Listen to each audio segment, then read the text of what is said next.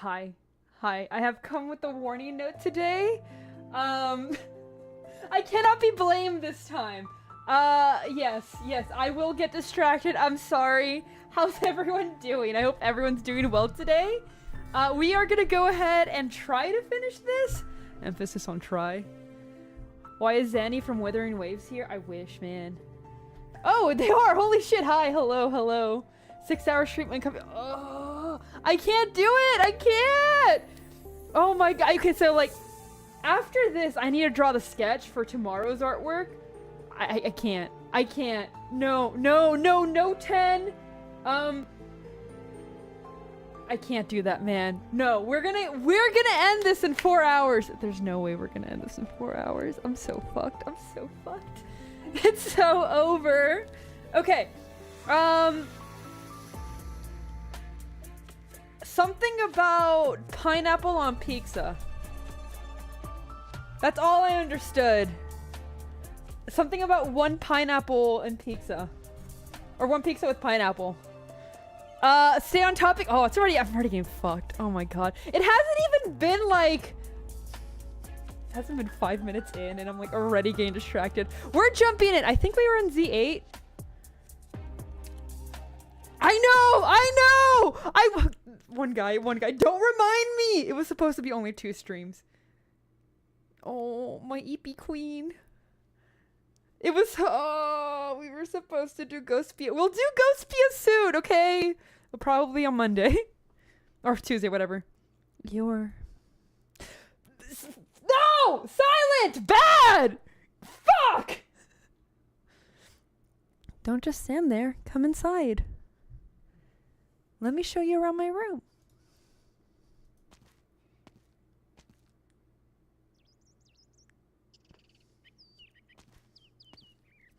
She's such a cutie.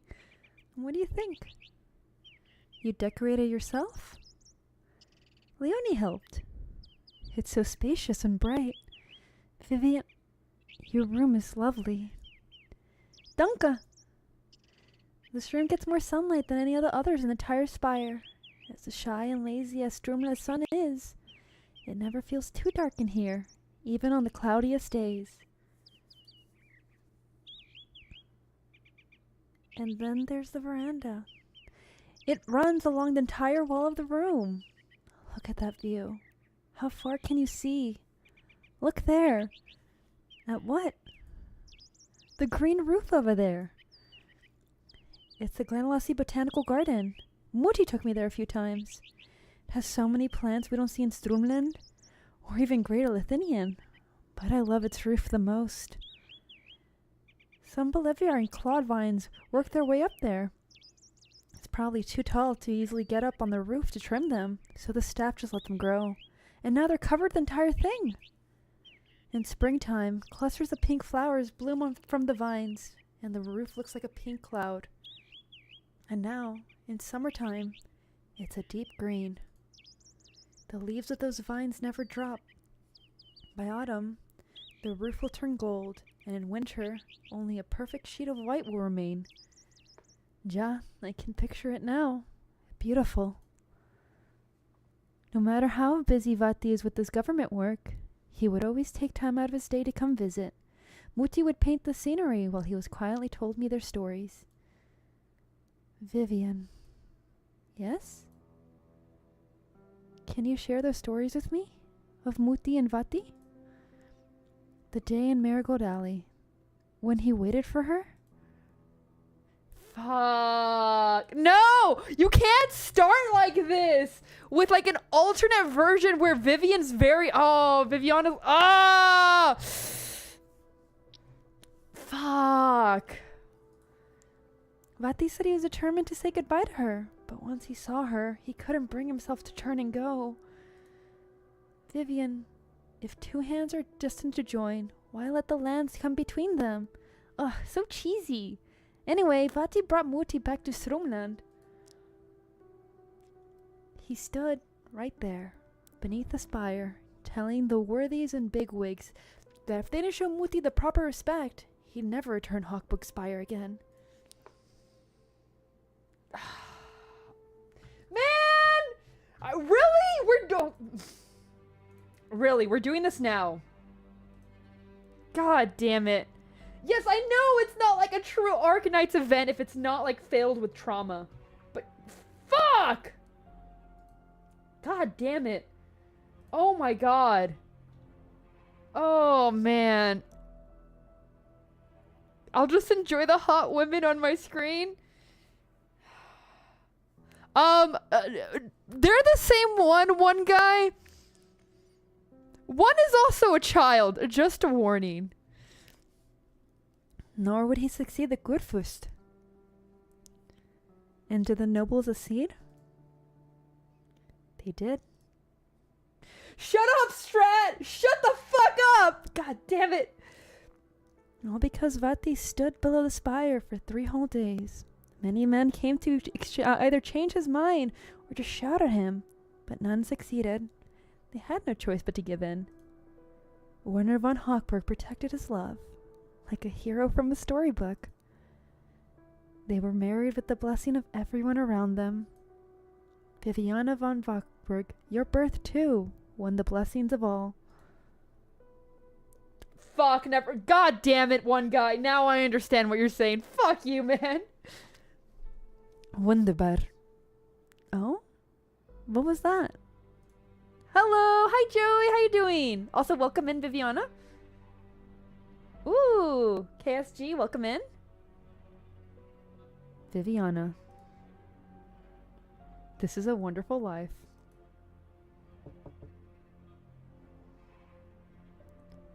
Is that Leonie? The door's open. A maid walks in. Viviana looks to hide, but the maid goes straight for the little girl, as if she doesn't see Viviana at all. Man! Leonie, are you here for the carpet? Faulien Droste, please step aside. It's a masterpiece by a Minoan craftsman, very comfortable under my feet, and the image of a lake with white walls is so vivid. I can almost feel the wind blowing when I look at them. Elle, welcome in! How you doing today? Muti loves this carpet. She worked long and hard, scripting so many poems for others, just to be able to buy it. When she left Zwillingstürme, she didn't bring much luggage with her, but she did bring this carpet. So it would sell for a bit of money. Who is the mommy of this game? Man, there's so many, man. Holy shit. W's not the ultimate mommy. The queen, you know what? You do got a point. The twin queens would be mommies. Ingrid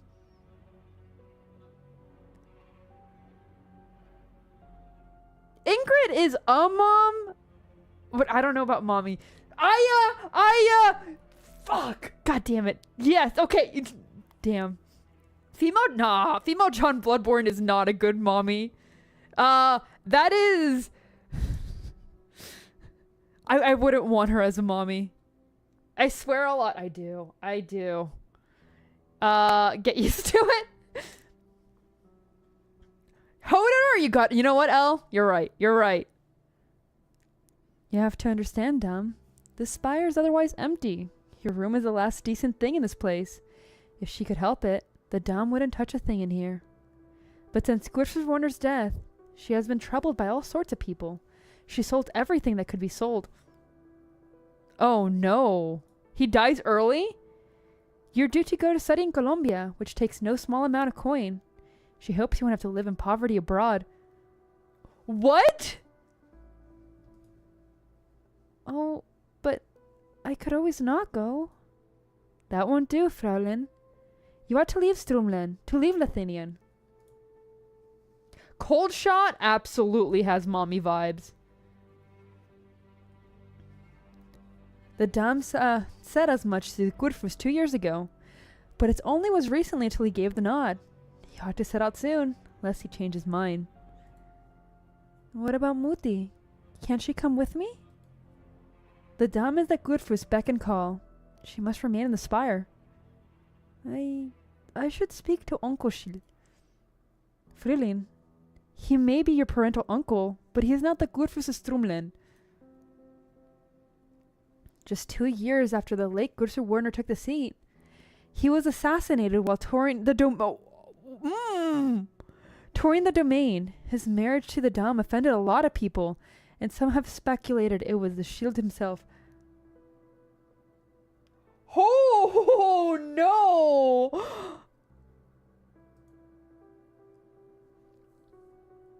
How many body pillows I got? I only have one that doesn't have a waifu on it yet. One day I will actually get like a waifu pillow on it, but currently it's just white. Administrator, morning! Oh, be careful! Are you okay? Ugh, what am I thinking? Why would I even tell you this? Leonie, I have a question, and I'm not sure who to ask. Go ahead. If Muti and Vati lived an ordinary life, a commoner's life, would we have been happy? Fuck. Holy shit, I hope you're okay. Make a speedy recovery, please. Look, man, I have the entire post-it note. I will get distracted. Dude, honestly, based. Absolutely would get a body pillow with thorns on it. Oh my god, in a heartbeat. Fraulein, you've always been the sort of girl who sees things for as they are. You know what's going on. Pack your things, put your beloved books and art collections into a rattan box there. I'll take care of the carpet and come back to put the rest in order. How is it that Depression Viviana is like the safest Viviana? Oh my god. The Lafia girl looks out of the city below the veranda. The wind is her only company now. They say the roof of the Gilentelori Botanical Garden is beautiful. But what's there to appreciate when the night shrouds all? Can you have my sticky note? You are welcome to get your own. Yes. Unfortunately, I cannot rip it. It is stapled to my forehead. Faragiayo? It seems I really can't hear the voices anymore. Be safe, Aya. You too, Silent. No obvious wounds on you. Could your hearing be impaired? No. It's just much quieter than I'm used to. Even as you're standing right in front of me, I still feel so distant from you. Oh? Is this a little better? Maybe I should speak louder? No, that's not it. Let me take you somewhere nearby to rest. The ones chasing you should be far away by now.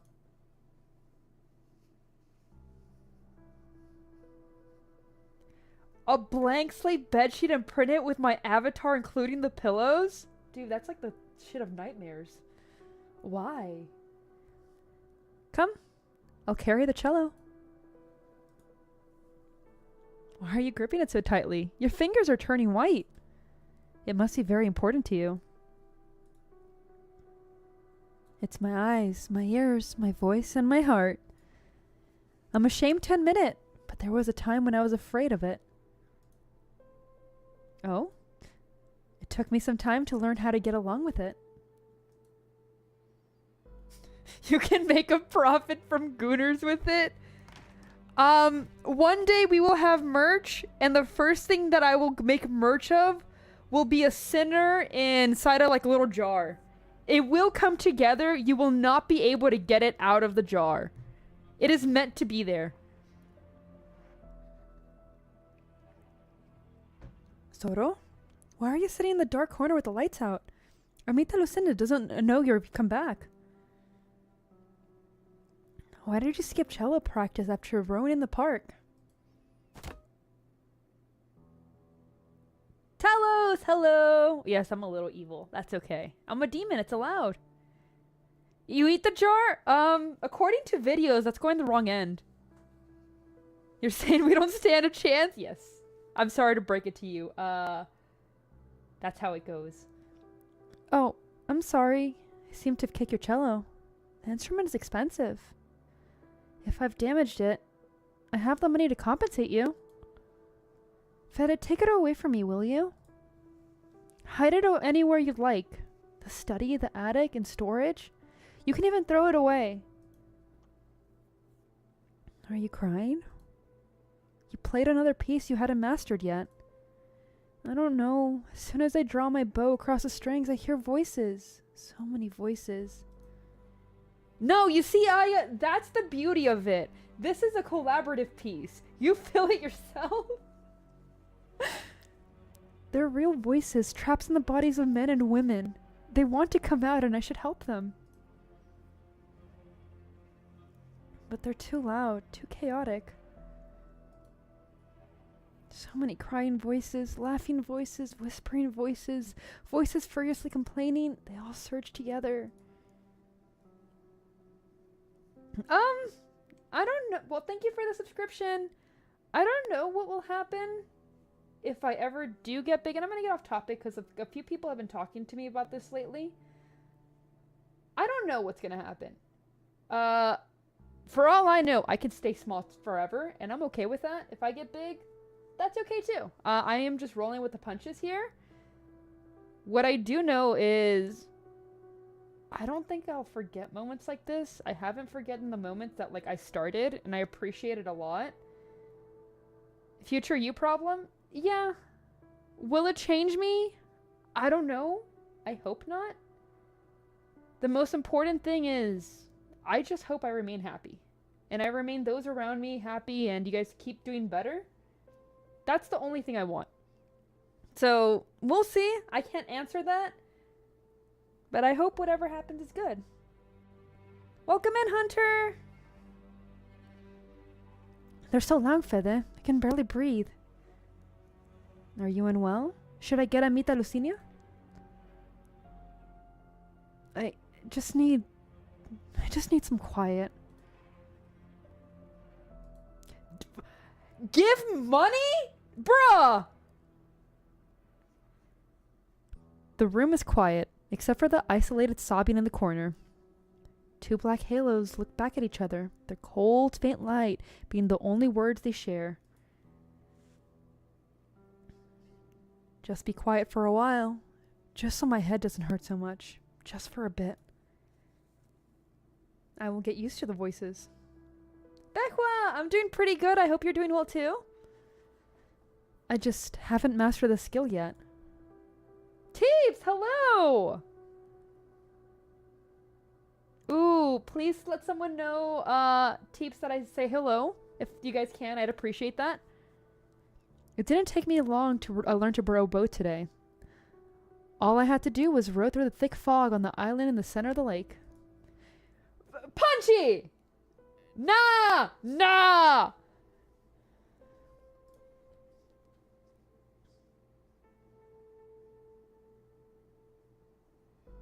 What?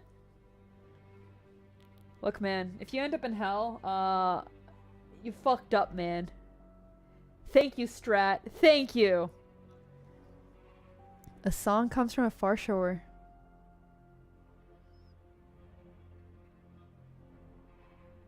Are you singing?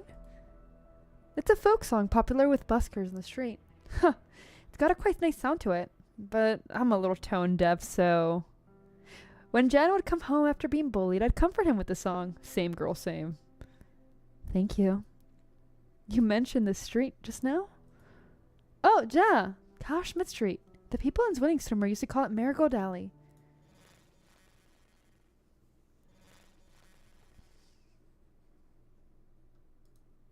So she's still, like, locked there. Senora Schuler, you haven't answered my question. According to the records on the Zwillingstürme Gendarmerie, Vivian engaged in combat with the suspect to stop the kidnapping on Karl Schmidt Street in autumn of 1085. The Baron was injured and unconscious for a period. When he awoke, both the suspect and the abducted Capernaum woman, 27-year-old Julia Schuler, were missing. Loris Borden took over the case and conducted a series of investigations, finding no promising leads. He found the Baron's testimony suspicious, with only certainty being that the Baron was the last person to see you. He strongly believed that the secret lay behind him within, something like the Witch King's later experiments on afflicted citizens, and that you had become the target of the Baron. But under pressure from above, the Gendarmerie halted any subsequent investigation and closed the case as an accidental disappearance. Man! Government corrupted! Hits again. Loris Borden took the case file back to his residence, and over the course of 15 years, it has grown increasingly thick. Look, man, I'm not an Oshi, I'm just a little guy. He never gave up investigating the truth, and never gave up looking for you, despite several clues indicating Julia Schuler had already been deceased. He can't hear me, but he can feel it. He can feel my disapproval. I know that. I am mentally linked with everyone. You've just informed me that this here's Karl Schmidt Street. In other words, you came to the Genesis horror posthumously and currently exist as a form of consciousness. In your cognition, you have never left the scene of the incident. So tell me, what exactly happened in the course of that incident?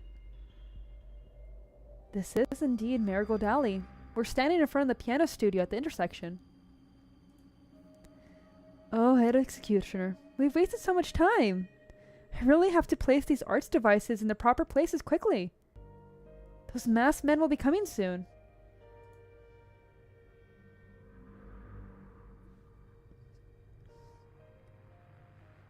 Do you mean to say that the Witch King's remains appear at various locations in Gagarik, according to some knowledge of set of rules?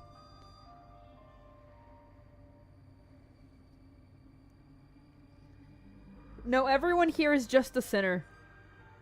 Ah, are they the Witch King remains?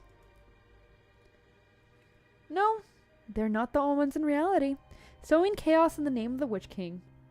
But you see are manifestations of the Witch King's craft, the echoes of Wittgenstein in a true sense.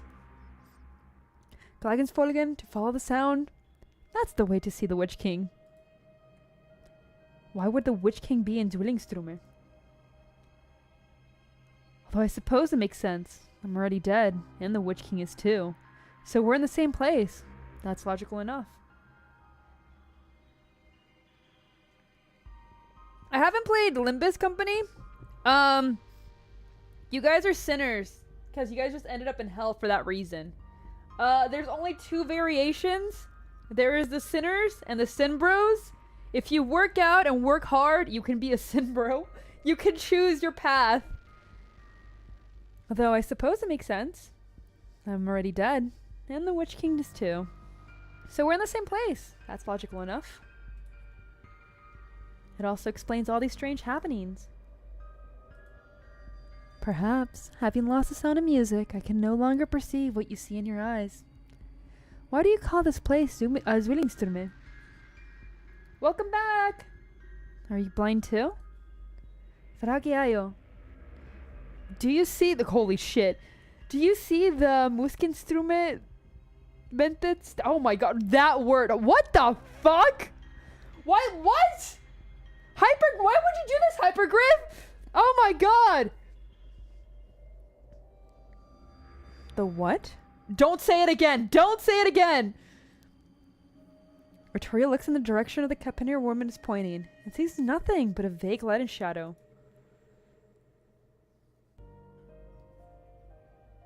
Music instrument tumor. There we go. You pronounce it. Yeah. You know what, Val? Look, man, I'm gonna be 4 hours just trying to pronounce this. Holy shit! Rijksmusik Hochschule has towers. The Muskinstrumententummer, but only 11. What the fuck? Rijksmusik Hochschule is the most famous library book school. Each spire of the Royal Academy is inspired by music instruments and was named for it upon completion. Oh, I've murdered this language. I have completely eliminated the chance for any German fans except for Punchy. I mean, they are, but at the same time, like, they can't pronounce this shit. They're making me pronounce it, and I don't know how to pronounce this shit. They wrote it and they don't even know how to say it. Also, welcome in, Simmons? Is that how I'm pronouncing it right? No, I can complain! There are 11 instruments, and when Herr Bach presided over the Glorix Kapital project, a grand Urbich plan, he added 11 more. 22 instrument spires corresponded to 22 districts in Zwillingstürme, like a perfect symphony orchestra. Huh. You know your stuff. Yeah, but there's only 11 Muskinstrumentstummer here. This is not the Rijksmusik Hochschule of Zwillingstürme, and that of the Witch King's time. And behind us is a tilted spire, circular in the color jade. Der schiefe Turm. Oh my god. Weak Kate. Oh my god. I'm having a seizure. Either that or a stroke. What the fuck? The Leaning Tower of Eternity? It was originally the spire that some Quidfis or other. It began to lean due to the changes in the strata, and with the support of the magnificent arts of the spire casters, it maintained its baffling tilt without collapsing. Tower of Pisa? Or is this just a Tower of Pisa?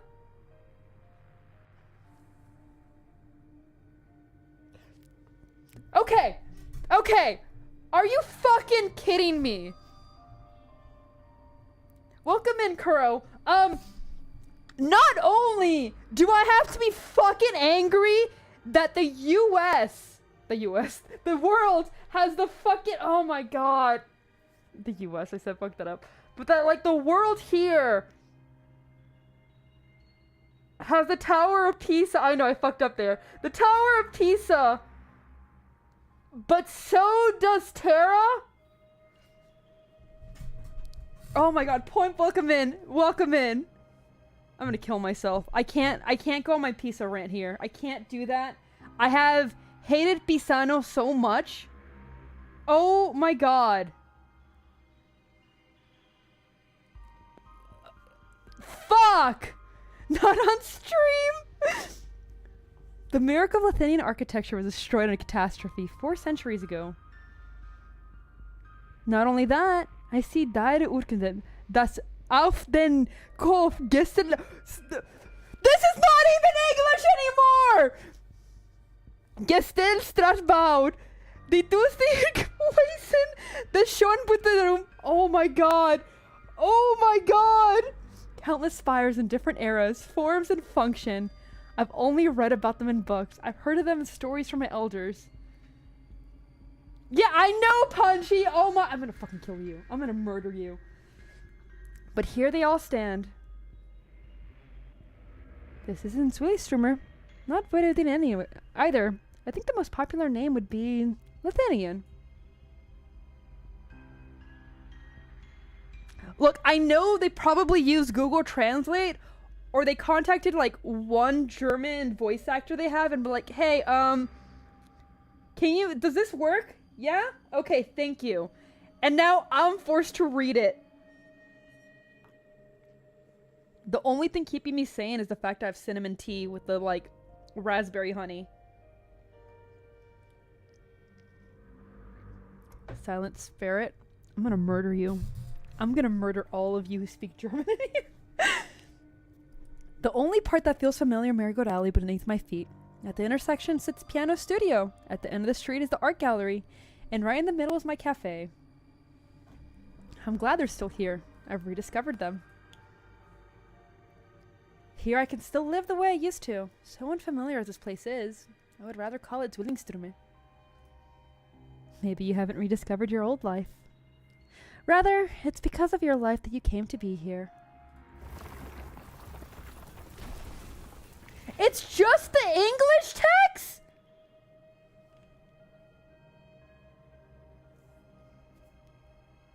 I should have learned Chinese, guys. I should have learned Chinese, become a Chinese streamer, and I would have been free. Oh. There are only 9 Musikinstrumente left.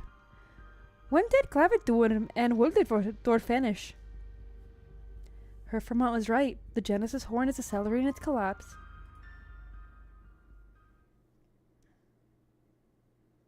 Frau Giaio, do you see it now?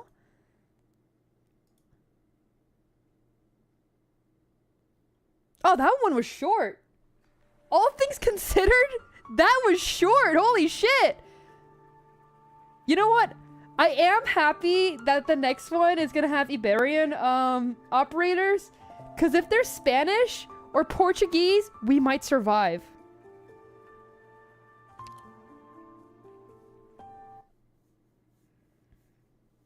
It uses the alphabet, same language. Oh, man. Keyword might, exactly. But, like, there's a bigger chance. I may read Spanish at a first grade level, but we can do it. What about the Spanish part? That's Iberia. And that's going to be the next event. Babu Vivi. I'm going out. Would you like to come with? All right. Punchy, I could say the same about your English sometimes. Give me a moment. What is it? Dries Wenes. Frau Siemen. Guten Abend. The window facing the street opens in response, and a woman with a furrowed brow holds a paintbrush, gazing into the distance. The young girl waves to her, smiling as bright as the marigolds lighting the alley. Frau Siemen takes a break and opens her window every day right at this time. She paints all morning, and then looks in the distance, listens to music, relaxes, and looks for inspiration. That's odd. Looks like she's in a bad mood today. She closed the window without waving back. Maybe she's having trouble with her art. I should go see her with Mutti tonight. You know the neighborhood well, Vivian. You mean Karl Schmidt Street? Of course I do. I've been here all 10 years of my life. Did your parents always live here? They were away for brief stints of time. I'm not sure why. But they always came back. When you compare it to the rest of Zwillingstürme, Karl Schmidt isn't anything special. We got few flower shops, a bar, paint stores, and some stout buildings. We don't even have a spire. The people here are ordinary. Plus a few struggling artists and nobles. But my parents really like it here. The Sea Gang Groves. Have they had any trouble? Vati mentioned some trouble before, but he's been prepared for anything since he decided to stay. Did Werner von Hochburg find a way to become common? Vati's not so common. He may only teach literature at the commoner school in Wayne, but the big kids there respect him a lot. Excuse me, Punchy? Bruh! Man, the German's coming out. I see. He probably used all his connections, Stromline, Zwillingstürme, spent all his savings, probably even changed his appearance. It's no small thing to give everything one has. By the way, Vivian, is that cake you're holding? Yeah, the lady next door taught me. The marigold stamen has bitterness to it, but when ground into powder and pinched to cake, its fragrance helps balance the sweetness. Everyone saw that, man. Yeah.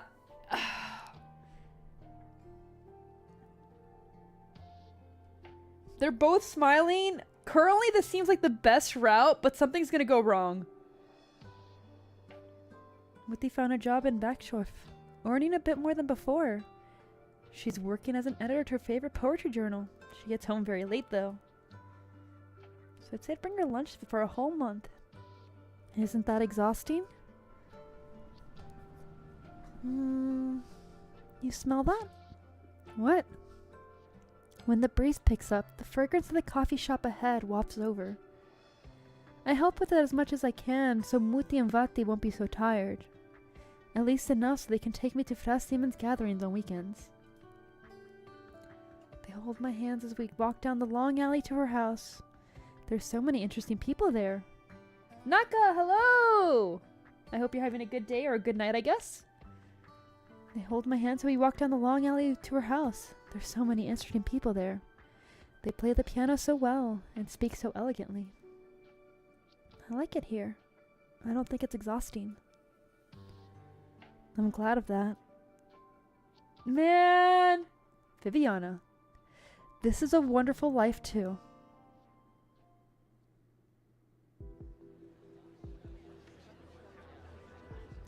Look, it doesn't matter. She has handlebars. What's this? Wasn't that Lucinda? How could such a well-behaved commoner have offended anyone?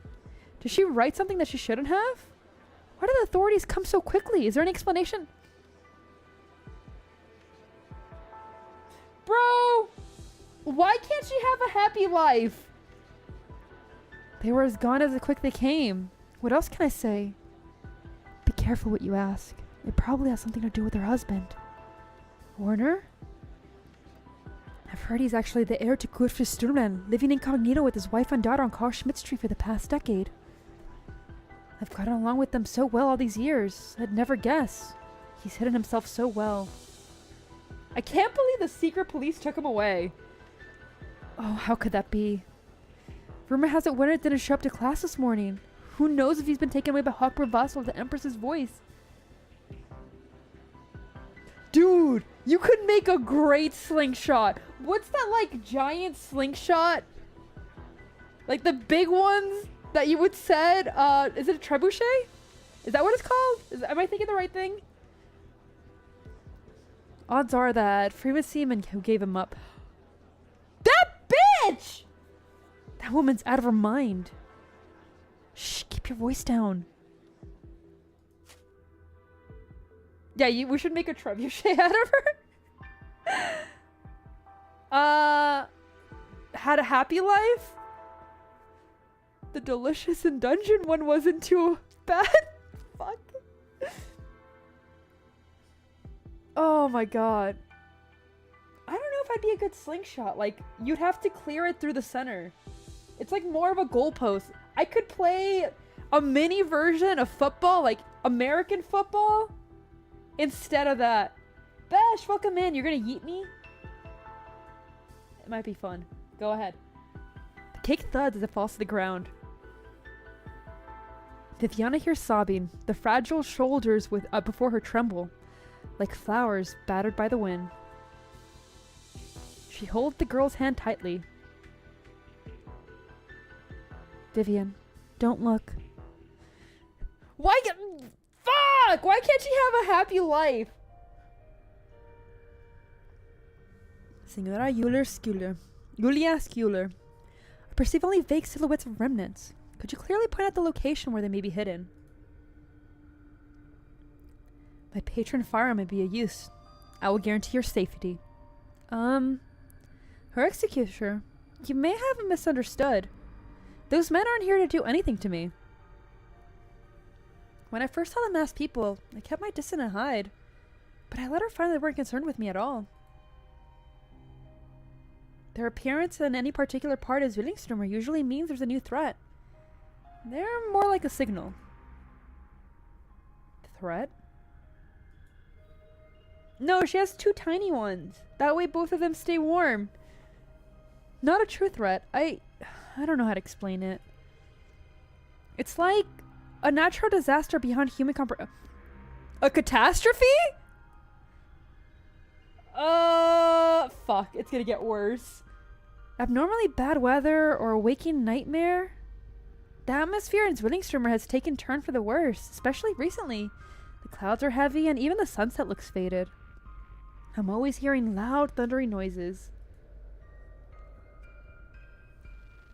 Several times, I awoke to find a chunk of Zwillingstürme completely empty. So many prominent buildings seemed dug away by something, leaving only an empty space where they once were. Like a whole section of history had been erased. The threat erased the spires of different eras without a trace, gradually consuming all of Zwillingstürme. And sooner or later, the small alley I live in will be next. So you jumped out to prevent me from using my patron firearm. You've been protecting this place. Yeah, I've never seen you before. I had a powerful premonition this time. A premonition. Such feelings are usually nothing more than psychological indicators. Without backing in logic, it's difficult to take action upon them.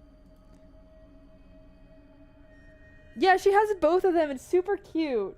Dude, Vivian is one of the cutest operators. You can taste colors? Congratulations.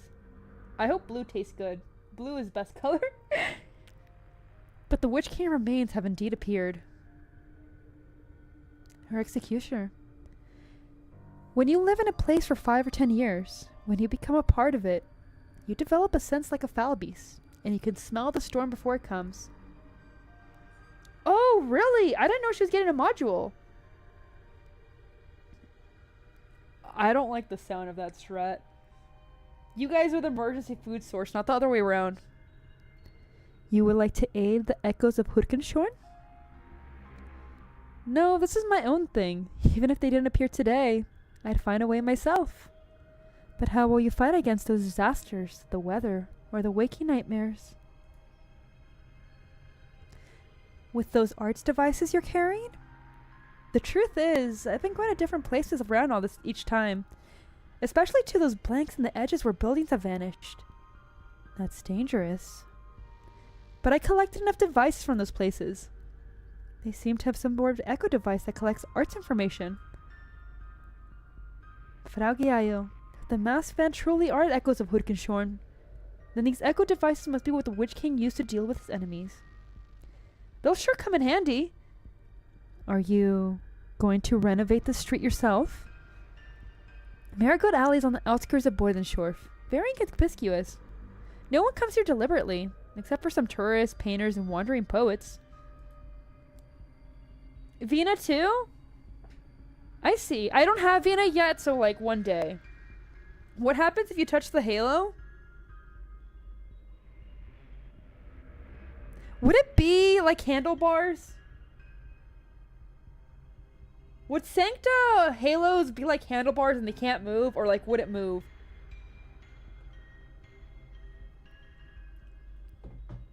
It's a solid object? Yeah, I know, but like...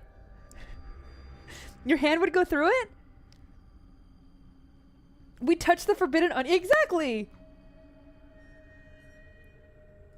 I believe you'll get her. You can grab it? Okay, we gotta make a vote. We gotta make a decision. This is very important. A steering wheel? You can steer her whatever direction you want, guys.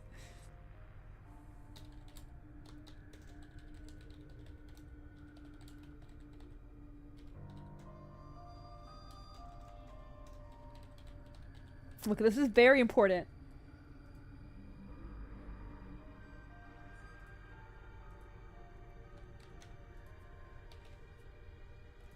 There we go. There we go. It is! It's important to me! Eval Bordenschorf, taken against 22 distinct Zwillingstürme, isn't all that special. And in this Zwillingstürme, with many historical spires, maybe no one would have noticed such an ordinary alley. Exactly! Besh gets it! This is lore! But it's where I was born and raised. No one knows it better than me. I know when it's lively and when it's quiet. I know all the sounds, the singing and wandering turnabouts, the humming tunes of pedestrians, the busy footsteps of the cobblestone, the sound of rain against the marigold and awnings. Break the halo challenge? I already did that. It's too late. I know where the resonant pipelines buried beneath the street are functional. I know where the art sculptures in the corners can replace the broken parts. And how to connect them all in the most convenient way, and then activate them without the echo's devices. Agreeing with the Empreg guy? No, you're the Empreg guy, man. You're the one who's constantly pregnant.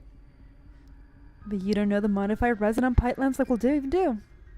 These devices left in those empty areas suggest that. Oh, but Fargiayo, there's something I have to do. And I can always do something. I told myself as such when I was very young. Break the halo mind break. I like that. That's a good one. I said I'd take good care of myself and not be like our parents. Your parents? They passed away a long time ago. I think it was 1077. Your parents were prosecuted during the Twin Empresses coup? 9. They were as common could be.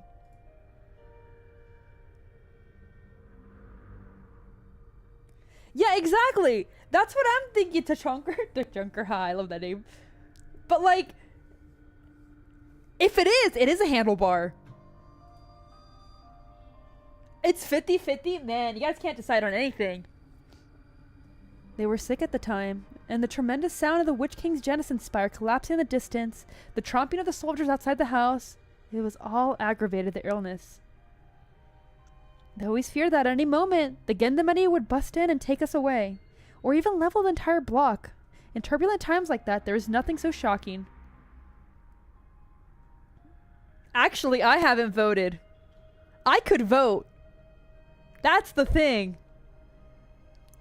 They died in terror even before Herbst could have launched his Glory Rakes capital project. That's cheating? I don't get a vote? That's messed up. Is it because I'm a demon? You guys are racist.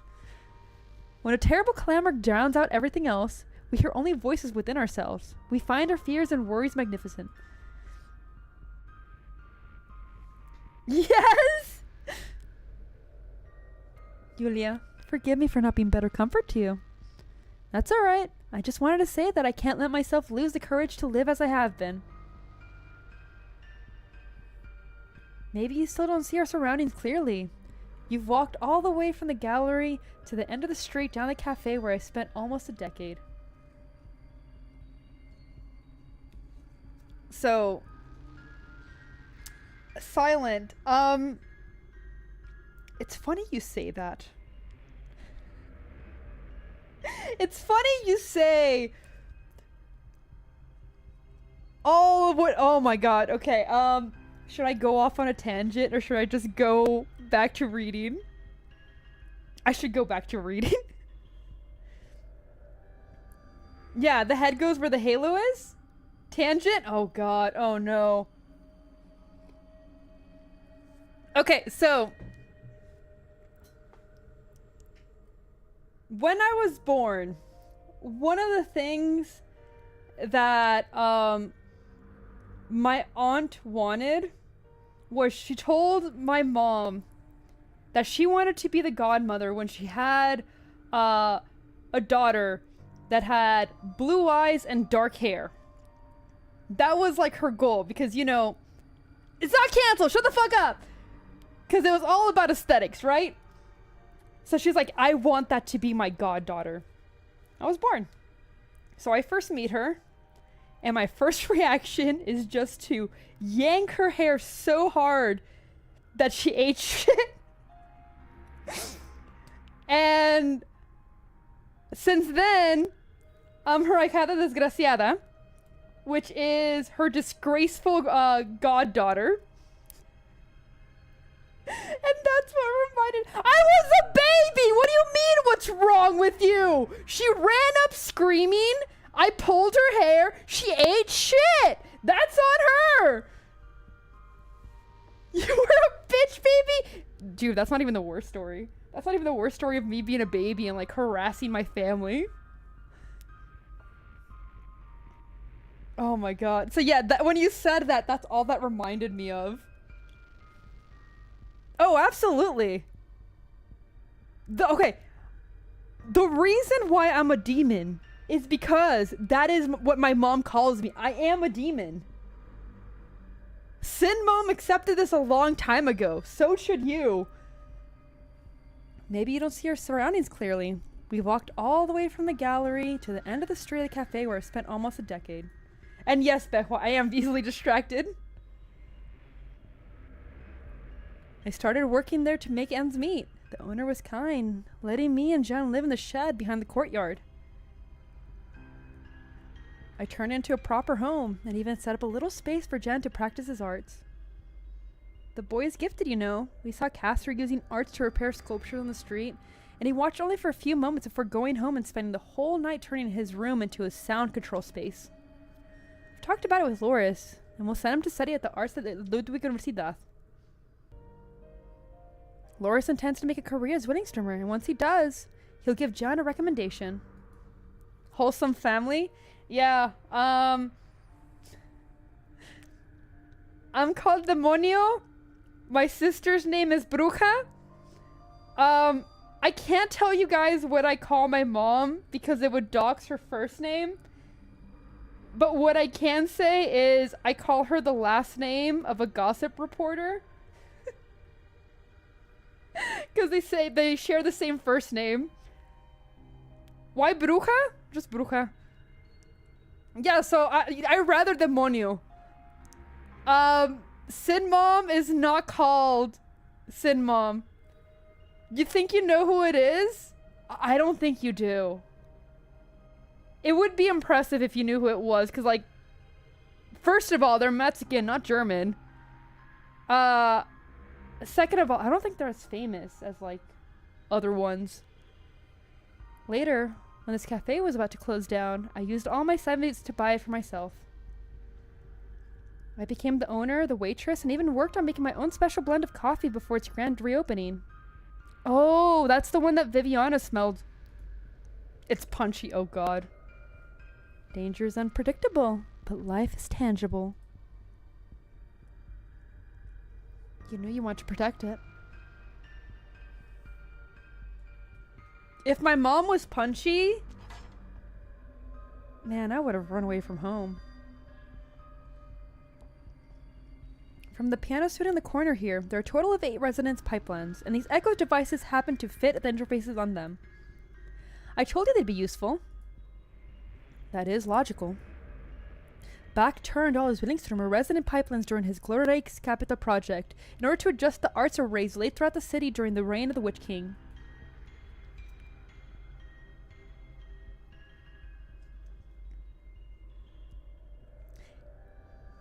He broke the oh my god.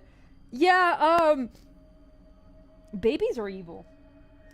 Don't have babies. They're evil. I shouldn't say the next part. Anyway, moving on. We're just a few steps away from my home now, or cafe now. The reconstruction project for this half is almost done. Are they showing up again? Yeah, right around the corner from the cafe. I guess I'll have to work faster.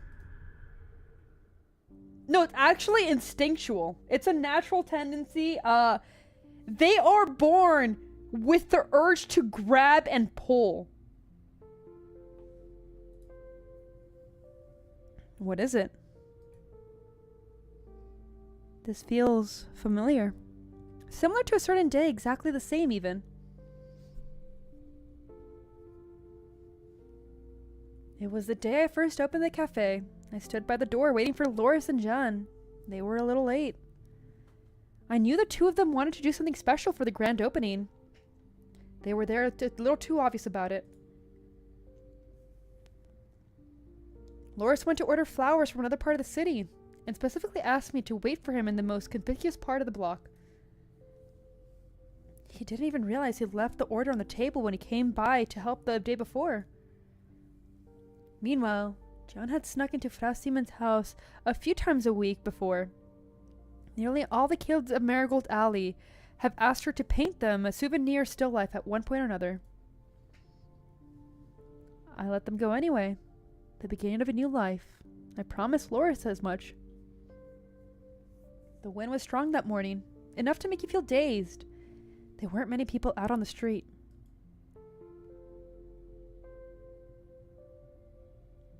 Yee! It was his birthday 2 days ago? 4? How many days has it been?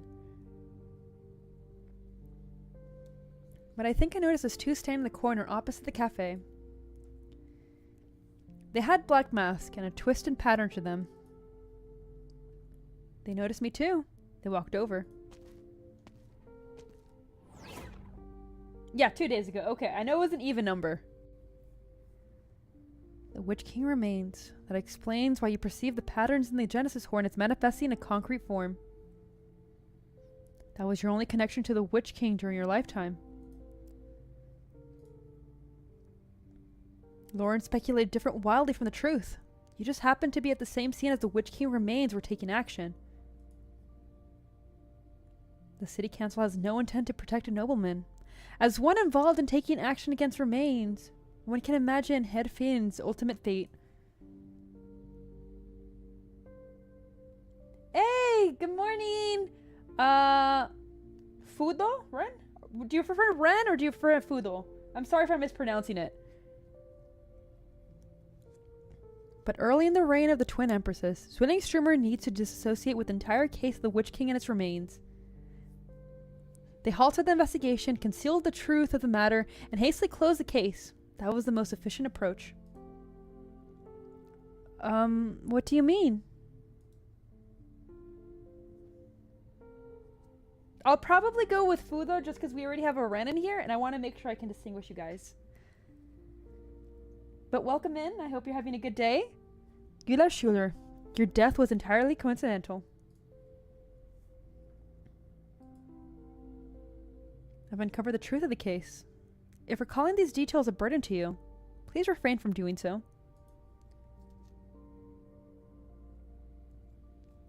Nine, Herr Executor.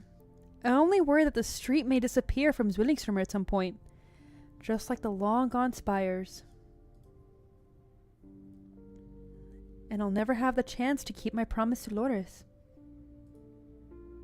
Logically speaking, you already have. Head Executor. Have you ever made an unfulfilled promises? Since accepting my commission with the notarial hall, there have been 2 instances where the sentence will was too ambiguous to be enforced, and 2 instances where the target was inadvertently destroyed in an explosion. No other circumstances. Federico, shut the fuck up! Man, just say yes or no! Why would you do this? Just answer yes or no to them. Well, thank you for subscribing. That's very kind. Oh, I don't mean at work.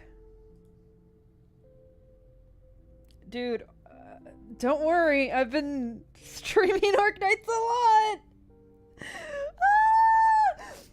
a lot. Promise.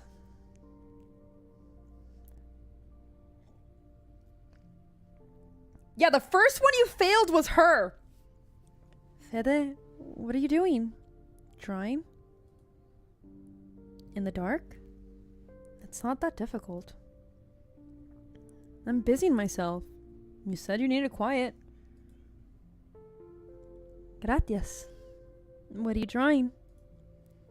Laterano, by night. Why would you want to draw Laterano by night? Because the room is dark. Soror, the nasal tone of your voice has grown lighter. You've stopped crying. Fezit, why were you always such a dick? We got variety Arknights content here. No. Tomorrow I stream art. Monday, I stream different game. Oh my god. You said you would gradually master your playing. I believed in you. Everyone says you have a talent for music. In general, talent should not bring pain. I'm not an Oshi. Welcome in, Niken. Calm down. No, I can't. I can't calm down. I'm sorry. Also, welcome in, Hypergriff. I'll master it, Fede. I have to. Are you trying to finish your drawing? You seem to have trouble. Well, I've completed the overall outline. Now I need to refine the details. But when night falls laterano, where's the first place to light up? I don't know. Welcome in. It's better they know now. Then later, how much I read. You have potential. I have the potential to just like yell constantly. I am sorry. How about you wait for me to master my method and play my first piece? It won't take long. Then I can take you to the highest point of Lethinian to see for yourself. That'll answer your question, wouldn't it? Alright. 8 months? To me, a promise is a form of contract. When I made that contract, my cognitive abilities were not yet fully developed, and I was unclear of the obstacles she faced, as well as the painful meaning behind overcoming those obstacles. Pixa, welcome in! An undefined chaos. She herself was the first victim of her music. Therefore, understanding the full extent of her changes and preventing her from continuing to spread chaos is the responsibility I must fulfill. Her executor. Is that why you came to Zwillingstürme too? Is the person you're talking about also a Sancta? Arturia, female, 168 centimeter tall, straight black hair, a mole below her left eye, carries a custom-made cello. This is why you're maidenless. Oh my god, Federico. Like, I know the reason he remembers all of this is that he saw it in the paperwork and he's like, okay, I will remember all of this. This is going to be all important. 168, not 167, 168. Oh my god. She arrived here before I did. Have you seen her? I'm sorry, Ren. Welcome in. And Punchy, you were here before I arrived. You're supposed to welcome me in. Feraukiayo, you may not want to follow me any further. Why not? You just said that from the gallery at the end of the street to here, with your cafe just ahead, all the resonant pipelines here will soon be restored. What is it you're keeping from me? I believe he's the one who hurt you. He's a Sancta as well, yes. But he seems difficult to talk to. You have no idea, girl. Oh my god.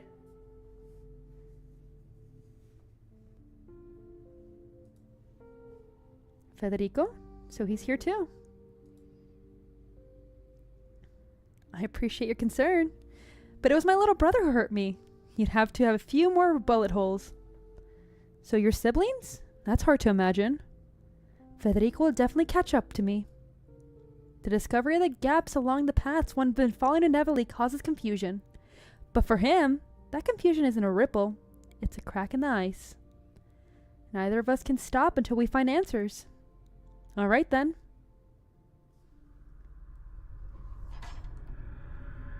Phew, this is the last bit. The patio studio in the corner, the gallery in the end of the street, the beginning and the end. All the resonant pipelines coverage here. Julia. I know what you're about to say. This might not have any effect at all, and if so, I'll think of another way. I can't just let myself hide away in my home, waiting for the storm to pass. That goes devices all in one place. Now's the time to activate the resonant pipelines. Without direction, without daylight, everything is covered in shadow. The Genesis horn seems to be forever shrouded in mist.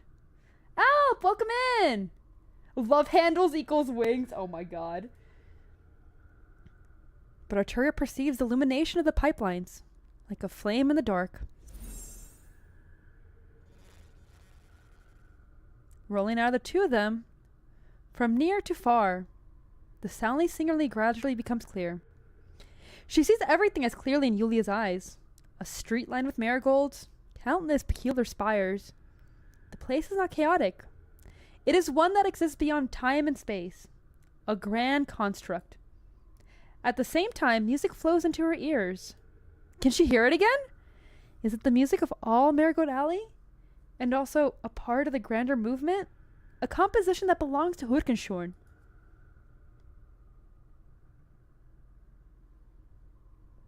Dude, okay, I'm not the only one that needs this note.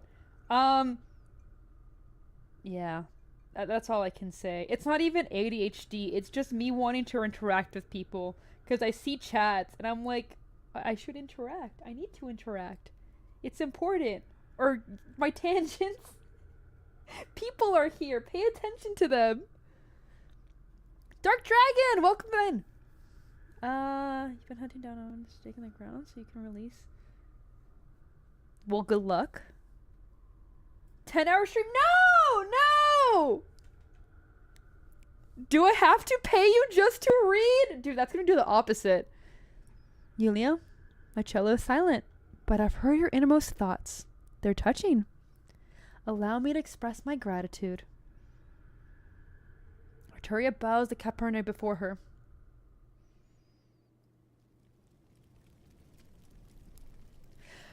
Man! Art's so good. Art always so good.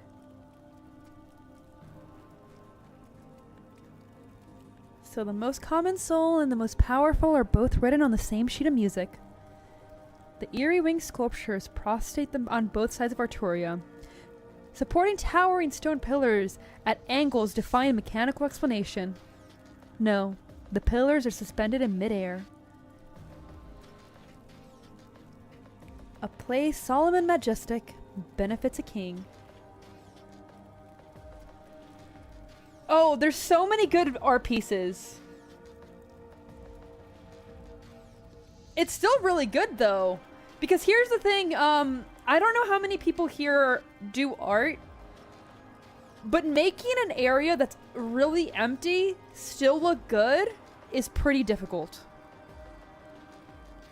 So, to have the entire perspective of the area and make it a scene that's not boring, it's beautiful.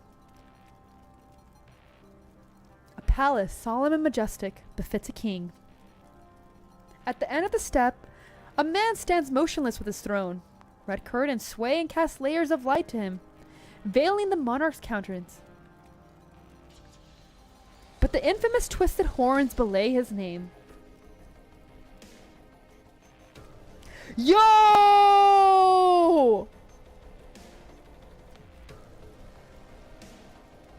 I've seen you in so many fragments of history and legend.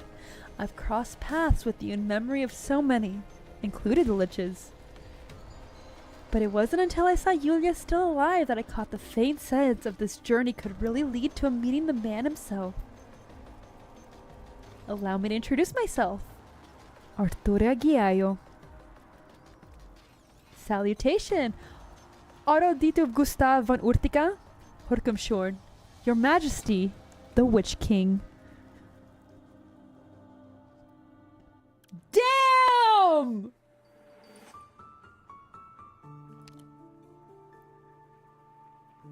Oh my god! Like, fuck him, don't get me wrong, but at the same time... Holy... He did nothing wrong! No. Okay, here's the thing, El. He did do something wrong, and it is not okay, because he's not cute girl. At the same time, he has a dope design. That man dripped the fuck out, man.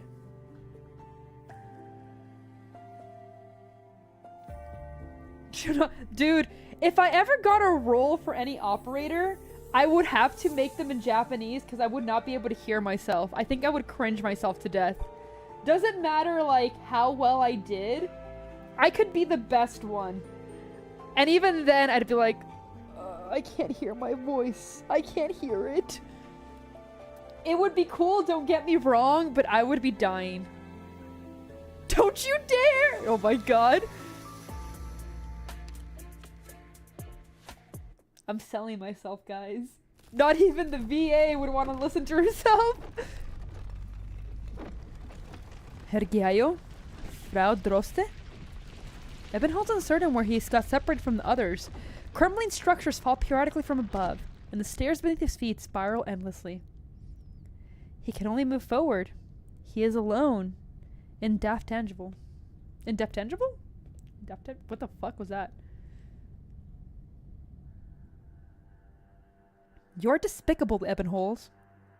You interfered in our judgment, wasted our time, and hindered our cause. You're practically the worst sinner there is. Forgive me if I don't look as sorry as I feel.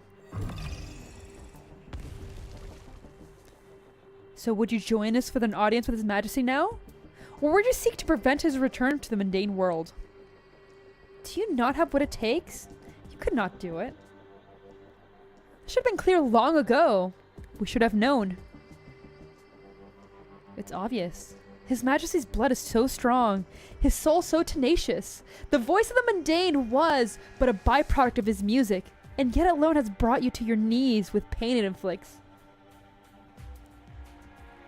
You were born weak, far too weak to live up to any expectation.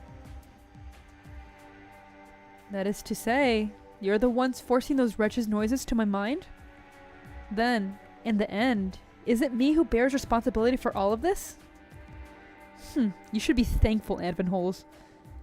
Should they have known from the beginning that the voice of mundane wasn't the key to His Majesty inheritance, would the twins have granted you the title of Graf Urtica? No, even before then, you died in the cradle. You should take pride in your title, but more than that, you should be ashamed of it. Yeah, I feel the same. And so, be gone.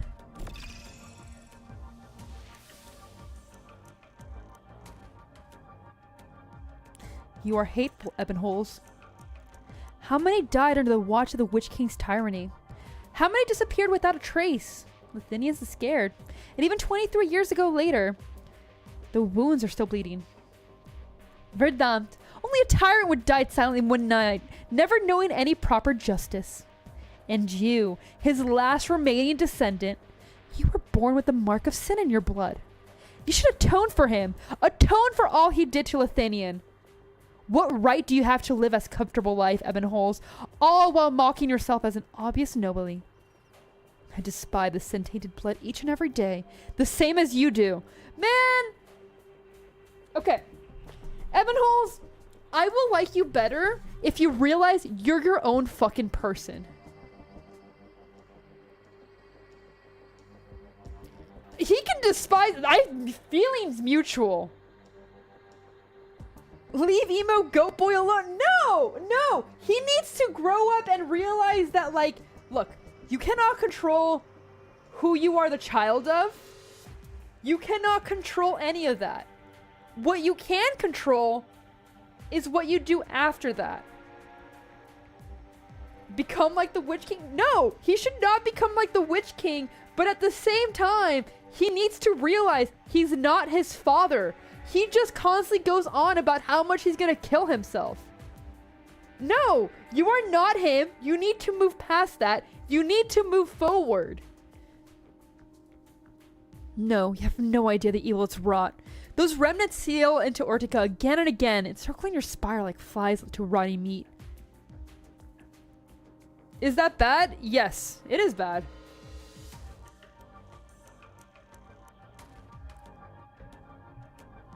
Look, life can suck sometimes, but at the same time, if you completely give up, it's over. You're not moving past that. Is it difficult? Absolutely. But you gotta keep moving forward. Yeah, he was treated like that. But at the same time, that's their fault. My youngest son has only just joined the security forces when he found their trail. His corpse bobbed in the ravine 3 days ago before they found it. All while you hid away in your spire. Do you even know the size of the Urtica domain? What crops it produces? How often tax collector comes from the capital? What disasters the land has suffered in recent years? There is no Lesher more hateful than you, your illustrious highness.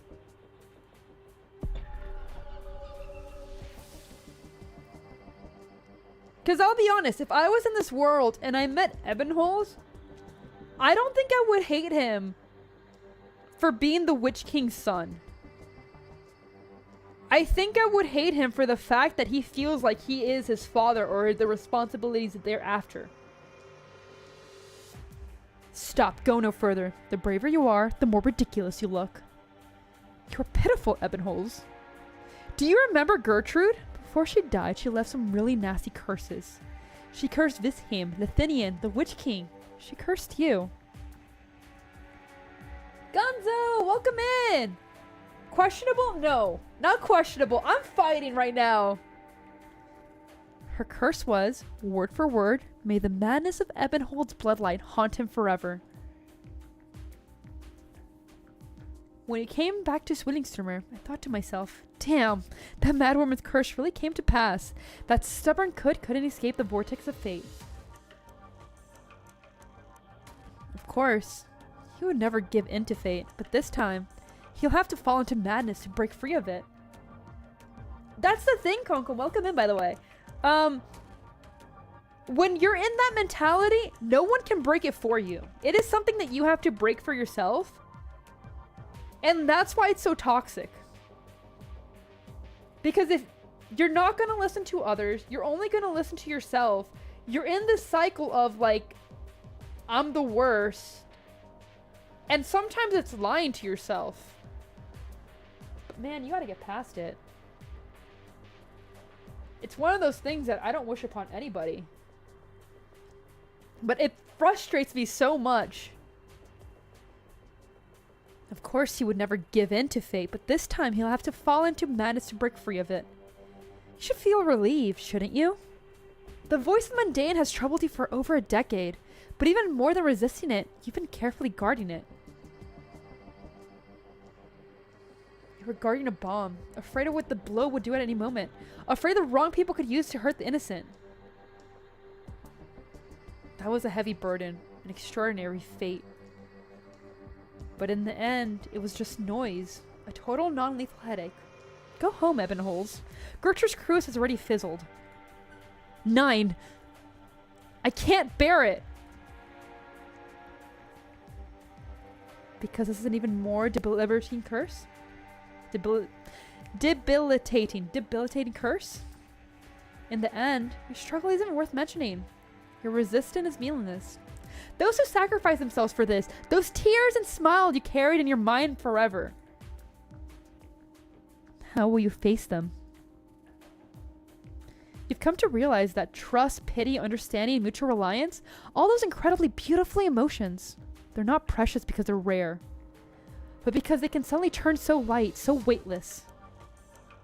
Like a joke. Yeah, a joke. How could they be a joke?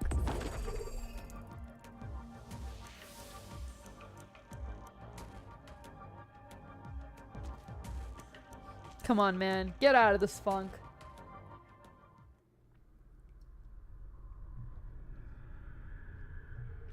Fuck that! If I adopted Ebonholes, I'd become an abusive parent. Nah, fuck that. Joke's on you, I'm into this shit! Holy. He looks to the spire. I have rope? Look, man. Gonzo, we shouldn't kick the chair. We really shouldn't kick the chair. I'm trying to change his opinion. He frustrates me. Holy shit, Tom. But we shouldn't kick the chair. Huh, I knew it. I knew you'd be here. You've been dead so long, but you still fantasize about letting this wicked spire descend upon Lethinian again. Welcome in. You won't succeed. I will use my art, wave my wand until it breaks, manipulate my originum dice until they shatter. If you still have flesh, I'll destroy it. If you still have a soul, I will annihilate it. Spectre? I will interrogate you, curse you, and I will kill you. Witch King.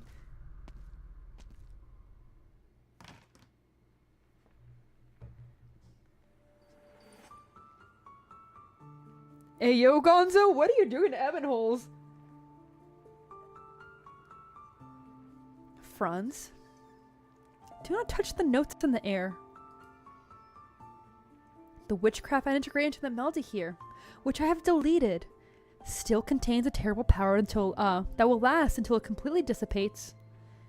Calm your emotions. Evade the will of the ancients from a millennium ago. Do not let your mind be distracted. Man, this, holy shit. Wait, okay, so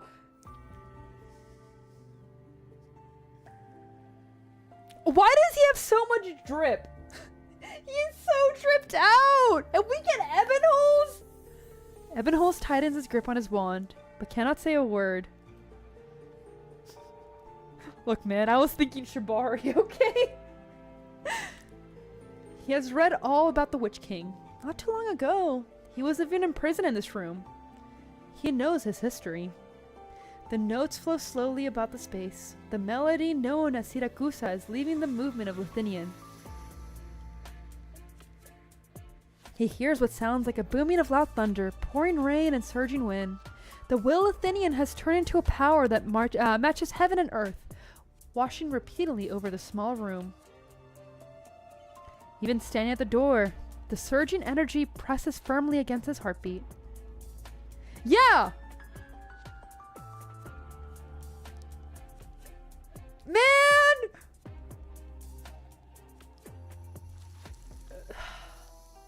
Why is the Witch King hot? Bro, why couldn't I get him over Ebonholes? God damn. I don't think he will. Ebonholes is a twink. He's a twink through and through.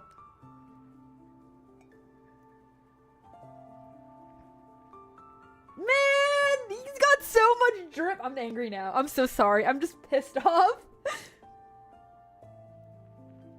He's a dilf? I mean, he's hot. I don't care if he has a kid. It's never the kid, like, no, that's whatever. Hot men are hot, just like hot women are hot. The man at the center of this room does not turn to look at him. He is focused and proud. He is a reef that stands above the turbulent waves. Ebonholes cannot help but suspect that he has come to the wrong place. This looks more like the fateful night with a certain composer, or a most passionate lecture by a historian. Strat, that's where you wrong. Okay, let's stop for a moment. Breed, no pregnant.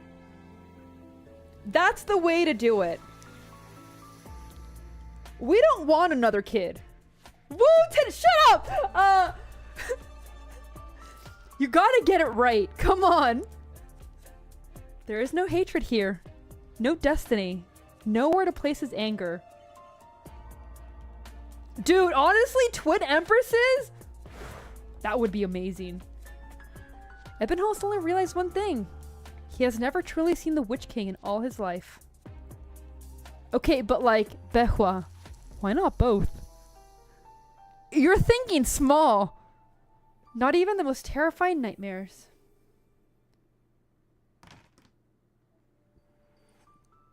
Fremont, you're late again. I do not recall you being such a popular teacher. Did you find yourself waylaid by the crowd of students?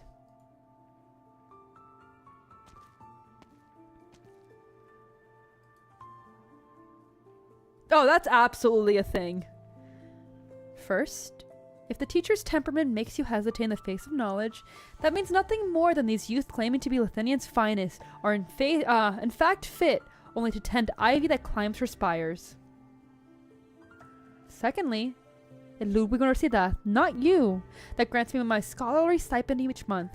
I am not at your beck and call. Or should I not take back to the Majesty, the great Horkenshorn like this? Wait! Why did he age so much in, like, the past 30 years? Bro!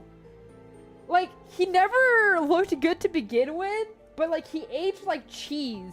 And he's a lich. What the fuck? German genetics! I'm sorry, Punchy. Fuck, he's hot! Holy!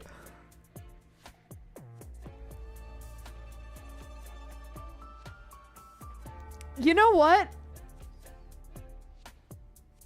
I get the people trying to bring him back now. I was wrong. Not only can hot women commit war crimes, we can forgive him. It is okay. He has pretty privilege. He reminds you of Jinshi. Damn, you're not wrong. But, like, even darker. Simp? Absolutely. When have I not simped for hot people? This isn't the first time, nor will it be the last. Next month, Kurshuse from across the land will begin to arrive in Vedurin. Time is running out, Fremont. I hope when their audiences conclude, they will take each of the copies of the mended Guldignats back to their respective Gris.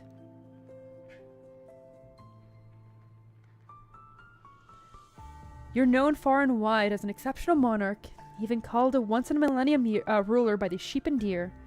Are you really so eager to set your own prestige in stone? Damn. Before he was insane, he was so good. But he's not hot. And his art was shit. He has nothing going for him.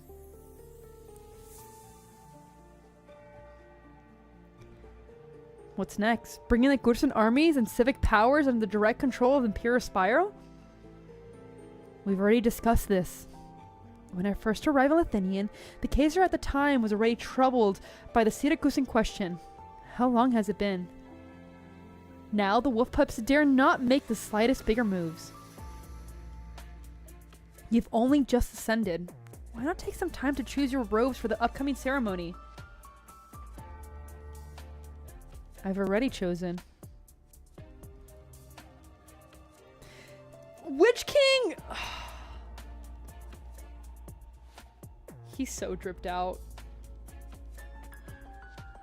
He's so cool. He can lose it on me. It's okay.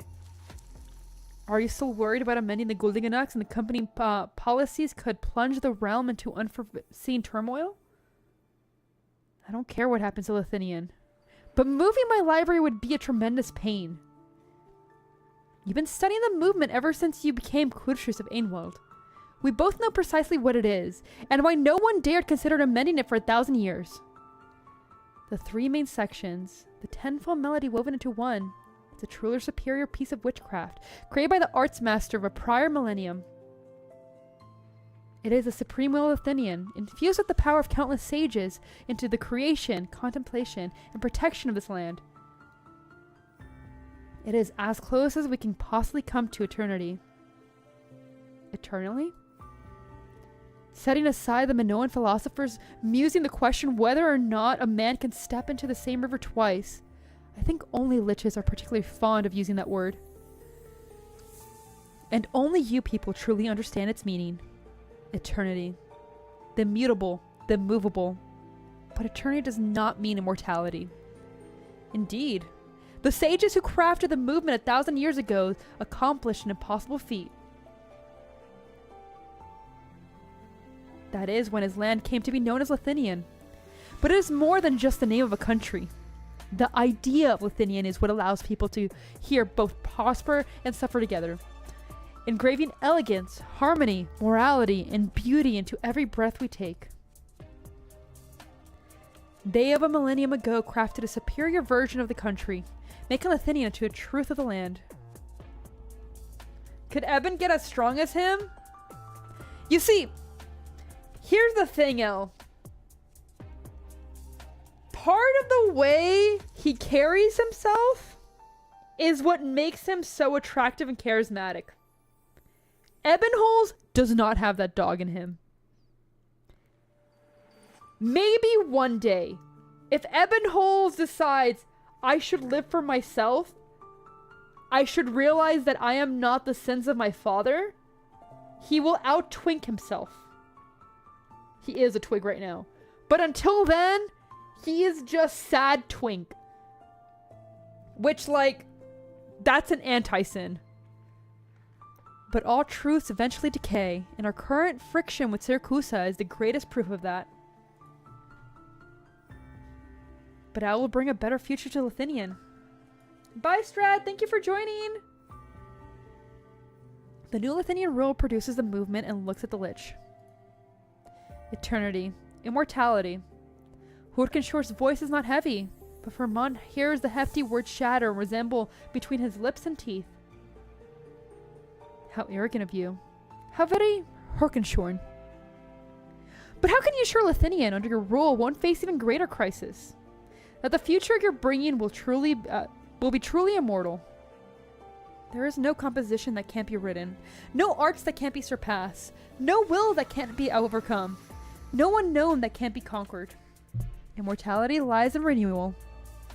To this day, both the ocean and the sky remain shrouded in fog of cognition, and the continent is the limit of what Terrans can know and perceive. But the knowledge you've shared with us, that even the loftiest clouds and deepest sea trenches are nothing but reality imprisoned by time and space. But beyond this, reality exists on another side of the world, a realm of emptiness, elusive and dangerous. If the questions are endless, then so too must be the answers. And like, man's intelligent! Why did he have to go mad? Fuck! The Graf Spire in Urtica is too small, so I built the Genesis Spire in Vivian. It is already the tallest Lethinian, but not necessarily across all the land. But I will never stop. That is the difference between myself and the sages past. That is immortality, Fremont. I hope that when you build a new spire, you make a few extra rooms, so you won't need to use your own secret chamber to modify that piece of music. I will. Now then, let us begin. I'll go activate all the resonant capture devices. It will all be clear once we dismantle the melody later. Damn. Hurkenshorn sits firmly on the chair in the center of the room, unfolding the movement. Vermont nudges aside the priceless ancient tomes to make room for the witchcraft matrices. Dude, he's so good. Too perfect to exist? Exactly. Oh, man. He got hit with that Habsburg madness. By the way, Vermont, what is it you call the other side of the world? The beginning and end of all threads. A pretty name. Goddamn. Their phylactery grants liches almost unique ability among the races. Concealing the phylactery means the life will not end. With infinite time, liches are allowed to get a glimpse of the infinite truths of the world. But do you treat them as mere pages in the Tome of Knowledge? What is that word? I actually do not know. I have the dictionary of a 3-year-old. Caution is our nature. The more we discover, the fewer spaces we can live. Alright then. Fremont, what about you? Me? The beginning and end of all threads. You often complain that all liches under your command are either too young or too hidebound. But have you ever considered entering that space, rather than treating it as a simple drawer in which you hide your phylactery? Phylactery, pizza. A terrible chill sweeps over Fremont. A faint but dazzling light blooms atop the Hurkenshort scepter. He has already begun to play the Guldengenats. Fremont's hands have not stopped either. Lich and Capinir, king of the royal court and Kaiser of Lethinian. They have always moved in tacit agreement. Holy shit. I'm so glad they animated this one. They didn't have to. Man, why is he so hot? Even in the tensest moments, the two could be inserted in discussion on various topics. Philosophy, music, sometimes even the climate and cuisine of Lethinian. Hurkenshorn had raised the matter so naturally, the true secret threatening the mortality of the liches. If he had used his exile to the fullest extent, the life threads could dissolve all these notes in an instant. Annihilate the defenseless man before him. Why is he gone? Why did he get the madness? Man. They're so good! No one else knew the Lethinian Kaiser had come here. He would have enough time to tell the Lich Court to flee the country. But Hurkenshorn had raised it so naturally, casually bringing up the secret that had remained hidden all these long years. After a long while, Fremont burst into a hearty laughter. Wonderful! As it happens, I've also encountered some bottlenecks in my study in that space. If you're interested, Hurkenshorn, I could lend you my phylactery. Okay, good word, but what does it mean, Pixa? That's enough, Hurkenshorn. Don't you find the nostalgia nauseating? It's enough to make me want to vomit last night's leftovers. Besides, I'm running out of time.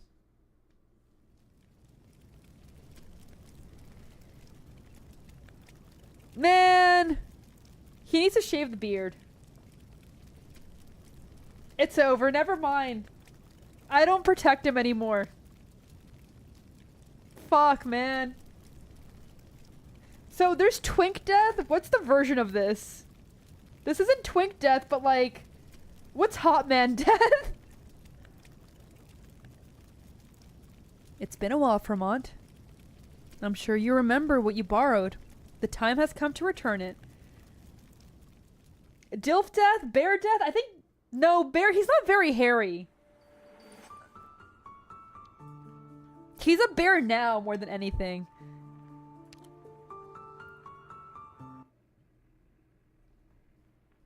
You know what? He's become a gilf and I don't fuck with those. Bard Death? Friends, steady your breathing. You're gonna crush your Iridium dice into powder. Why I'd be embarrassed if I heard my own voice? It's one of those things where it just feels wrong. I've gotten better about listening to my voice, but it's the same for most people, it seems. In case you guys don't know, the voice you hear that comes out is actually different than the voice that other people hear. The reason why is you hear it traveling through bone. So that causes a change in the pitch. So when you hear it, it feels off. That's how it is for me. I've gotten a little bit better now that I have to go through VODs every now and then and check some things out. But even then, it causes a lot of disassociation between people and it makes a lot of people hate their voice. I don't think I hate mine anymore, but I still feel weird about it. Their former owner, Bielefeld, was a rare great caster of Erderin who lived in century ago. How do I edit my own videos if I don't like hearing my own voice? I've gotten more used to it, but it's just something that happens. What? You have no idea, Silent. Then you realize it made you sound like a loser? Holy shit. It's just one of those things where I'm getting more and more used to it, but even then, I think it's pretty natural not to like enjoy your voice. Every single time I have to record a short, because that's the biggest thing that I edit, that actually it requires my voice, that's the last part I do.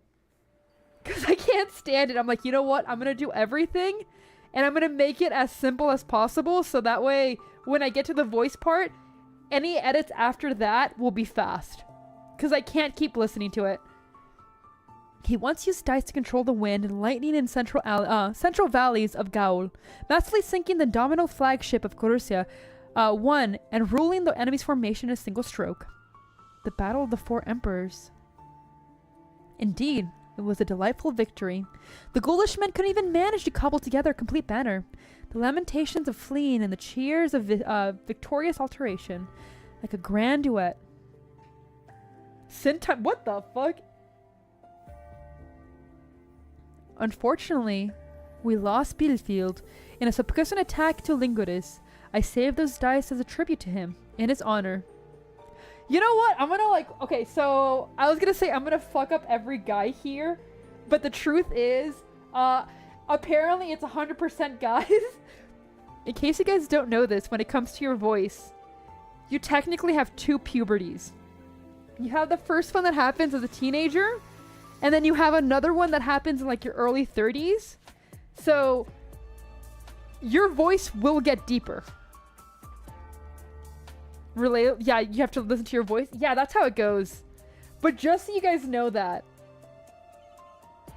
It will be the caster wavers like a grass in winter. How could he ever hope to control the wind and lightning?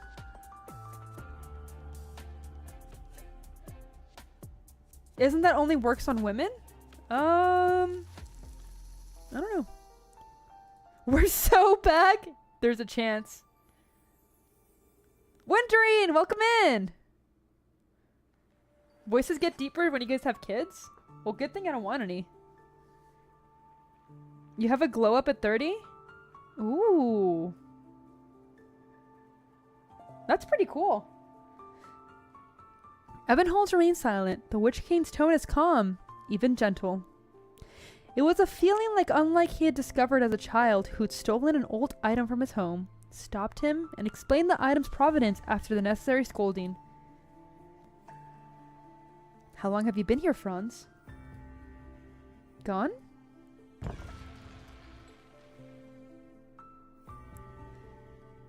The weakened golden medley seeks an exit from the secret chamber, with Ebenholz and the Witch King standing outside the door. Before them lies a steep, dark staircase. Dude, Sin Mom already has grandkids from other people. She doesn't need them from me. Okay, no one should worry about Sin Mom being shocked that I don't want children. Because as a child, I said, no, I don't want any. And every single time she brings it up, I straight up look at her and I say, I'd rather kill myself. She's not expecting any kids from me. She should not expect any. This is the Graf Spire in Urtica. A series of changes have taken place since the Vivian incident. He had been gone over a year, but he could never forget the place. Is Sin Mom single? Yes, but she's not interested in anybody. She has realized that she has more freedom on her own. Bro, that's fucked up. Don't do that to her. Look, man, it's better than the other time that I say that I like, you know what? Cause one of my aunts was like, well, I hope that you get a child and you change your mind. I immediately went and just looked at her straight in the eyes. I'm like, if that happens, I'll understand the Yorona. And then I just walked away. Do you dislike these stairs? These carpets, blood red, engraved with dark patterns beneath the pristine handrails. The messengers who came from the capital every once in a while, exchanging glasses. The servants standing in every corner. Sorry. It's hard to like them. Right. When I was your age, I would wake up in the middle of the night and take these stairs to wake up my tutor. Sin Mom debut when? So, you guys will never see Sin Mom. And the reason why is she would accidentally dox me. Yeah, no.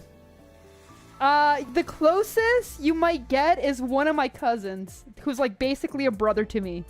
That's as close you can get.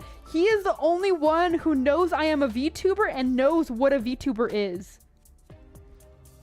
Oh, I could tell her. But you're assuming she would listen and understand. We're not doing that. It would be horrible. Oh, okay. So, once again, off topic. My sister has a kid. I have not spent more than 5 minutes with that kid, and even then, it was across the room. I think he's like 1.5 now or something like that. It is not even... look, man, me and kids don't mix. I look at them, and I'm just like, why do you exist? I would not be a good mom. That is okay. It is why I do not want to be one. The Witch King ascends the stairs. The sound spreads far from the long corridor as lamps along the walls light one by one, illuminating the path beneath the feet of the Spire's owner. Beneath the lamps flowed interconnected intricacies of witchcraft. The tutor sent by the empresses was intended to perform poorly. So many a night Evanholds would sneak into the subtle corridors of practice.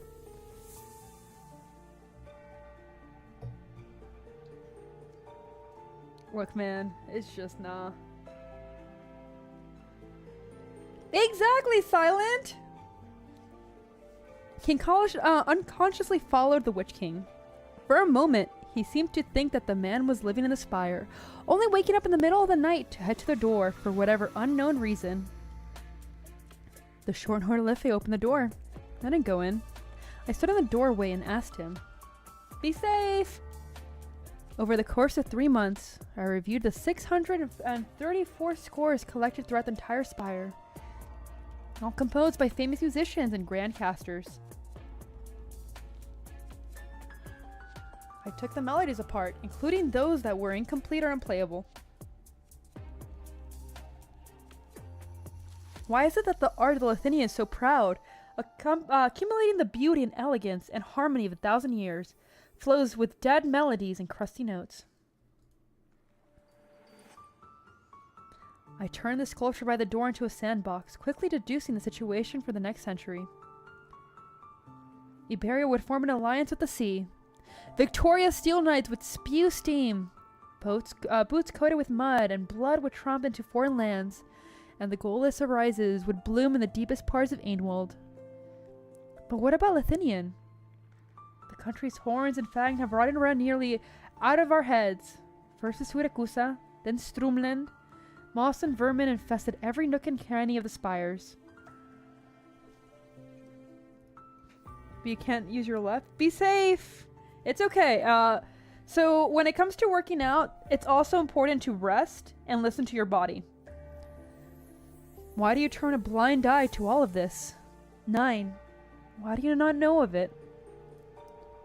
The short-haired Lefia was still half asleep, but more detestable than the sand still sprinkled and wiped in the corner of his eyes was his long silence. The fear and emptiness he tried to hide. He claimed to be the most knowledgeable known in Urtica, and even all of Ainwald, but he couldn't answer a single question. Then you kicked him out of the spire, and his entire house fell into decline. I've heard the story. Yeah, but right now you need to recover more than you need to work out. That's the important thing. Sleep and rest is just as important as this day you're active, because otherwise you're just going to damage your body. Just for that, you truly are unreasonable. Gunj, if I were you... Be safe, Al! I hope you have a good time. Those hypocritical servants who secretly partook in the wine cellar would never drink a drop of water again. They would feel the pain in their throats cracking inch by inch until their deaths. As for the teacher who tried to mold me into useless rubbish, he would find himself impaled by arts dozens or hundred times stronger than his during one of those performing demonstrations. His expression of fear could be frozen into a fine sculpture. The foolish ministers who try to manipulate me with a melody would be manipulated themselves, and the obvious contradictions between the twins, black and gold, could be exploited. Exploitation without purpose. Arbitrarily taking lives. In your own words, those heinous acts are completely meaningless. So, I get both sides now. He was a tyrant, but from his perspective, he was doing everything for a reason, which, I mean, that's typical Arknights. In true Arknights fashion, there is no bad guys, there's different opinions. Witch King. The purpose of the stairway is to lead you to a higher place.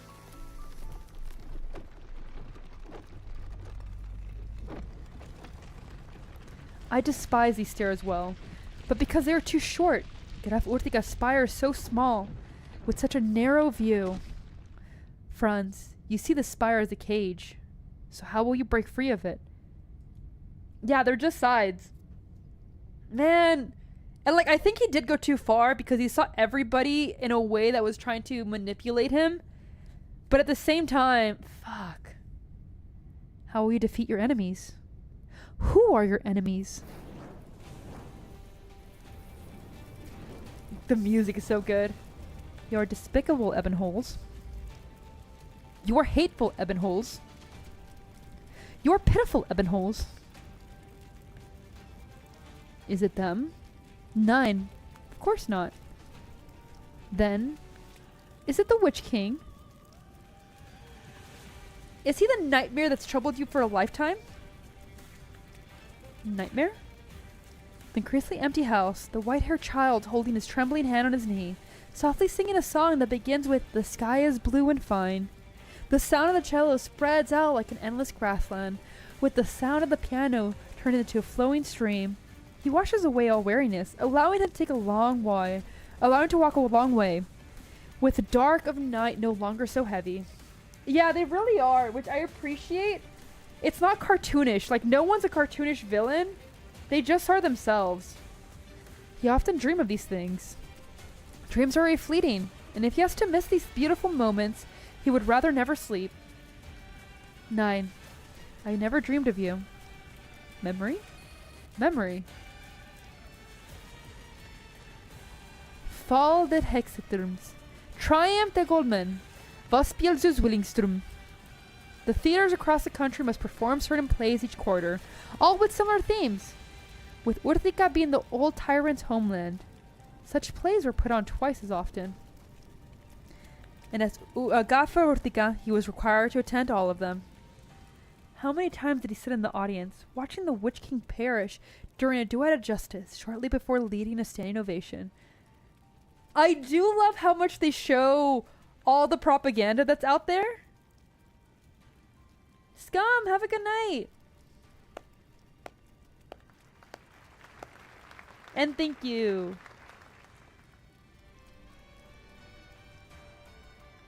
Statues on the street. Illustrations and books. He has countless Witch Kings. Without exception, mysterious lights surround their twisted horns. Even their voices had a strange tremor. A sinister effect was added to them.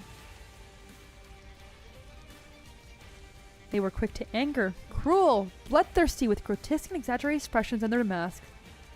Not one of them, not a single portrayer matched the appearance of the man before him. The ambitions of the masses need adornment. Their desires need release. Their hatred needs relief. And you, Franz. The larger the shadow that obscures your fate, the more failures you have to stand on. Every one of you is happy to imagine that such Witch King for the purpose of that attribution. Imagining, you say? The cruel decrees, the inhuman experiments, the fires of war, all the suffering you inflicted, the countless innocents' lives lost, all of it? You call that imagined? We're talking about you, Franz. You never made the single effort to represent the people you now claim have died.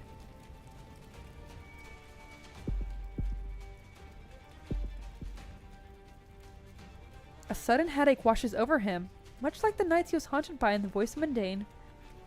On those nights, he could only grip his flute desperately. He felt as though he was dying, so he would exert all his strength to curse the man before him, until his surroundings became clear. But the voice of the Monday is long gone, so why does the pain still flow? Ebenholz cannot see his own bloodshot eyes, but a layer of red webbing in his field of vision becomes increasingly heavy.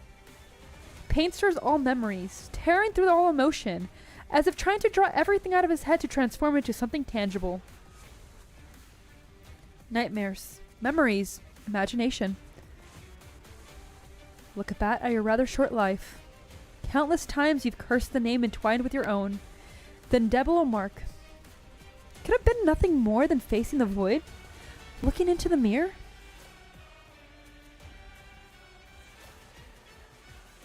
The Witch King is dead. By the time you were born, by the time that the night of 23 years ago, and his death was genuine. What meaning is there in calling a dead man your enemy? The terrifying experiments of your childhood, the pain that's lingered throughout your life, the cold eyes and mockery of so-called representatives and servants, the criticism and accusation of others. Do you still dwell on these things?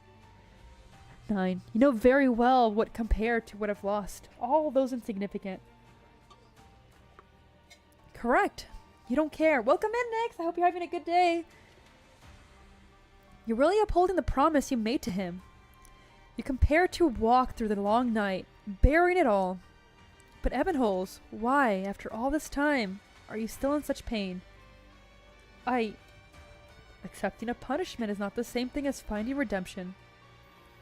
Why can't you forgive yourself, the man who's always protected to the very last? Why can't you let go of the sacrifices they made for you? Why don't you continue to indulge in self-flagellation, unable to move forward? Because there's yet even more precious commitments, even greater sacrifices, even deeper regrets, and even longer suffering ahead. You can't help but doubt. You can't help but fear. So then, Ebenholz, who is your enemy? But Ebenholz, if you don't move towards the light, we can never walk out of the night. And the night itself is meaningless.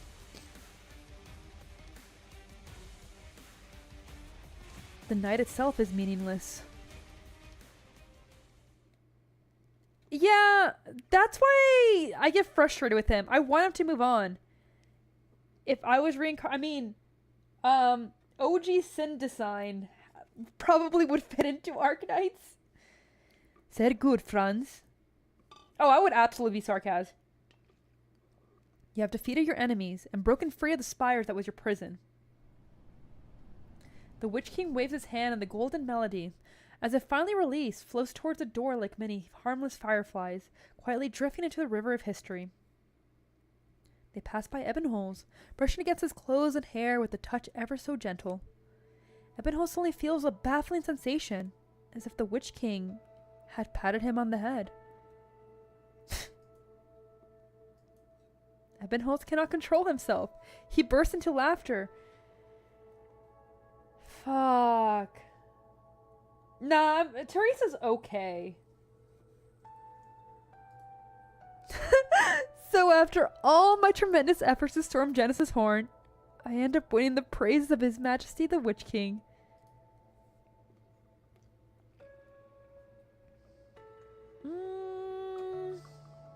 I'm not sure, to be honest.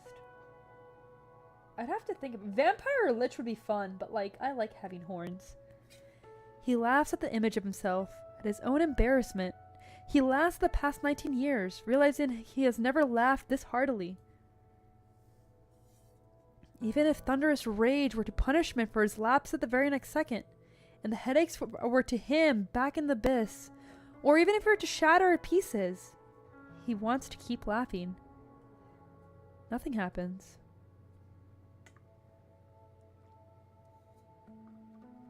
The endless staircase, the spire Wurtiga, even the Witch King, it all vanishes. Nothing remains but an empty throne. Ebenholz stands before the throne in silence, waiting for the unreal sensation to fade away completely.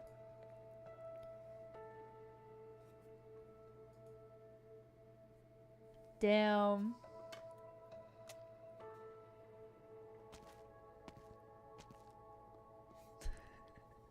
My goal is to steal every woman. In that way, I will be a villain. You've been watching long enough, Sancta. In his laughter, I feel a sense of melancholy and liberation. The character at the center of this drama finally confronts all that he's been through, whether scripted or in life. If he finds a new goal, he carries on steadfast. What about you? You were the first to enter my pavilion, even before Fremont. The pavilion. My palace. Thanks to Yulia, I got a glimpse of what it truly looks like. It represents of all Lethinian has ever taken pride in. The spires that join millennia, the knowledge, the art, the power accumulated over generations, undiminished by time. There is nothing else like it, an immense project beyond human capability. In fact, I speculated on it even before.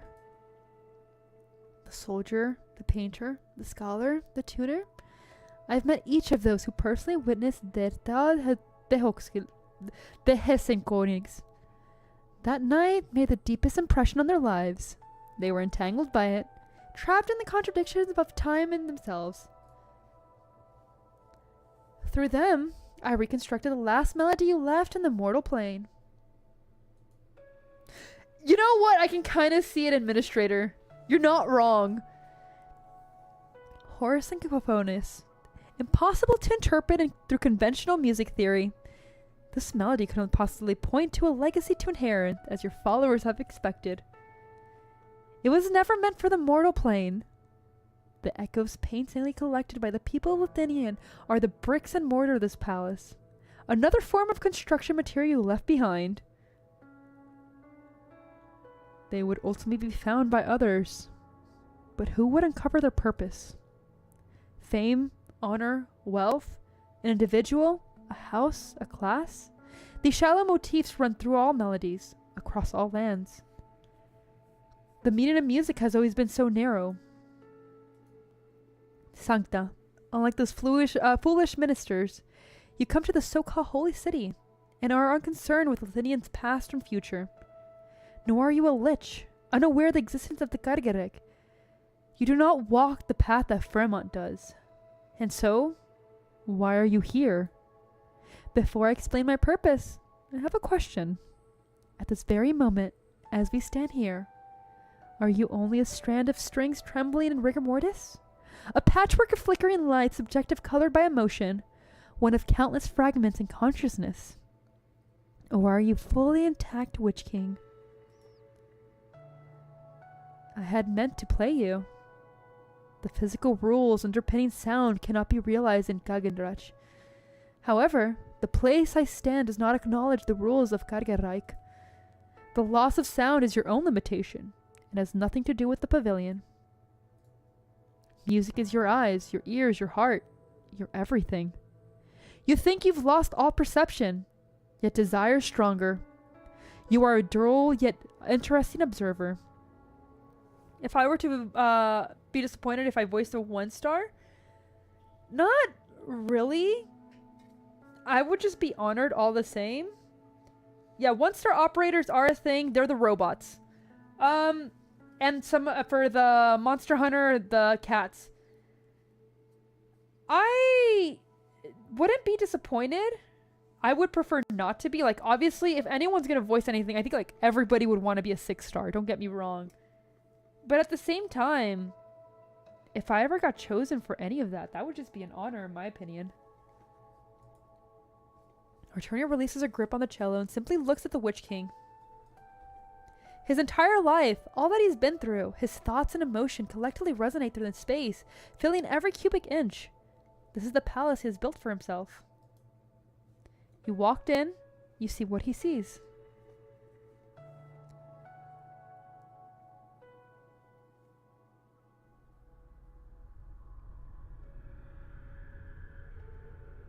It's not a must, but that would be something that I would really want. Arturia sees what she read in the old lich's memories. The blackness. Infinite blackness, or rather, chaos. Humans' understanding of this word often comes from negative emotions associated with it. Confusion, disorientation, sadness, anxiety, fear. In reality, it normally refers to a state that is difficult to describe, or an object or a concept that cannot be established. Yeah, exactly, Punchy. Punchy gets it. But this is the only word that can describe the scene before Arturia. Desolation, a land of annihilation. What sits behind the material world? The vector of collapse. No visible boundaries, no discernible direction. Sound, light, shape, color. Things that do not belong in the same dimension mix, stack and stretch. The cursed life forms and their environments are symbiotic, even mutual bodies. Annihilation is the only ecology here. Chaos surrounds the Witch King's palace, like sunlight and air surrounding a bubble that could burst with a touch. The Witch King's spire stands in the center of the palace, with iridium crystals growing from its base like moss between the bricks. But such moss covers the entire place, connecting the seamlessly irregular spires and other buildings, comprising some vague formation. Yeah, I'd be forever in the game, and in my favorite game. Chaos invades the outermost cluster of spires, like a rising layer of mist. Once the mist dissipates, they winnow with them, and the tours de Wizens no longer exist. Clearly, the palace is gradually emptying, but its boundaries remain, as if adhering to predetermined rules.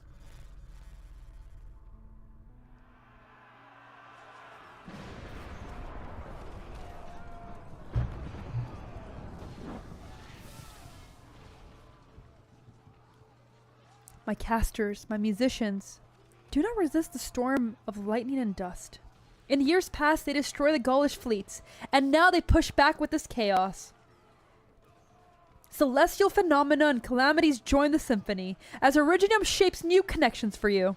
Your bodies and conscience will be part of the instruments, strings, and troops formation.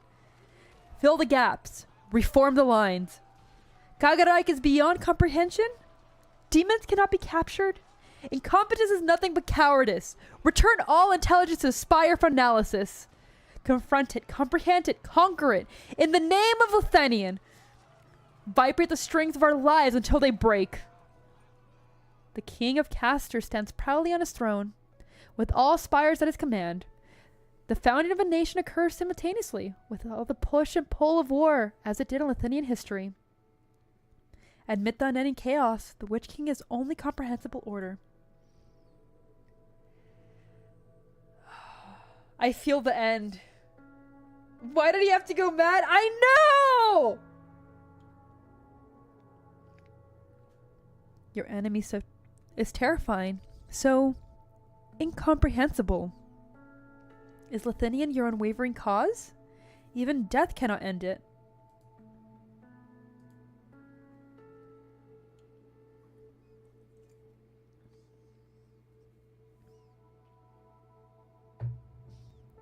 Well, thank you. That's very kind, Administrator.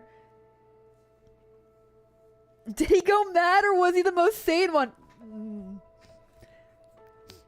Man. Welcome in, Dakota. Just as head from unpredicted. Your palace is suffering from an irreversible collapse. Do you regret it? If you hadn't become a tyrant, if the Multius army hadn't seized your spire, if death hadn't ended your study like Kagareich, would you have had the time to make this palace more stable and shaken by chaos? Do you ever wonder, if you weren't the Witch King, if you didn't stand on the shoulders of all Lethinian, could you master arts and knowledge beyond the reach of mere mortals? Could you surpass reality itself?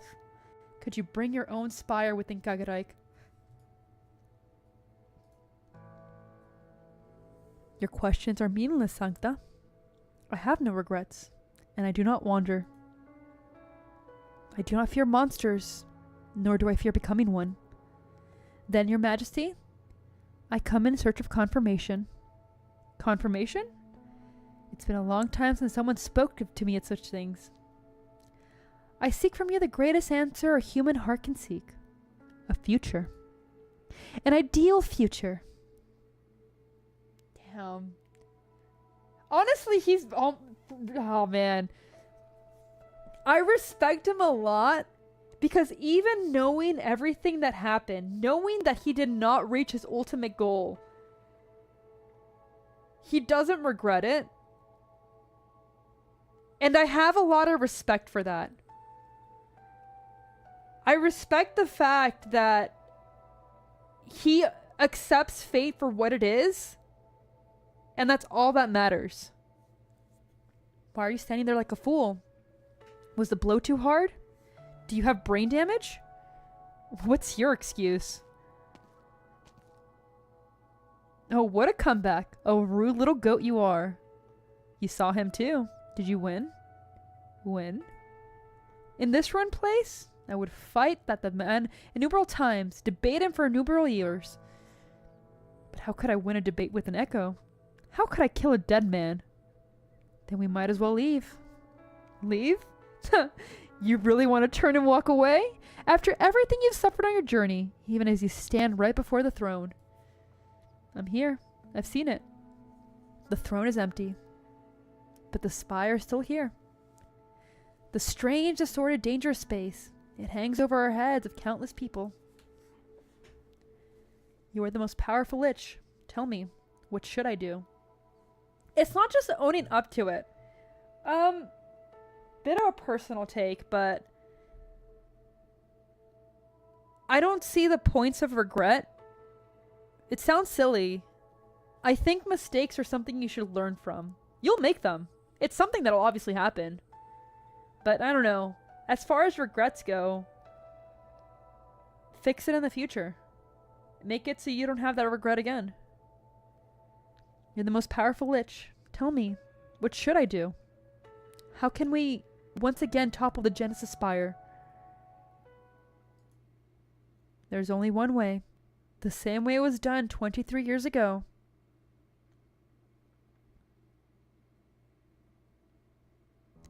What a beautiful sunset. Lizenette, why are you hiding here again?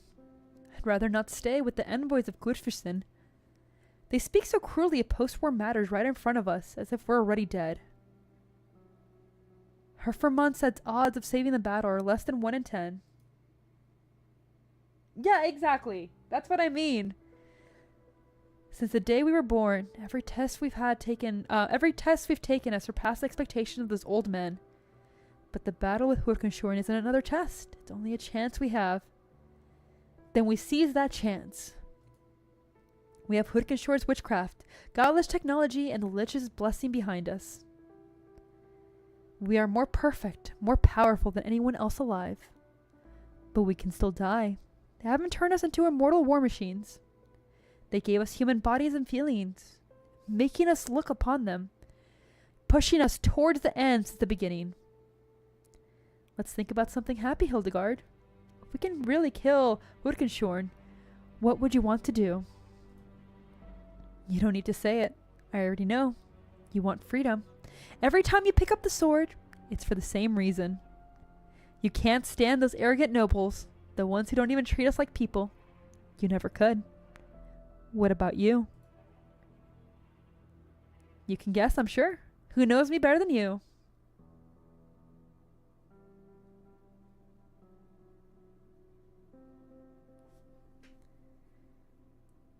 I don't know what you mean by that, but okay. The sun is about to set. Soon all the clouds will fade away with the last thread of golden light. We need to destroy the Genesis horn quickly. Are you giving up? You conspired with those lich to use the obtained Hurkenshorn ultimate power, right? That power, getting it under control would mean granting Lethinian her sharpest sword. But the Firmament and I have tried so many different methods to force our way out of that space. Black-haired zombie, I could see that.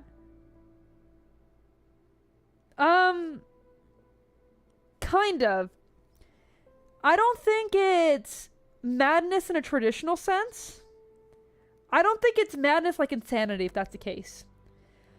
The way that I think madness is, more as paranoia. he was trying so hard to make sure nothing contaminated him or his vision that at the end of the day, he went too far. And that is a form of being mad. Consuming, yeah, kind of like an obsession. He didn't think about his actions because you can rule with fear. And he did rule with fear. But at the end of the day, he killed many. He treated many like shit. And if you do that as a leader, you're doomed to fail. So I don't think it's madness where it was a genetic thing where he just went insane. I think he just realized that there were so many people using him and they were ready to use the twins too. Yeah, it's true for many historical. So like, no, I don't think that's... We're not going to go into World War II history. Arson can go a bit deeper into that. There's a lot there. But we're not going to bring that up. But Fremont and I have tried so many different methods to force a way into that space. It's really something. The one who could finally manage to open the way was an outsider. I'm not touching shit! Holy shit! Whatever her motives, she has given us a chance. I will not allow an unknown threat to continue looming over Lethinian. Of course, I would rather descend more safely and discreetly, but at least we can end it now. If you've made up your mind, the liches will show you to the throne of the Witch King. Young lich, you've been here all along? Yes! Don't misunderstand me, Lethinian's eternal grace. I am but a lowly messenger. Kill me and you'll gain nothing but a thread of scattered on the wind. I have received a message from the master. He is presently within the Genesis horn. Welcome back, Dakota. Only by joining forces with the austere authority to once again strike down the power of Hurkenshorn will you dispose of the dark clouds hanging over Zwillingstürme. When does she get to be playable? I know! I want her to be playable so much! Very well then. But the master also warns that the Genesis horn is unstable as you and he both anticipated. With Hurkenshorn power dissipates, the spire of the Witch King within the void will collapse. Losing the barrier between reality and Kagareich may also become a more serious problem. When the final moments, your choice will decide the fate of Lethinian, as it ever has. But a single thread, liches always come and go with the wind, free enough and no so irritating. That's not elf woman, that's lich. That's lich woman. Michael, I'm here. Find the lich from before, and the young man raised by Fremont. Do what you can to protect the people in the amphitheater. In the off chance that... There's no off chance. You and Egwilgard will surely return victorious. Once more, what is our mission? Who's the lich? Emmengard. To eliminate any threat to Lethinian at source. Good. The Godson Watcher stands ready. Remember, your signal is my command. When the time comes, if there are new orders, they will act. Grimmark. Go. Ja. Lesionet, we should move out too. Both the liches and the Gwyfshin. Always taking the faith of Lethinian. What about our fate? We've been here atop the tallest spires in Lethinian for over 2 decades. Does Lethinian really belong to us? Or are we just her chosen vestals, carrying the fate of the country on sword and shield? Let's deal with the problem at hand first. That's a sense that I've heard too many times now. Welcome back! Our duet remains tacit. But what is it? But is it the way we were born? No. So long we play, we cooperate. That is the mission we've been given. No matter the time, we will always have our understanding. Indeed. I have no doubt that we will once again achieve victory for Lethinian. But, sooner or later, you will have to face me, to answer me. Hildegard, when we kill Hurkenshorn again, what will you want to do? You're taking such a great risk to bring future to Lethinian. But what is that future?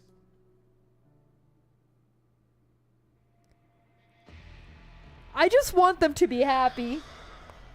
Man.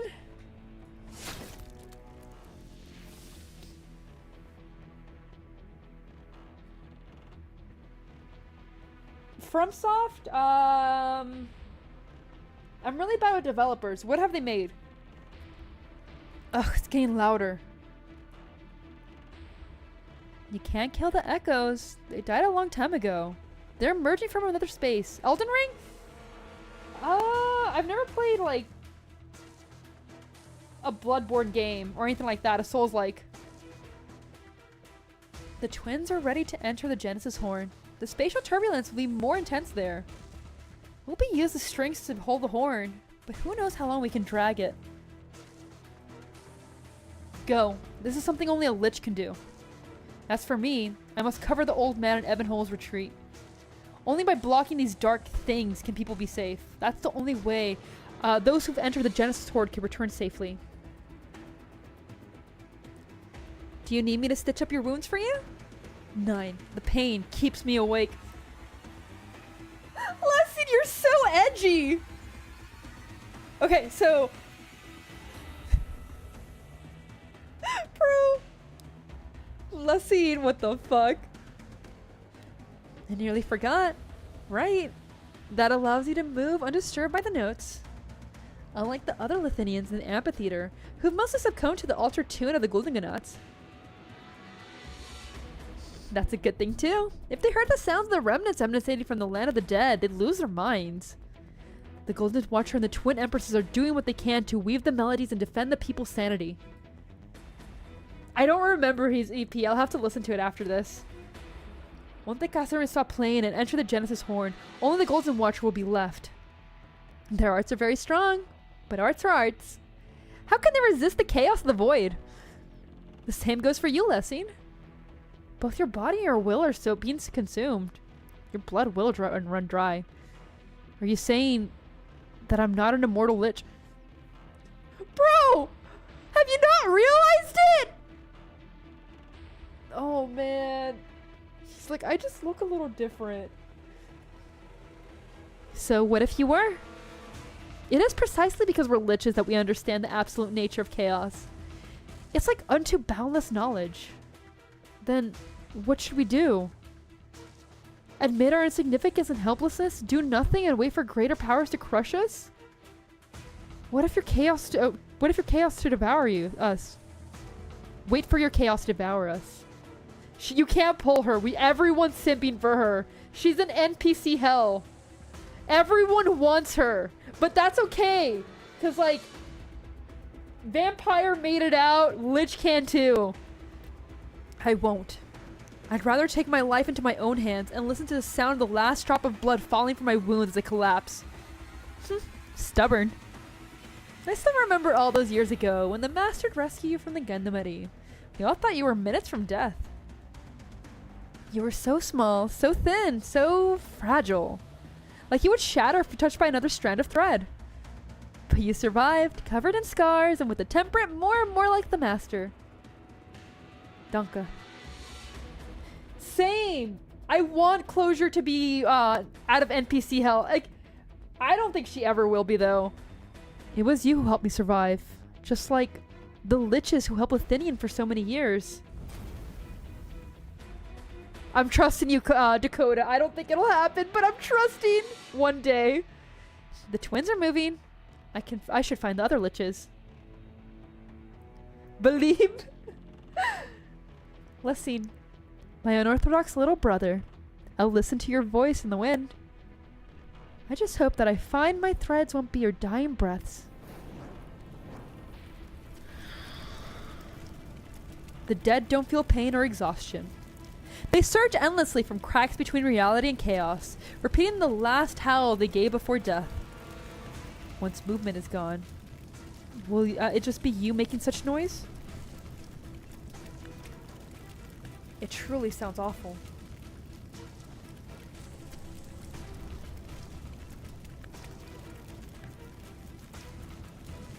We could see. I don't know what it'll be. He slowly unwinds the wrappings of his longsword. The cloth is long enough to use to cover his ears. But he doesn't do that. After so many years of hard work, Leslie has grown accustomed to focusing all his attention on the edge of his blade. Man, he's so edgy!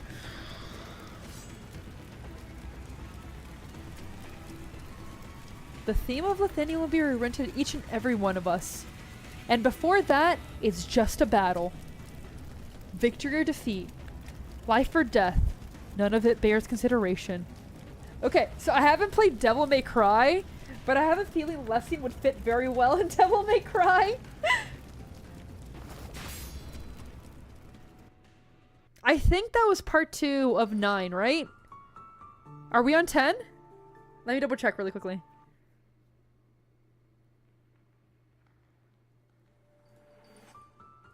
Yeah, we're on 10. Virgil, is that you? Man. Okay. Here we go.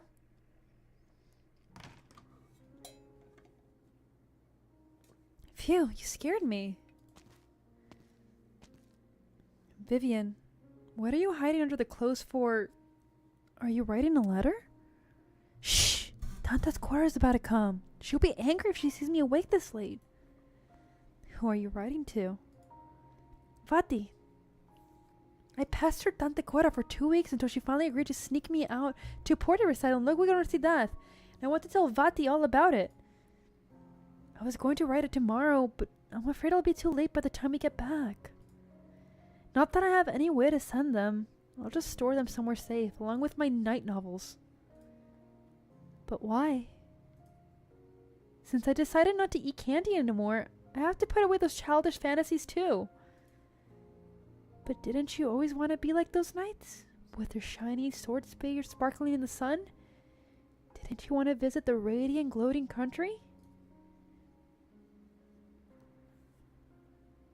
They're too far. They're just too far away. Muti's not here anymore, and Vati, he's by himself. I'm on my own too. I don't want to be too far from him. I asked Tante Cora how long it'd take us to get back to Stromland from Zwillingstürme. The fastest route would be 2 days, so if Vati needs me, I can always... But your Vati doesn't even know you stayed behind. He'd definitely be mad if you did. But I don't regret my choice.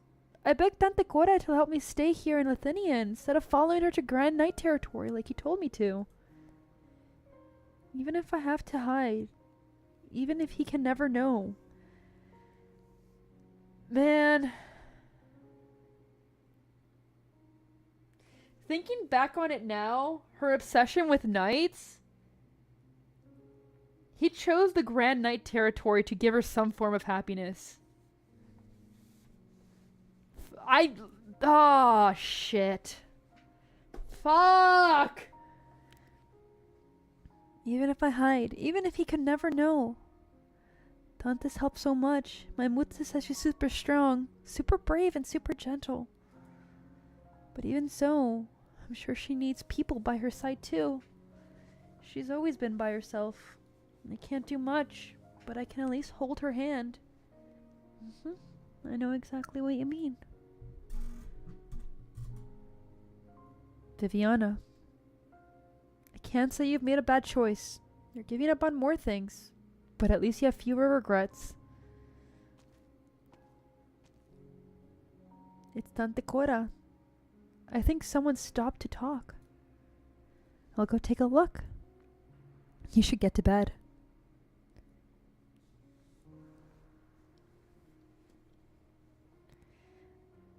To be fair, Con, it's Terra.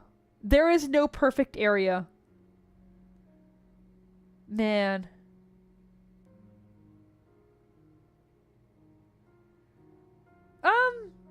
Do I act girly? How do I act girly?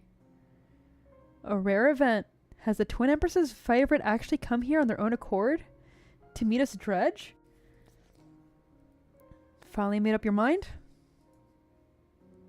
This thing? All because of Hawkberg Girl? Viviana's too sensible for her own good. She takes after both Lucinda and Warner. If I had a daughter myself, I can only hope she'd be as tough and kind-hearted as her. That's the first time anyone's really called me feminine. I don't see it, but that's fine. The day in the car, she suddenly begged for me to let her stay, and I thought maybe things would work out better this way. Better for Warner, and better for me. With her around, I can feel myself gradually calming down this time. When I pass the college Schmidt Street, sometimes I feel like I can see marigolds again, blooming all over the street, as if flower season will never end. But her current situation says it all. As grand as Glypticid as he might have been, he was incapable of saving his own beloved daughter. Ebenholz is 10 times more feminine? I'm just enjoying myself. I don't know if that makes me feminine or masculine, but I'm just being me. I can't really tell you. I don't know. I stopped worrying about that a long time ago. Lethinian's illness still constrains all of those who've sacrificed everything for the country's so-called rebirth. Its terminal rot has lived and strived, barring the citizens from their freedoms. Makes me human? Fuck, man, it's over. I'm supposed to be a demon. Excuse me? Man, literally, if there's a hole, there's a goal type mentality. Still, I'm elated to hear that her presence here has helped you come to a decision, Concertmaster. No, Cora! I didn't come here to. This shouldn't be happening. I'm just giggling? Yeah. Yeah. Everything before her eyes dissipate. Once again, Viviana finds herself on a spiral staircase. Help is all you got? She had thought about the earlier solace which prevented the inevitable, so that tragedies didn't have to fall upon the lamentable woman behind the door. Or, at the very least, that she could say her goodbyes before it was too late.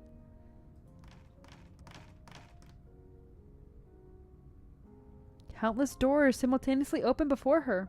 They line up in succession, meandering towards the unclear horizon. She recalls every Viviana who was behind each of those doors. She sees every candle and its firelight through each of those frames. Her parents, or perhaps herself, make a difficult choice each time. Life after life. Possibility after possibility. Oh! There is no happy end. If Muti and Vati didn't have to hide their love for each other, if everyone had accepted us, then maybe we'd been blessed by my birth instead. Could we have been happy forever? If Vati could manage to rid himself of all his identities and duties and live a simple, ordinary life in Muti, could we have gotten a much better ending? If he'd contracted monkery sooner, and used KGCC's resources to return to Strumland even just a day earlier, could you at least seen him one last time? If people could see you as somebody ordinary, look at you without scrutiny, mockery, or pity, if you could find a more perfect image, or just the right words, if you'd ridden the brilliant marigolds and gentle silhouettes before you, if you could just be accompanied by books and peace, would it have been less painful? I don't think so, Punchy. I think she's realizing she's not to blame. That no matter what, there was no perfect end. And it's not her fault, it's not her father's fault, it's not her mother's fault. Fate can be a cruel thing. Responsibility can be too. And I think that's what she's picking up on. You deserve a better life than this, Viviana. There really is one. Yeah, it's no one's fault. But why?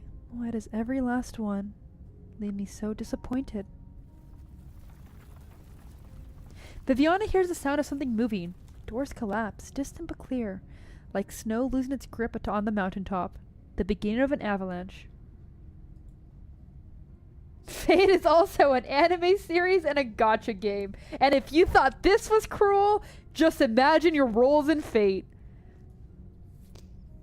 Is there such a thing for a second chance? It's priestess's fault. Holy.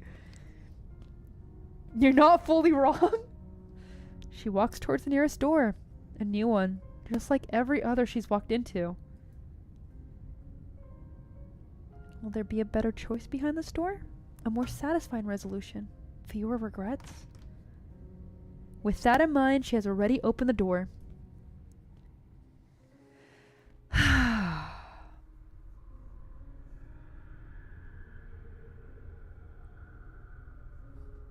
Aru! It's okay if she blamed. That just means you can... No! I don't want sad girl. I want mentally unwell girl. Yeah, we want happy moose. Demon elk fanfiction? I'm not fully against it. I'm not gonna lie. The Genesis. This Zwillingstürmer space is completely unstable, Julius Euler. Your premonition was correct. What have you been doing this entire time, Federico?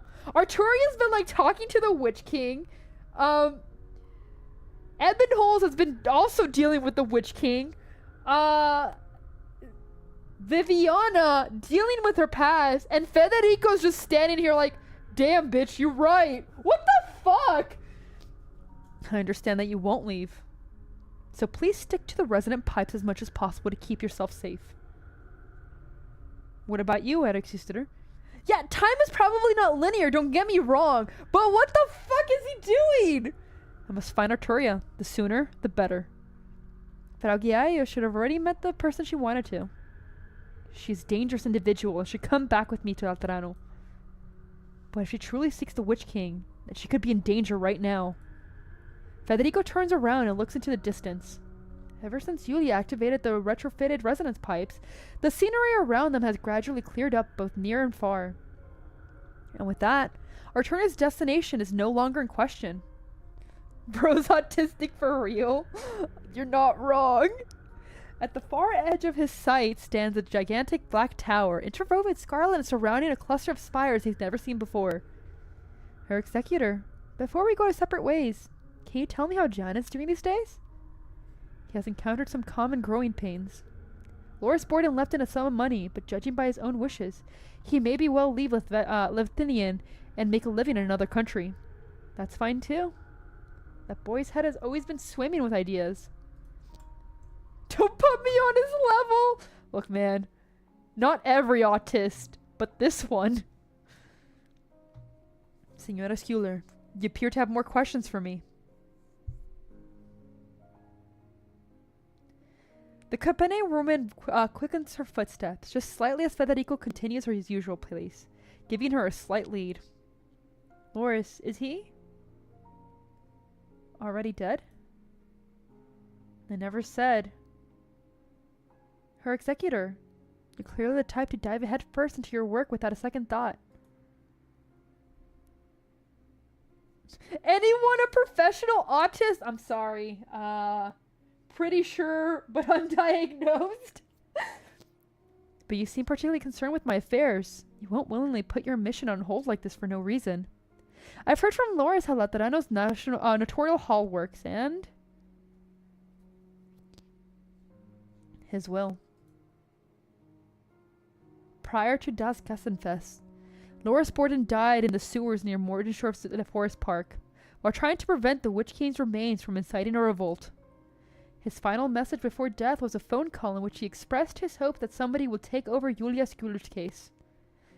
For 15 years, he resented the city as Zwillingstürmer, loathed his work at the Gendarmerie, and treated everything a part of his final battle with indifference.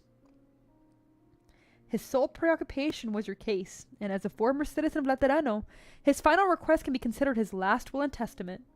Welcome back, Ren! That said, the case has now been solved and is no longer possible to investigate any further, but I did find a letter addressed to you in his residence.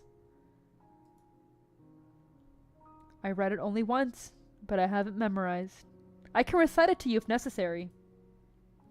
However, the contents are full and rather emotional expressions, such as, when I decide to get to the bottom of your case, that gross monster summoned me to his office.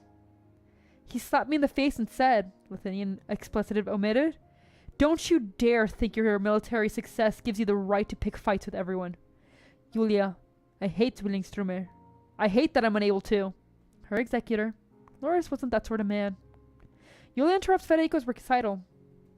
The Loris I knew was never the type to call himself a hero or anything like that. But he was the first soldier to set foot in the Witch's King Spire.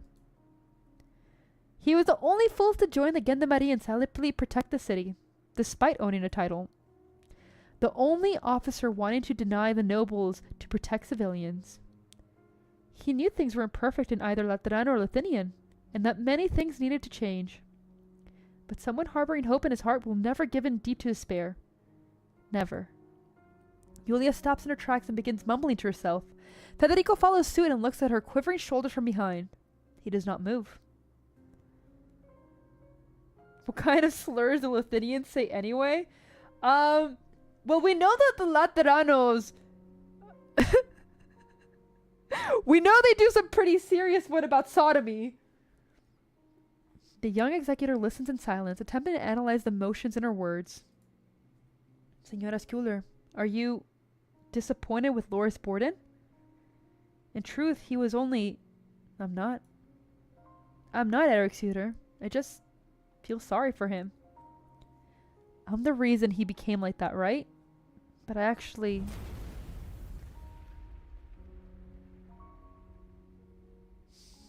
A pipe organ suddenly sounds from the distance, followed by a huge energy pulse.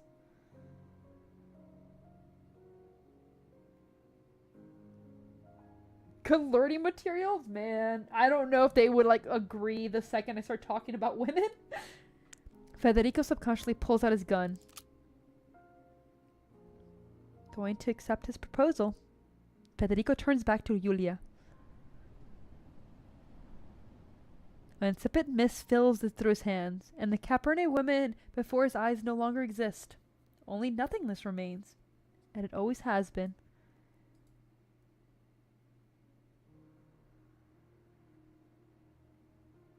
I want to appreciate the art, but I don't appreciate this man.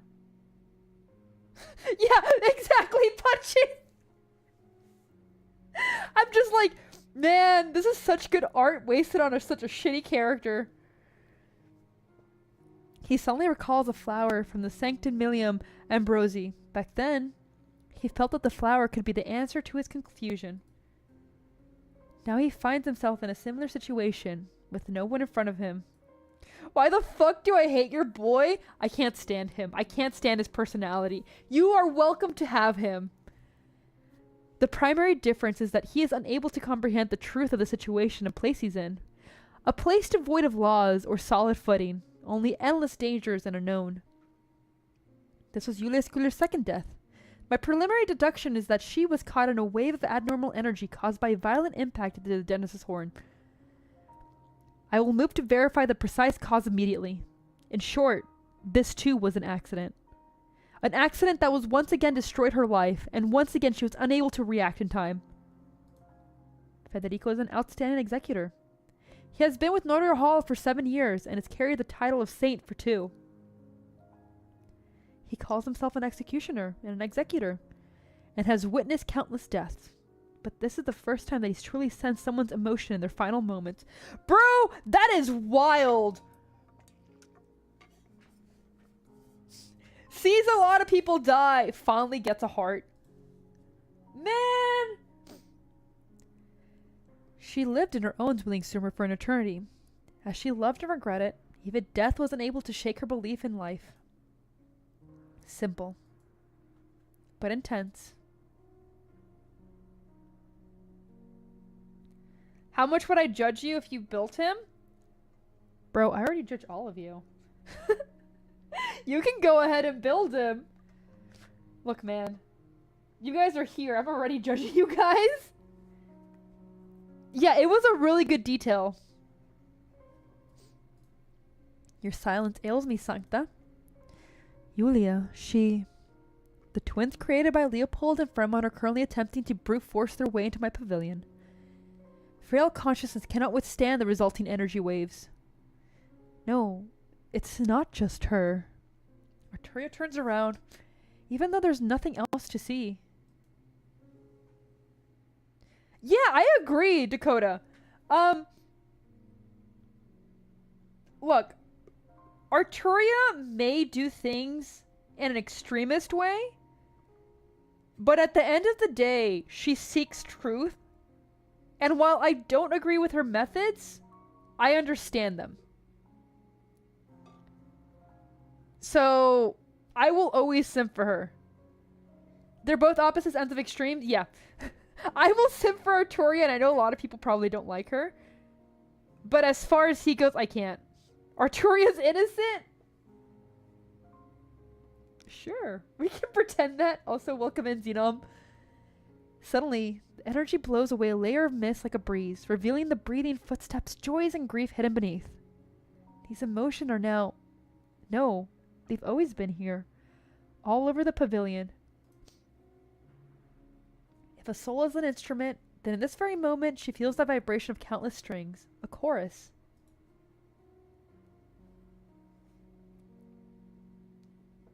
Dude, Arturia's so good.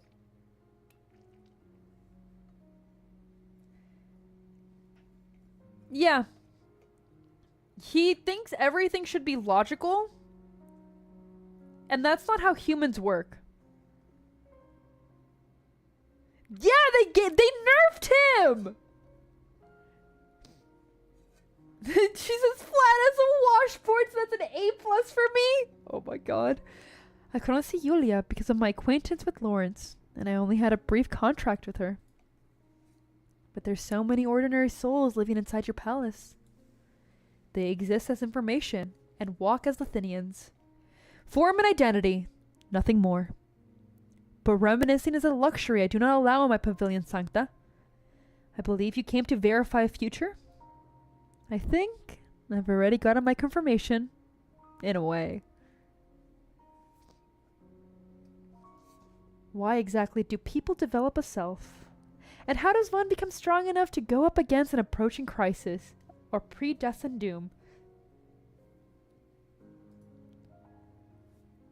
I've said this before, Judeo. I used to be a part skipper. I know what's going on in the story. As far as my account goes, it is caught up to date.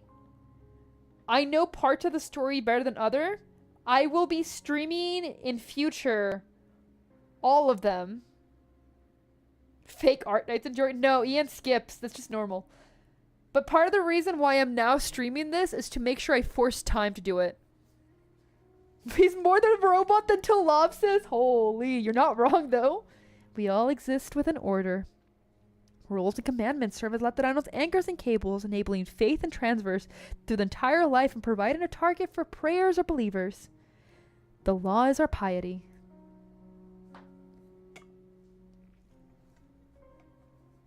Lethinian, however, is the result of the Gulganas.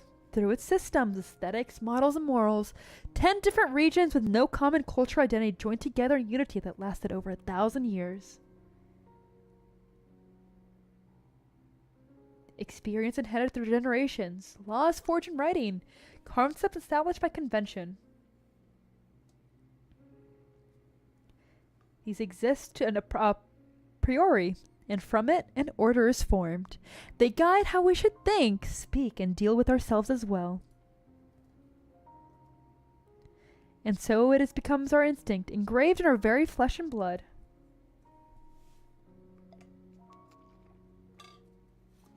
But the order has its imperfections. It's rigid, unequal, and indifferent.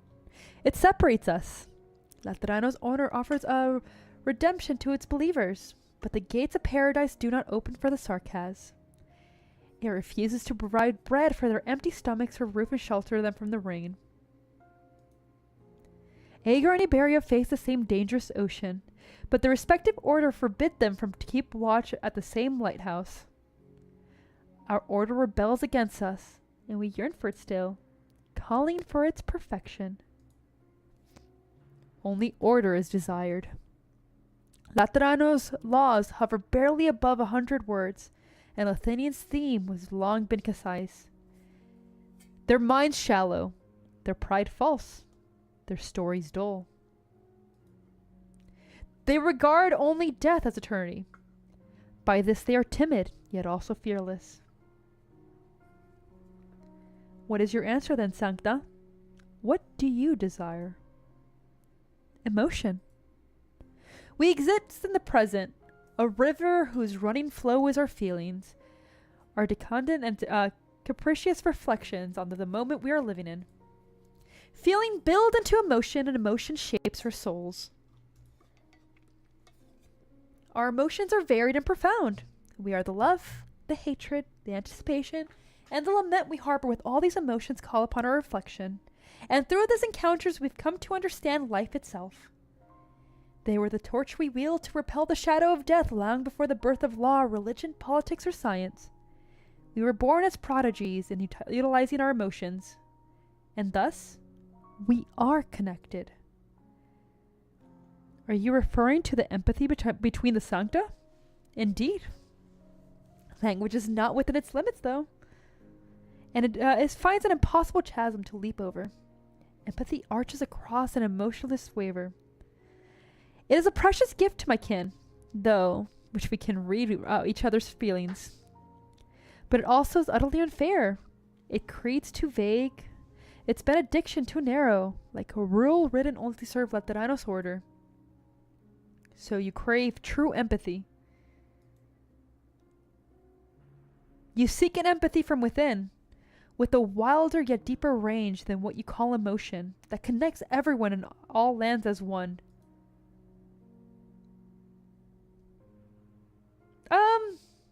I don't think so. I think it's the representation for both of them that within chaos there is order, and within order there is chaos. She is, in a way, trying to bring order, even if her methods are incredibly chaotic. Because at the end of the day, she's trying to figure... The only way we understand each other is through empathy. And that's what she's trying to do. Are her methods extreme and kind of insane? Yeah. But in the end, she's trying to do something that, like, we honestly don't truly understand, which is true empathy. An interesting delusion, Sancta. I've searched, I've tried, and failed. Would you imagine it? In a dilapidated monastery, Sancta and Sarkas had been fighting side by side against life's miseries and their own wavering faith, all to protect a hard-earned garden? But when true disaster came knocking at our doors, we found that our kin, who had understood and accepted us for 6 decades, still harbored doubts in their hearts, fissures in their faith. We were always strangers, nothing more. Emotions are as real as the fragility of our minds. We are good at avoiding pain, experts, even muting ourselves. Conversely, this helps us mask our own feebleness. As a result, people cannot feel what others feel. Tragedies will always transpire as long as this barrier remains. And you and your music endeavor to unshackle people by comforting them with their true hearts, just as one would polish an instrument on sandpaper. You attempt to strengthen their souls by guiding them through their regrets. Is this the duty you've long since imposed upon yourself to perform? Yes, Your Majesty. Because to this day, I have been seeking confirmation. I have a future in mind. Continue. In that future, everyone possesses the most powerful soul. Our strength are unequal, unlike yours, where a tenacious soul cannot be shaken by anything in this mortal realm. Even death is powerless to wipe away your struggles, pursuits, and conquests. Others are like Cora or Yulia, or the souls in the palace. They are unconcerned with greater undertakings, simply the love of the lives they live. But they still dare to fight against the turbulent waves that engulf them. Of course, we will persist in our pursuit of happiness. But more importantly, we will no longer avoid pain or be ashamed of it. We as people should suffer, and we will suffer. Our apathy, doubt, confusion, remorse, shame, grief, these complex emotions will no longer scar deep into our hearts, nor will they remain untouchable beyond the realm of words.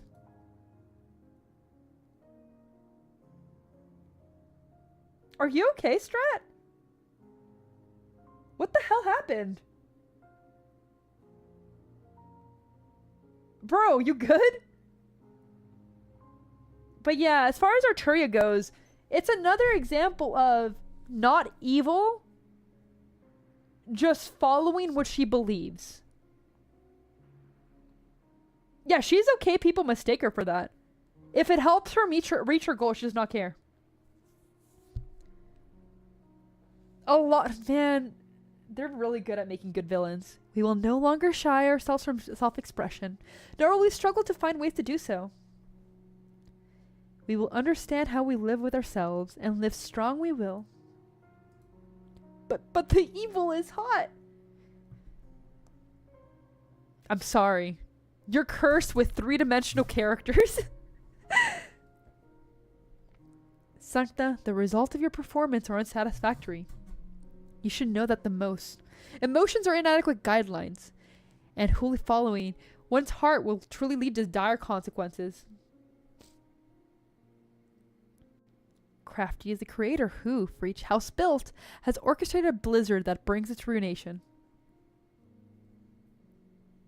By the way, apparently halos are indeed handlebars, because man, is that winning.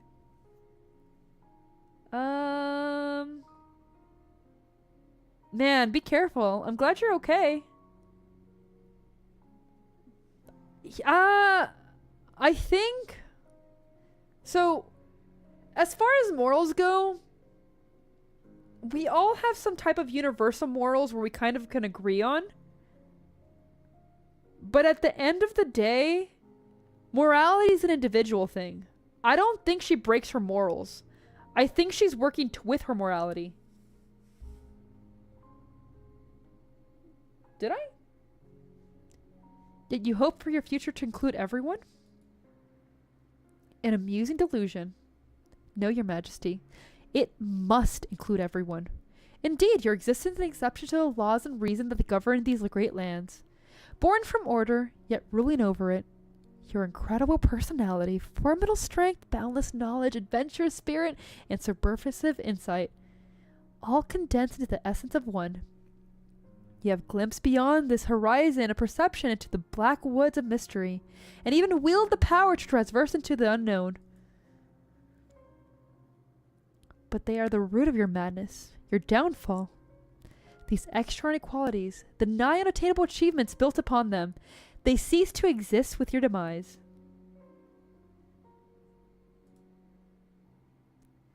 It is a cage trapping us, and we should not expect any individual to break it open, however powerful the soul is. Therefore, everyone needs a strong soul. They need the power to empathize.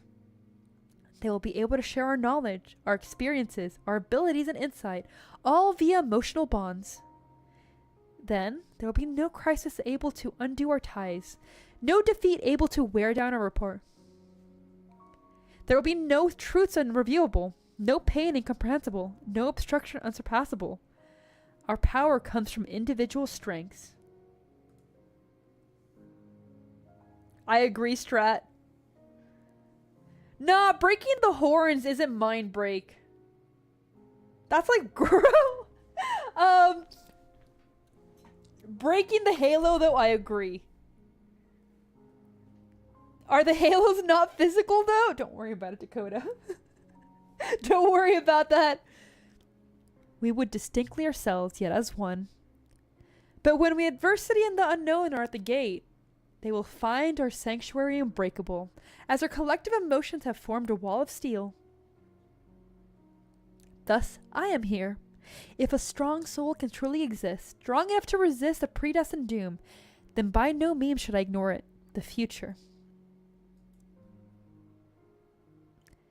Much you have witnessed and experienced, and devoted you are the power of emotions. Why then, did you not seek it for yourself, Sancta?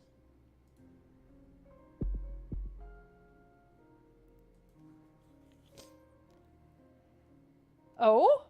Are you reading my mind? You've been doing this from the moment I arrived at your throne. Is this your performance? Dude, we don't talk about the Exudojin. Holy shit. That shit's so fucking cursed, man. Why? Okay, why is the doujin that Arknights has so fucked up half the time? Oh my god, I have to make my own so that way, like, it meets my requirements. A performance that befits a performer like you, Pilgrim. Everything in my pavilion I command at will. They are mine. He says, oh, okay. Accumulated guilt?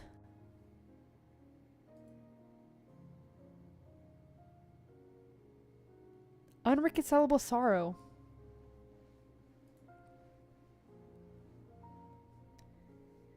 Arachne, hello! You're not wrong.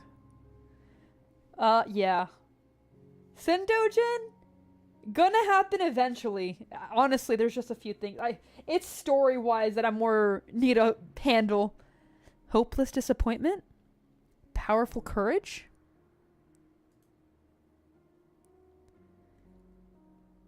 Endless regret.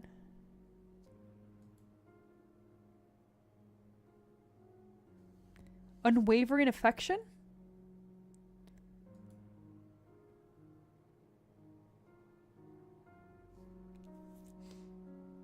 There is no performance.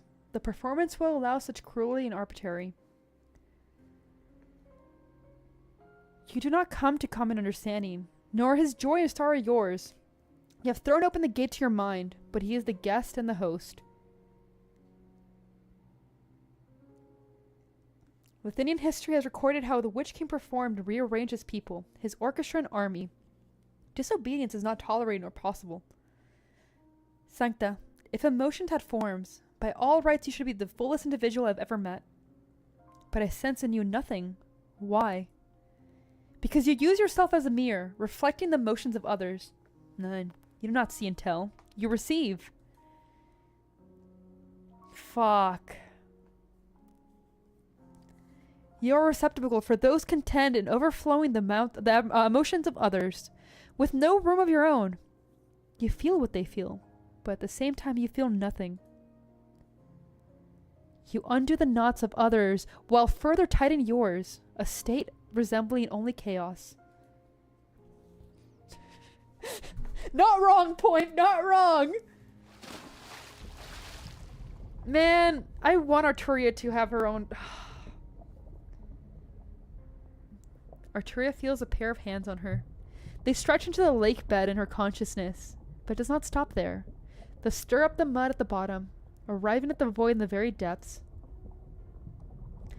Suffocation resembles a rushing river, scrubbing every nook and cranny off her consciousness as it thoroughly engulfs her within.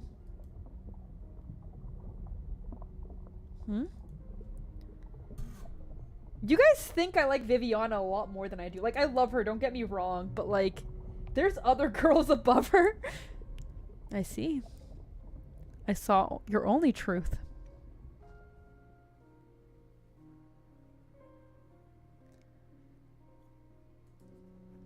The Witch King remains silent for a long time as he stares at the person before his throne. It is my beloved! She's so good. Man, all of Leduc's creations are wonderful. Arturia has never felt her heartbeat as fast as it is now. Honestly, just look at everyone in the top tier in the Arknights stream, the tier stream. Sancta, the future you described does have its value. Perhaps it will find its place in the river of time.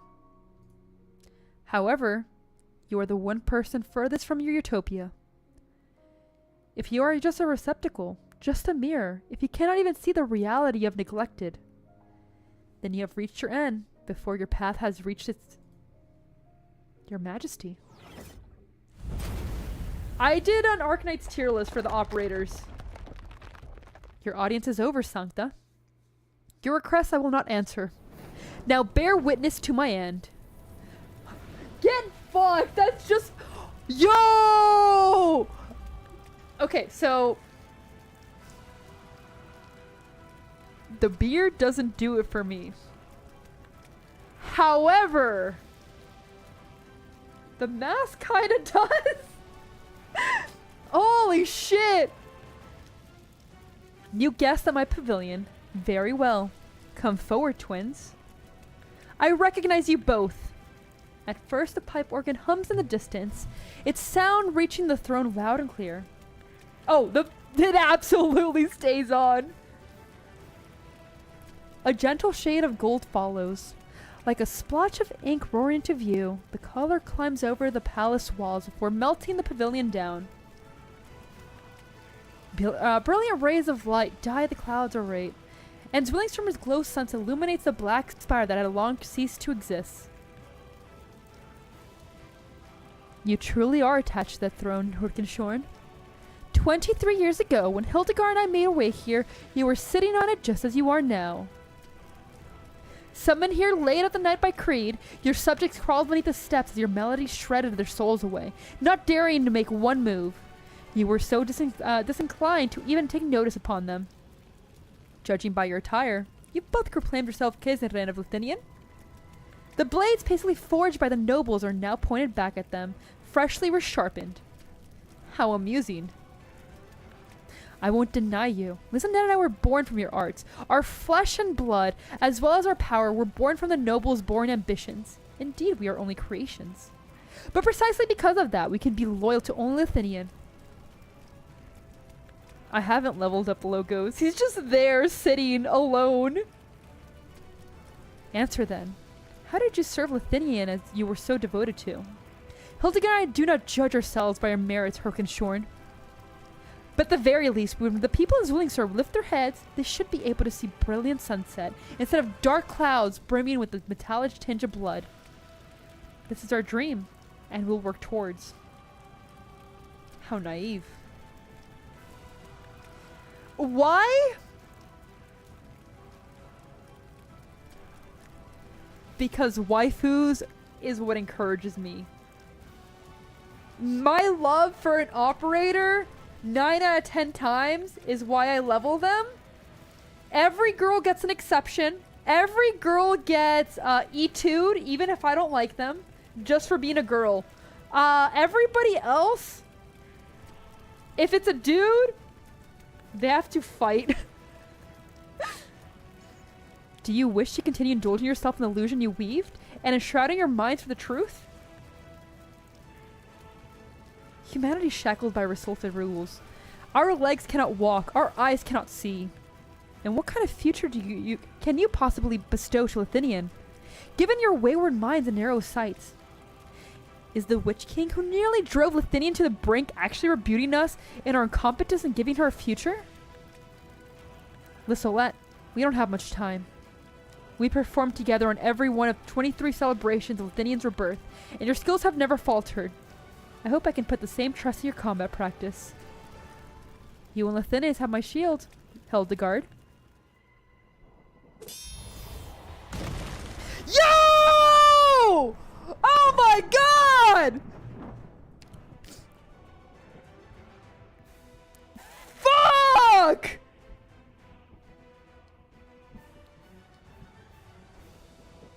That's amazing.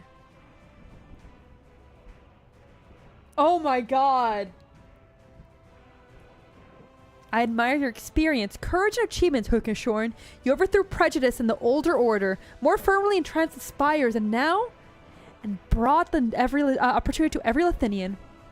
You gave the nation impressive vitality, and were revered as the greatest monarch in history. But then you pushed the country into war, erected even more terrifying spires, and inflicted suffering 100 times more painful to the very people you had given hope to. You were ruined by your own desires. Horkenshorn, our widespread standards, our harmonious melodies, and our arts and morals make Lethinian what she is. And you rock her foundation, undermined her survival, and have made your own vassal. Your meddling turned the entire country into a resource to be exploited, and it is only righteous that everything you have explored or mastered belongs to Lethinian. So we're here to retrieve it. A spire that remains only a shadow should not exist in the first place. To think it actually lingered over Lethinian over these past 23 years. What did you call it earlier? Your pavilion? A palace? No matter. Today will be your last, and this place shall serve as your final grave.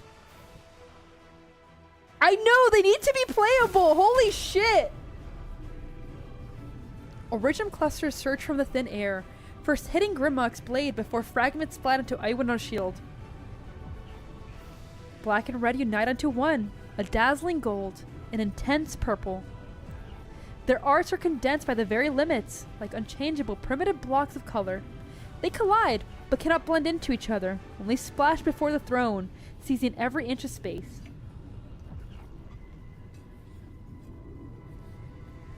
An ear-splitting rhythm accompanies the explosion of colors. Their weapons, originally instruments, perform two movements in two completely different styles at the same time and place. Brass, woodwinds, string, percussion, keyboard, even bell trees, and as well as death whistles. The rusty reeds beneath Sargon's golden sands, the flame-wraithed ember under the sludge of black flow, the rootless flowers buried deep in the frost-bound soil of Sami, and the boundless chaos itself in Kagareich. A cosmos coexists with its voice within the Witch King's melody. Notes are woven, conducted, and played by his hands. Notes to sing the melody of the Witch King. Notes to sing the melody of the Witch King. For the Witch King. This mortal realm will again know the symphony that this clamorous, harsh, and illogical, yet also spectacular, majestic, and striking. Dude, if I was the Witch King and I saw those two, I'd accept my fate. I'd be like, damn, I'm getting cooked, but man, this is such a great way to go. Ewiganod and Grimlock's duet are so simple in comparison. The notes gently rise and sharply fall, with the dignified, imposing pipe organ and some resembling a castle encircling by the mountains, while the ethereal violin is like a waterfall pouring from the citadel. The sound of water splashing onto rocks is clearly audible in the room furthest from the waterfall, but even in the closest, it does not sound so noisy. Strat, that's where you don't understand. It doesn't even have to be that. They can do whatever they want to me. They can kill me if they want. I'm okay with it. They deserve it. The two act as one, their movements as harmonious as if they never split.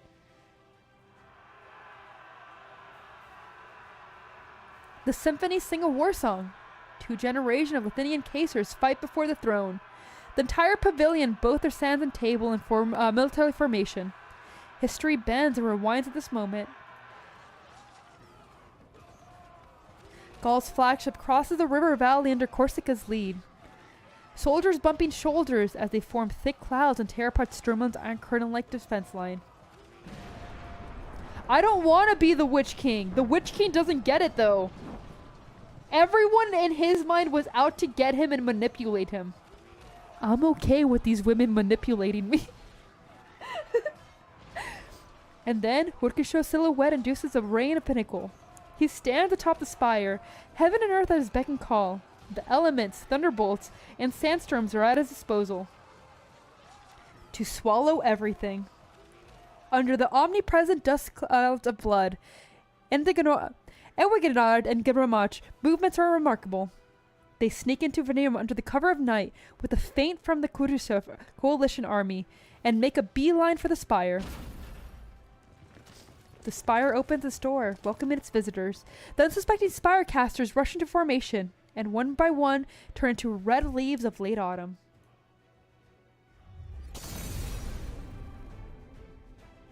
Shield and sword shatters the Genesis spire, just like it did on that night 23 years ago.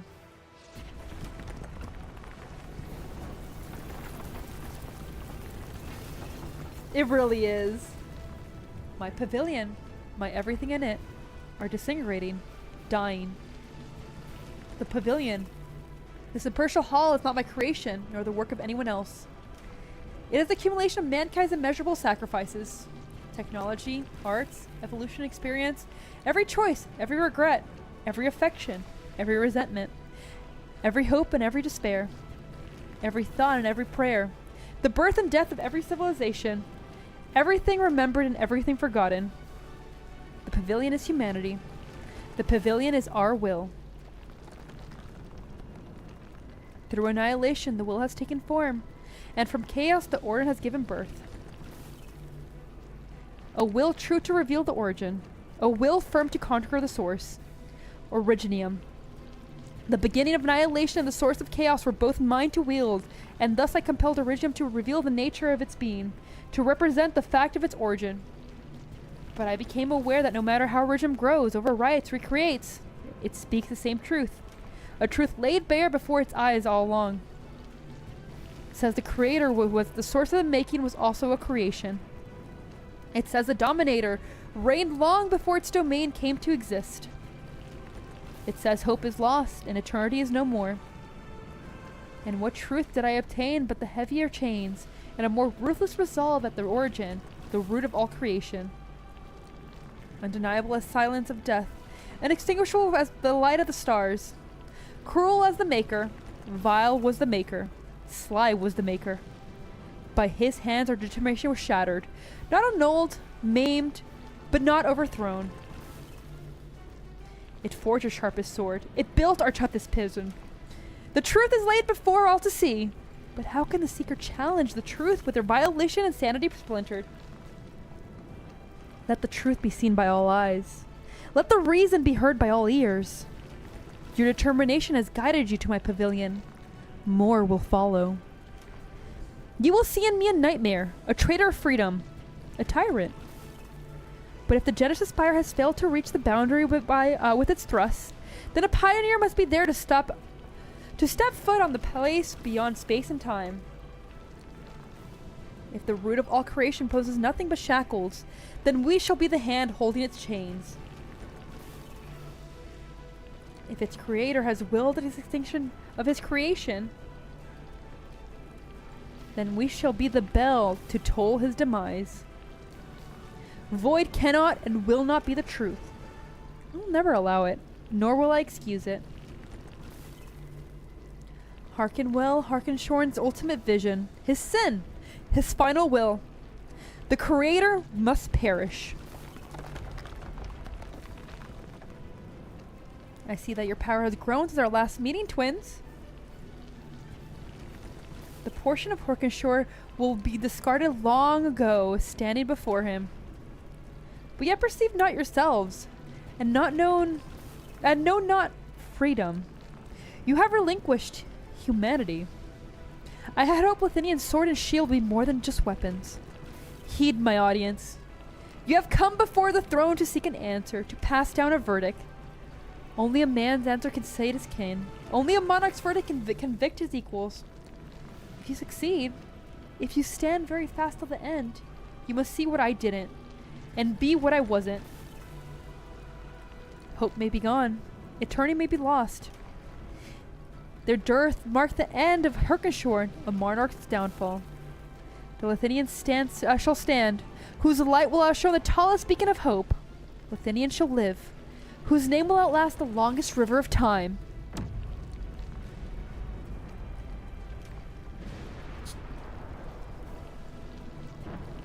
He sees a rhapsody. He roars in fanfare. He demands a concerto. Now thunders have joined the chorus.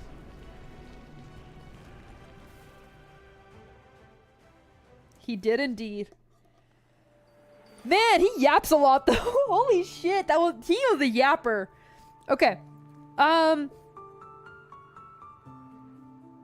debating whether or not to make tea now or just raw dog it till the end. Do now? No, now? Okay. Okay, I'm gonna make tea really quickly. We're gonna have our little break, just like the other streams. We'll be back and finish ZT10 and then do ST3. Alright, I will be back.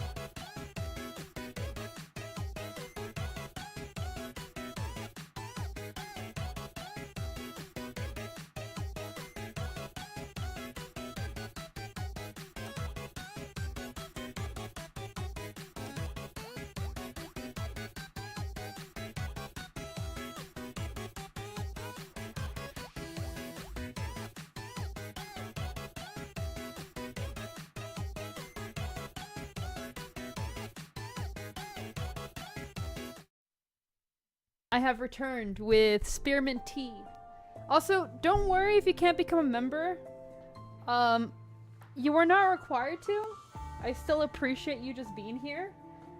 I know not everyone can afford it, and not everyone would want to, even if they can. So, don't worry about it. Just thank you for being here. Okay. Tea's too hot to drink right now. I'm gonna go ahead and let that cool down a little bit, and we're gonna get started.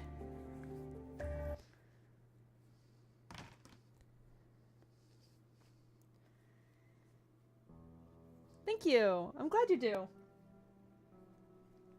The Lafia sits on her legs crossed, her back against the desk. She places the pillow on her knees and spreads open a book upon it, the candlelight illuminating her drooping head. The girl reads in undisturbed silence. Do you have an electric kettle? I used to, but because I have hard water, it just started building up a lot of limestone in my old place. I know I still have even harder water than I did. Welcome back, Kuro. So I just, honestly, I just use a pot. Tea, currently I am drinking spearmint. I was drinking cinnamon tea earlier. Then she raises her head from the page to meet Viviana's gaze. You don't seem very surprised to see me, Vivian. I saw your shadow in the doorway, and I knew it was you. Yeah, you spent so long observing the shadows in this tiny room, lit only by candlelight. Yee, I have a lot of different ones. What are you reading? The Last Night.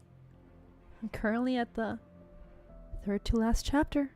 Behind the native's night is huge and lonely lighthouse. The relentless waves push him and his steed Rocinante back. If you have a hard time with water. Yeah, even the vinegar didn't break through it though. So I just gave up and like I'm just using a regular pot. But they roar as one, and through huge waves as dark as night, they charge. Eek, no spoilers, please. You'll spend a night reading that paragraph over and over again until you fall asleep on the floor with the pillow in your arms, until Muti return in the middle of night to blow out the candles. Huh? How do you know? Of course she knows. The room, the posture, the book. This is her memory after all. Viviana retreats into a doorway. Are you leaving? I'm sorry, Vivian. I have questions about my life, and I need to look for answers. Maybe, just maybe, there's still time to open one last door. How many have you opened already? More than 100? I've lost count. I just wanted to find a better possibility. Man, that's not going to answer your life though. Oh. And what if you still can't find one? Is better something clearly defined? Like a math problem? Strat. You shouldn't act a redacted what happened to redacted part of population. In those doors you've entered, maybe Muti and Vati got living peaceful together for longer without anyone disturbing them. Or maybe Muti left us a few years later than she did. If you think about it, how do you know you haven't come across a better answer? So why did you still carry so much regret? How can you be sure that you'll find one in the first place? And what happens even if you do? It won't change your past. What's meant to happen has already happened.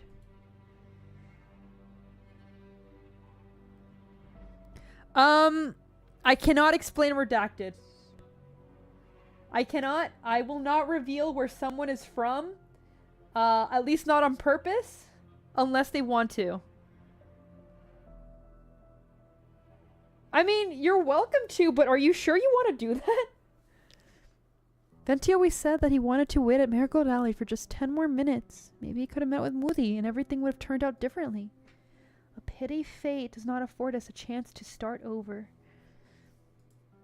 But even if he did meet her, he'd still have to leave anyway, right? The story wouldn't change in any way, aside from giving Moody one last cry and say goodbye.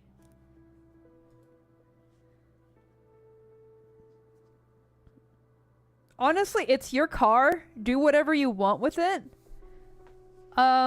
Just make sure it's something you want to do. Or maybe you're actually hoping you'll find a better answer. Because then you can tell yourself that this was the best possibility of all possible worlds. I just don't get it. Aren't you thinking the same way Vati did? Vivian. I'm going back to my book. If you do that, no one's ever stealing your car. Holy shit. You know what? Maybe it's worth it. You're disappointed, aren't you? You should go. There's still time to open the next door. The sound of the collapse approaches. Viviana turns around. The line of doors collapsing in succession scores in her eyes, like dominoes toppled one after another. Or the fireworks in her memories going off all night long. The rumbles travel from afar, reaching the tallest spire in Strumland. Her father seldom comes here. As a Gudfrust, he has to receive an endless line of visitors on festival nights, and her maid mother will be busy serving them until the early hours of the morning. She won't huddle in the corner of the room just like now, and the shield that sounds outside with books. Once the waves washed away, once glory and life together faded, the world and all its beings fell into the zenith of Nadar, becoming dust. Once the forge belches flames, when catastrophe descends, once families and old friends alike forsook the soul. The last night upon its grey land, all alone, faced the swells as dark as night began to change. Back then, she had yearned for this much, so much courage. She had told her not to be weak, and to imagine herself as a knight, Viviana the knight. A true knight is unafraid of disaster or hardship. The collapse is clearly visible, its ruin right before her eyes. An inexpressible sense of danger strikes Vivian in her heart. She suddenly feels a strong premonition that the collapsing doors are not simply a manifestation of her repeated failures. If this tiny room were to be swallowed up, something truly would be wiped away. Something would be lost forever.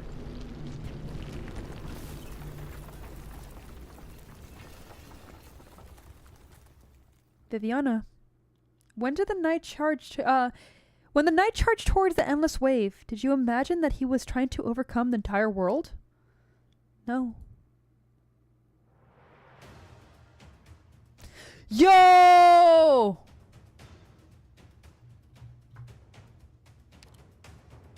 She's so pretty. I won't leave. Viviana turns around, protecting the little girl with all her own body. I don't even know what's really going on ever since I began climbing that spiral staircase. Maybe this is something everyone goes through when they come to the Genesis Horn.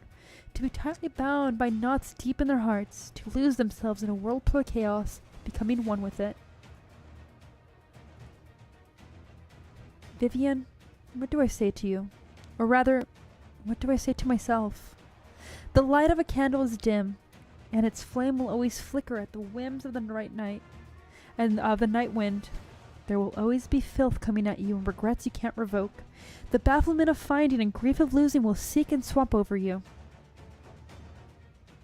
Please purify my ass! Holy shit. But you must believe the stories you once yearned for, not legends or symbols. You've seen for yourself a radiance that can light up an entire land. A light that does not flicker, even when no one is walking the path that illuminates. Maybe you yourself are not that radiant light, but you too have once drawn your blade to protect it. Nah, the radiant light is, NTR? Never forget this, Viviana Droste. You are a knight. The collapse arrives and darkness swallows her in an instant. Compared to the last knight, whose nemesis was the ocean beneath and the sky above him, she knows nothing of her enemy's identity. She suddenly finds herself unable to feel the sword in her hand, nor can she light a candle. Fear, suffocating the ocean of rage in its tide, instantly scores her to the point of numbness. But soon she feels calm, smooth, and somewhat relaxed. Dread and sorrow no longer drown her, because bit by bit, the waves are no more. Just what it is. Just what is it, in those collapsed doors and their cracks, that is devouring her emotions?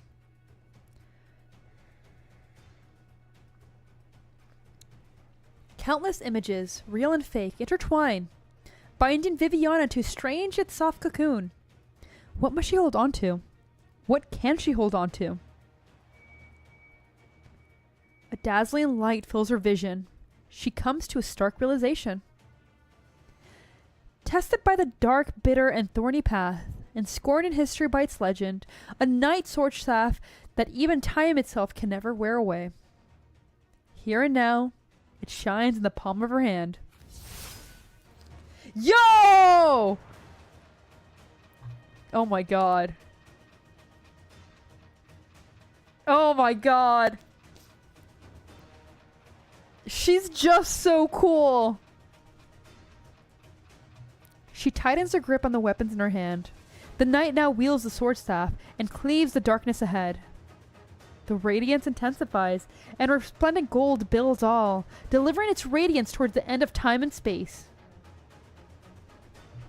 She's so cool. Gone are their spiral staircase and doors. Viviana looks down at her empty hands, betraying the gritty sensation that felt so real just now. She shuts her eyes, reconstructing in her mind the last thing she had seen within the darkness. Malevolent spirits take the form of indescribable sounds, lights, shapes, and colors, together forming chaos itself, piercing it through the all with the sword staff, resplendent and glorious. I was holding onto a projection of it.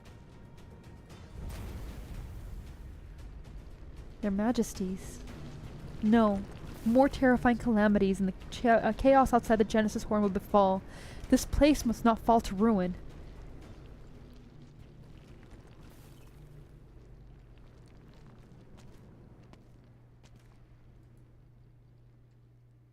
Fremont? The twins failed, yet you have come to conclude my concert at the end. They failed? You have been recapitulation, ascension, and downfall. Leave.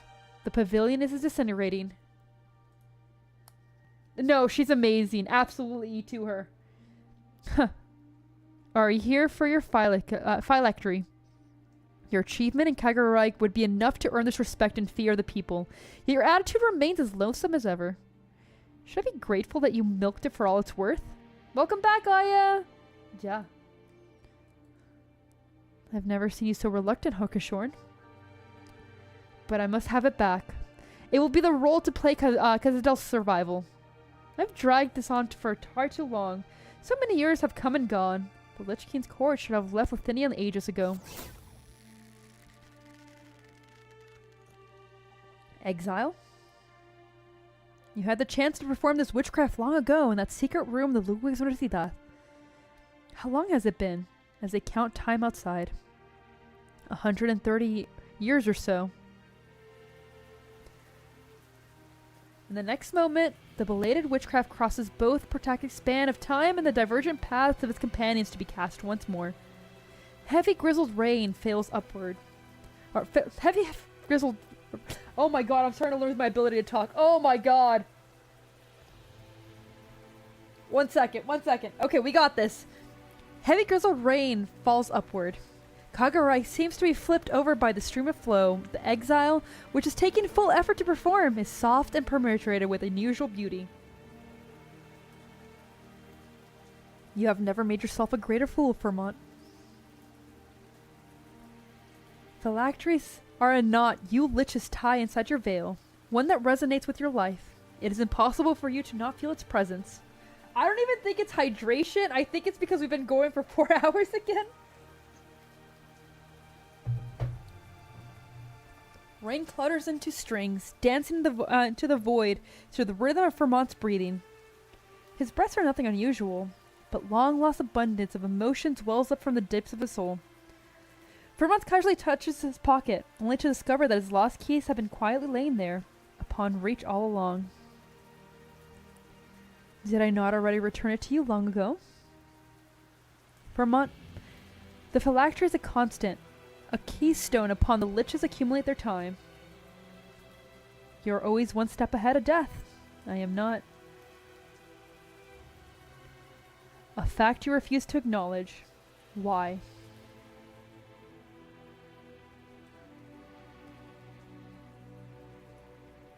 The moment the entire space is soaked, the lich's strings finally envelop the Witch King, embracing and tangling, almost forming a coffin-like shape. You have no words for me but farewells at this moment. Tell me, Vermont, my dearest friend. Why is the spire still lacking? The age-indifferent lich merely stands before the empty space without a hint of expression on his face.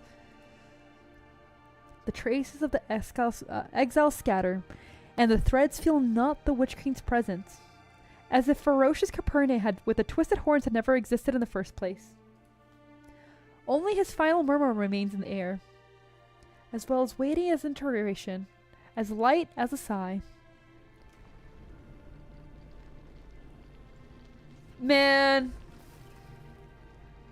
Maybe now at least Ebenholz won't be depressed.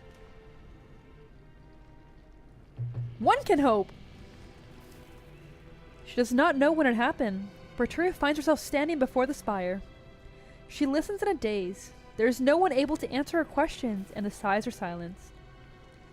So you thought you were parting words, and your answer. Henceforth, Lethinian will never again have a Witch King. So this is where you were, Arturia. Federico. Federico looks up and sees a gigantic black spire gradually lose its shape and color before his eyes, as its fade origin clusters dissipate into visages. Premium Spotify inside his head? Oh my god. Even the Witch King, known far and wide as history's most powerful soul, was unable to resist his inevitable demise. Freeze. Federico lifts his gun. Lethinian's twin empresses have already intervened directly, and the overall impact of this case has far exceeded the initial risk assessment of the mission. Once this is concluded, I will contact Pope Evangelista as soon as possible. Until then, your freedom will be restricted until we can return you to Laterano. No. Federico has heard her answer. The distant relative he knows all too well does not engage with her usual meaningless push and pull of emotion and logic and kinship. She simply refuses wearily and walks towards him. You can pull the trigger now, Federico. Girl! Holy shit! Do it. You won't fucking do it. Pull it. Come on, Federico. Do it. Holy shit! Right this very moment, in the chaos known to Kaguramatch, you are the only one before my eyes, and there is no one I can perform for. I've lost my music. I won't run, and I can't play any games either. There are holes in your logic, Arturia. Arturia walks straight past him, as if she did not hear him at all.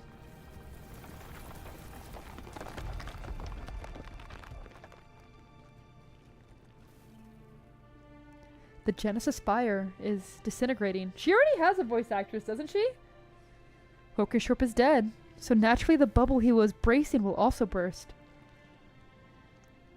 Is he no longer here? You don't believe before your own eyes? Even after dropping that attitude of yours not so long ago?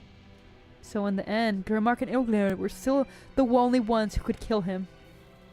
Wonderful. You sound mildly disappointed this time. One day, you'll look back on today and realize that even more clarity just how fortunate you were to turn away from the fate that lay before you. Something dangles down from Fermont's robe. Suddenly, Ebenhold realizes Fermont's shadow has been remained in place, even as the man himself has stepped closer. The shadow wraps around the crumbling throne, stretching all the way along the steps before gradually coiling around the entire spire. Your shadow. My shadow? Don't let your eyes deceive you. What you see are my threads, my destiny, the essence of my being. You are the second Lethinian besides Horkenshore to perceive my true form. Are you using your life threads to hold up the collapsing space? But aren't they more important than flesh and blood to you liches? Horkenshore did a lot of disgraceful things, but he was right about one thing. Annihilation is almost upon us. If we let Kagareich leak out and deep fry Lethinian into cavity of nothingness, we'll be gone, lich or not. So run, little lamb. This place can't hold the living much longer. Leave this tomb quickly, lest death catches up to you. Shadows crawl all over the old lich's body. Shades of black instantly split into countless threads. They fly towards every falling piece of debris and crack the void. But the vibrations still intensify. It's too late. The collapse is right before us.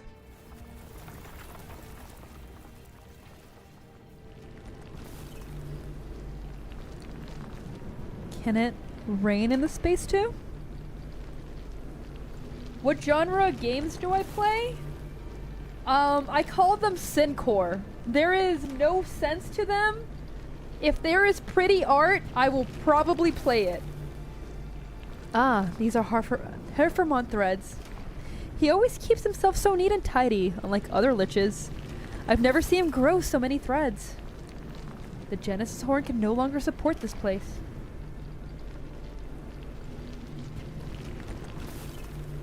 We need to return to reality before this place falls completely apart. What do you mean by that, Behua? Then we need to find a way out of this first. A brilliant ray of art? Empress's voice, Viviana Dostre. I should have fought alongside your majesties. Please forgive my tardiness.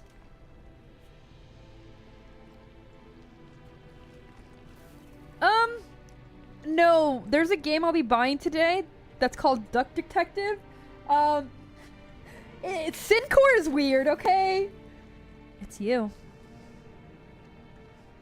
Viviana, your light is somewhat brighter than before.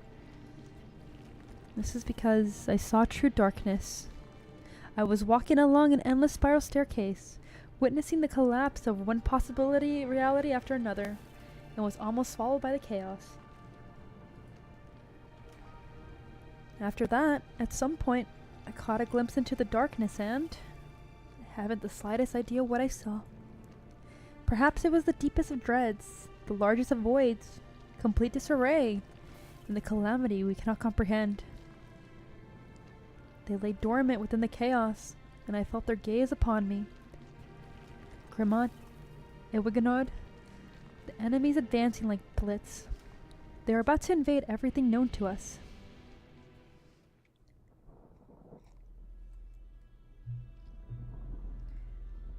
I can't feel the thread anymore? Oh, no. The threads are all vibrating together. They're so intense I can't make out which ones are connected to the Genesis horn. Lessing!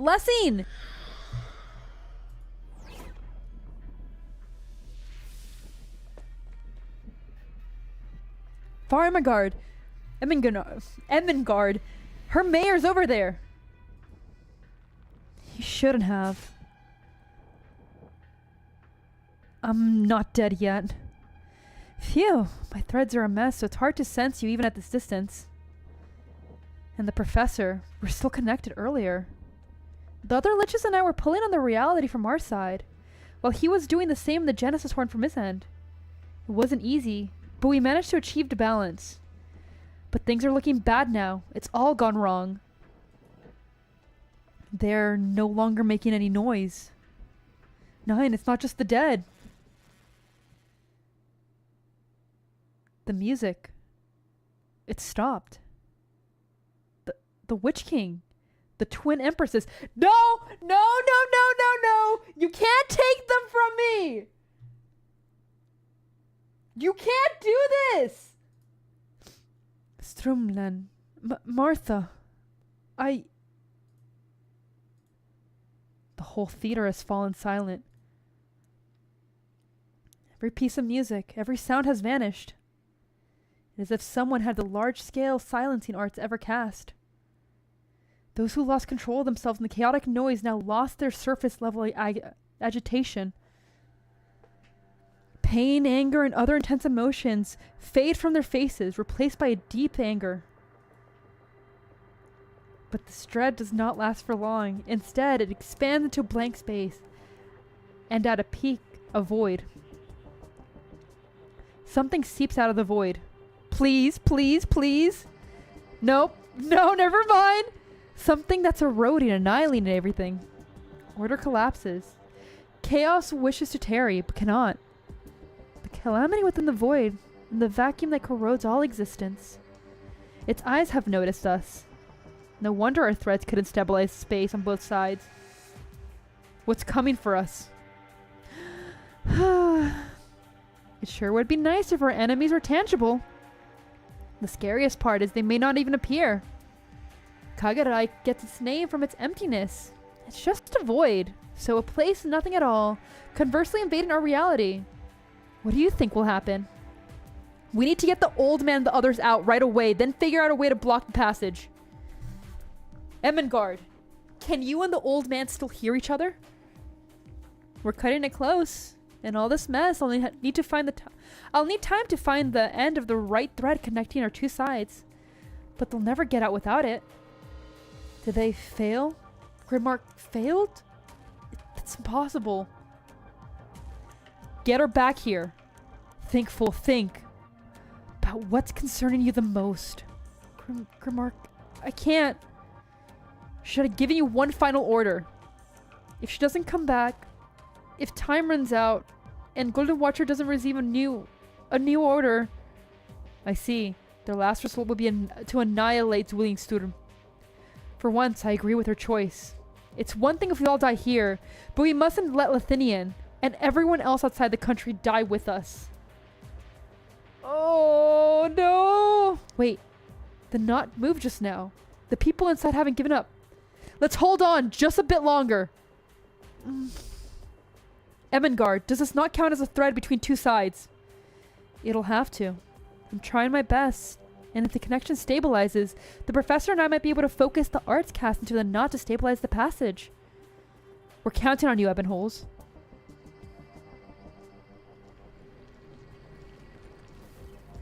I can feel Lesson and the others. They're close. And you think that's a good thing? Kagarai and reality are once again drawing closer, like two bubbles stacked on top of another. No, more like a bubble balanced on the tip of a needle. Even the slightest bit closer, and the bubble will burst. So if I pull the knot and move further away, will you and Ermengarde be able to stabilize the passage? Stay away from the edge of the bubble! Escape, little lamb. You're gonna get yourself caught in the void. The knot trembles in his hand. Ebenholz can feel the hand gripping on the other side. A hand already numb with too much time spent swindling a sword. His strength spent, his arts nearly exhausted, his wounds no longer bleed, and his pain gradually blurs. His duty and his will remain seated deep within his brain, pulsing tenaciously. Such a concept are difficult to describe after language itself has collapsed. Why did he come here? Why have we been fighting? Why were we born? And why will we die? The void greets him. There's no path either forward or out, but nothing is to meet. Ebenholz is falling. And at the end of his fall, there will be nothing at all. No, there is something there. A warm shade of white emitting a radiant yet gentle glow. Ebenholz only realizes that while he didn't have the time to find the cello playing sancta, he has found the answer. The emotions and memories shared with him were not bestowed upon them by any person, art, or even fate itself. The most beautiful part right there with him. He has always belonged only to them. A smile.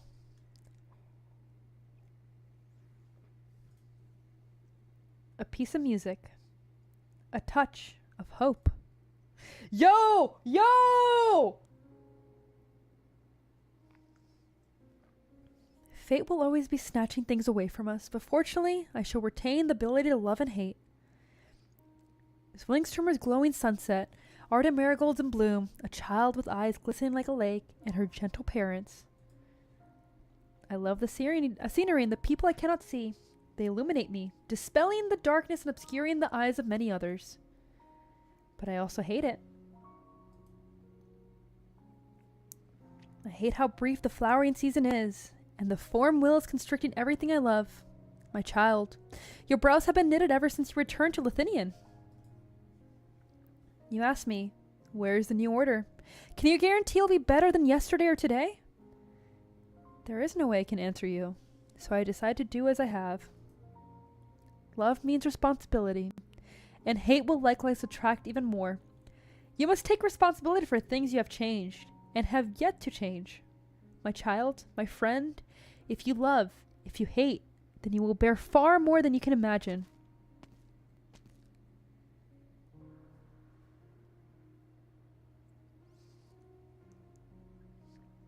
I doubt. Is doubt a thwart of cowardice or bravery?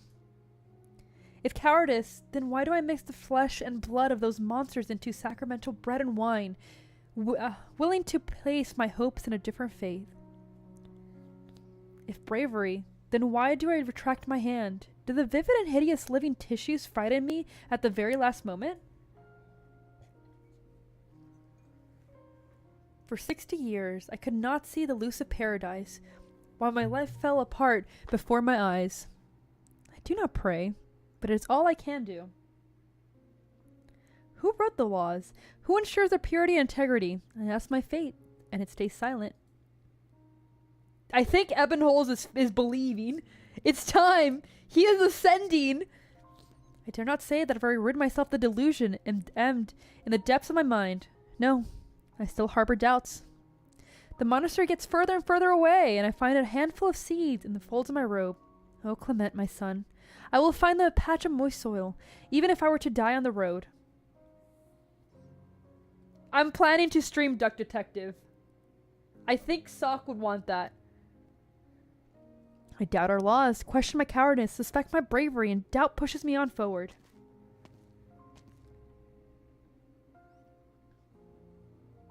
I just need to ensure that the sale's still going on, then I'll buy it afterwards. Honestly, I hate alcohol, but suddenly I found myself unable to live without it. It's been a long time since Julia's death. 3 years? 5? Twice in my life have I run away. The so-called holy city of Lethinian is not as perfect as it seems. The sweetness and the noise of the air mask the inequality beneath. The difference between liberty and sancta seemingly not worth discussing. I was still young when I came to Lethinian. Dark clouds and a stark contrast to the white walls of Lethinian. Countless died tragically under the Witch King's regime. I was the first soldier to set foot at the Witch King's spire, but I never once believed that his defeat would usher a new era for Lethinian. Julia was wrong. I've always been pessimistic. Disappointed makes me somber. Disappointment compels me to look for good things to protect. But in the end, I reached a compromise with my disappointment, and ended up like this. If souls truly have final destination, then I probably won't be going to the same place as her. Damn! Oh, fuck! But surely I've protected at least a few people at the very end. I want to ask Rediscovering, Julia, and myself. Do I still count as a hero?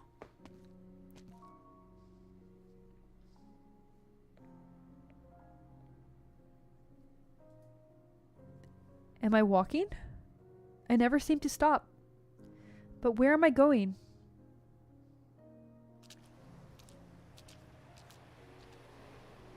I seem to be walking along a sandy shore. A sticky beach. A strange creature with the ocean actually reverberating in my strings. It has the dullest inner voice I've ever heard, and I couldn't obtain many answers. The waves pushed me away from the beach. It was 20 then. I was 20 then.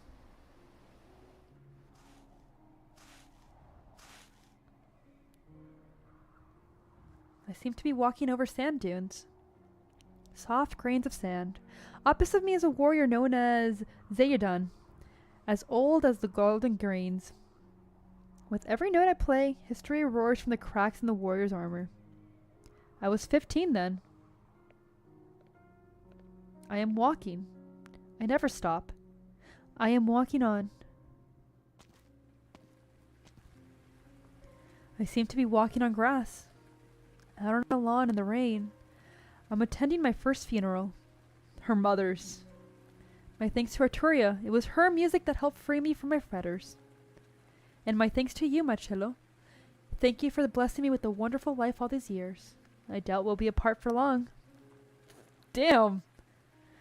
Once this war is over, we'll be together again. Excuse me?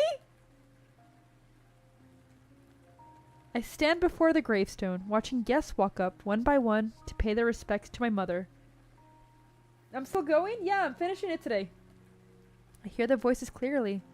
Sorrow, lament, regret, ridicule, hatred, glee. But why and how were they still able to maintain the most suitable sadness on their faces?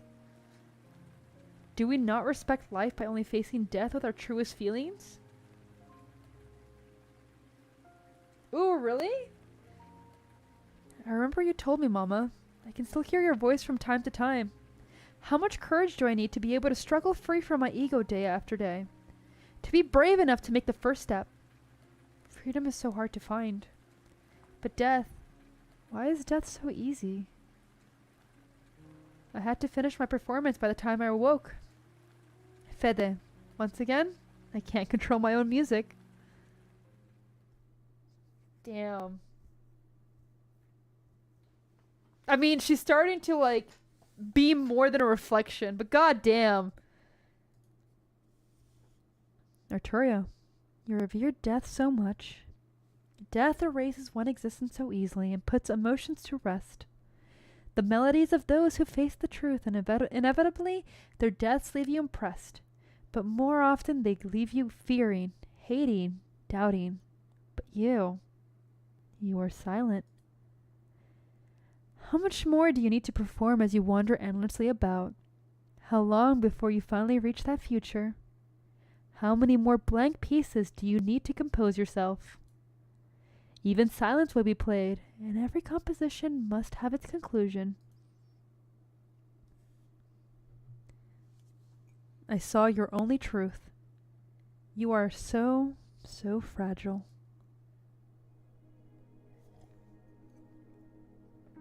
Damn.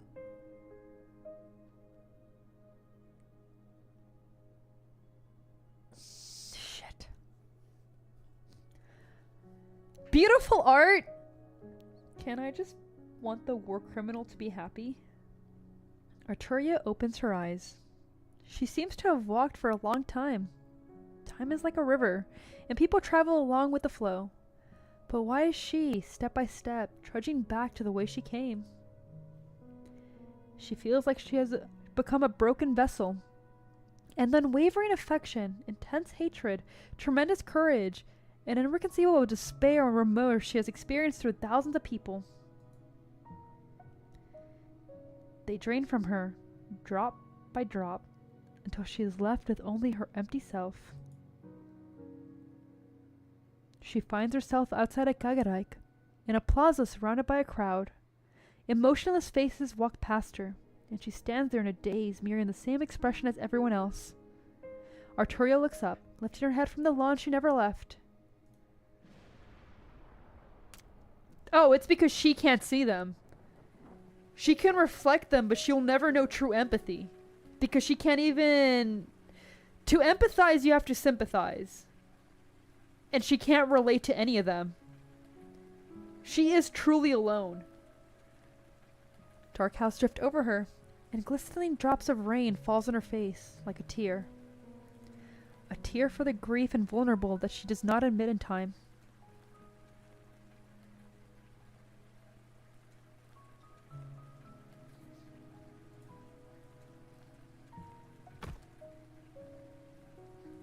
Martha, my love, you were the one who lifted me up from my darkest days, inspiring me. But now I can only live with the thoughts of you. Should I go looking for you? Even if our fathers disagree, you must at least know that my love for you has never wavered, not in the slightest. Brother, we started this event with you holding another man. I have not forgotten that. Yeah, it's him! Martha, my love, you were the only one who lifted me up in my darkest days, inspired me to do whatever I wanted. But now I can only live with the thoughts of you. I should go looking for you. Even if our fathers disagree, you must at least know that my love for you. Every person in the huge amphitheater before the spires is muttering something on repeat. They speak of their feelings, and their words lack even a hint of emotion. They do not see Arturia, or anyone else. A triangle hits her arm as people cross paths with one another, and she almost drops her own instrument. Maybe Martha's a man's name? You might be right. Grimmark. Grimmark. Michael? Don't leave me alone. It's futile, Federico. Did he just... What the fuck? Good call. The situation's out of control. Mass hallucinations? This is the third time I've seen something like this. But the situation is more serious than I thought at Sonata Spire. It's a different nature. The Genesis horn has crumbled at the will of the Witch King's demise, and the Kagaraik is about to collapse into reality. It's not a simple hallucination either, but rather, they're unable to resist the onslaught of chaos, and their various profound emotions are leaving them. What you're hearing from them now is the only emotion they have left, and they're most intense. What are you doing, Arturia? The Guldinnas, the law, mortality, exemplary aesthetics. Order cannot help them resist all preserved chaos. Everyone in the plaza will turn to an empty shell of themselves, and one by one, as they will lose their very last scrap of emotion. We need to bring them back to their senses. You are alone. You alone are special here, Federico. For most, how will there be a will without emotion? Only with emotions and emotions alone can people preserve their ego. These people are blank, as you say, and you still plan to play their tunes? No. This time, my performance is about me. Ayo? Yo!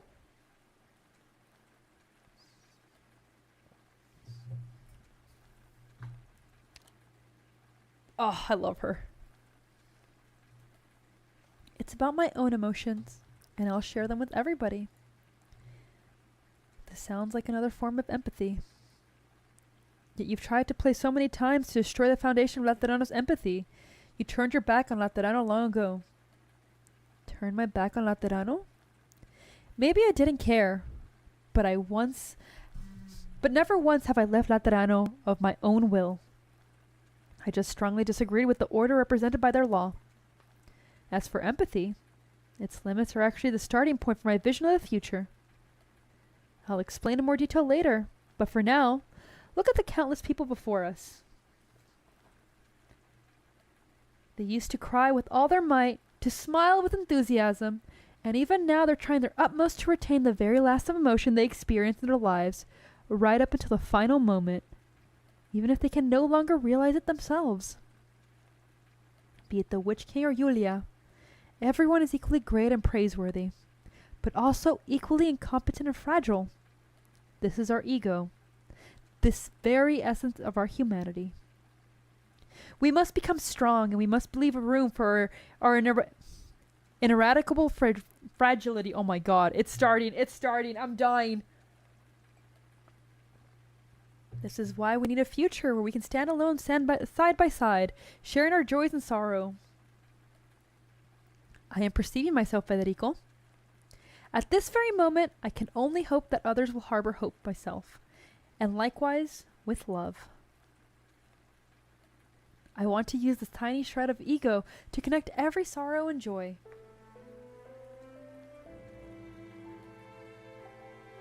Man.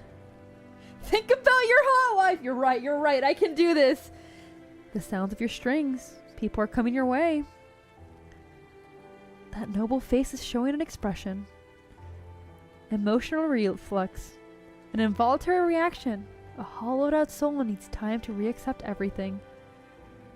Operation assessment. Arturia, your actions will stabilize the situation. Executive Federico Giaio will assist you. Brother, you know nothing of music. I will allow no one to interrupt you until you have finished playing.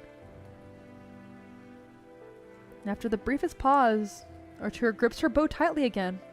The movement builds towards its climax. The scrubbed strings resound and wrap and flutter like butterfly wings. It does. Will I be able to get X? Maybe. She manages to glance up the sky and sees a giant crack suspended above the twin spires. An eye of darkness opened wide, but still sunset surrounds it, yet to be completely eroded. Man, sunset's been going on for like 10 hours. How beautiful the sunset is, like a blaze set aflame with the shackles are smashed open.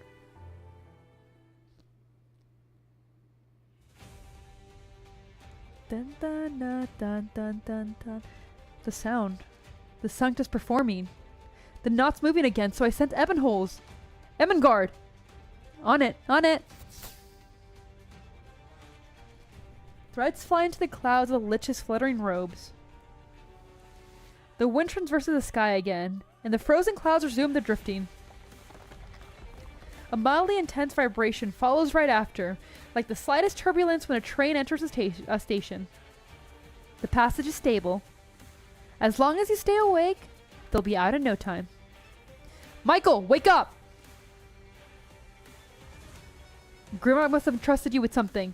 You need to recall what it was. My tuba. Hold your instrument properly. Grimmark? Is this my memory? The strings are showing me. The tuba's heavy, and you're tired, correct? Then say it. You're but a child.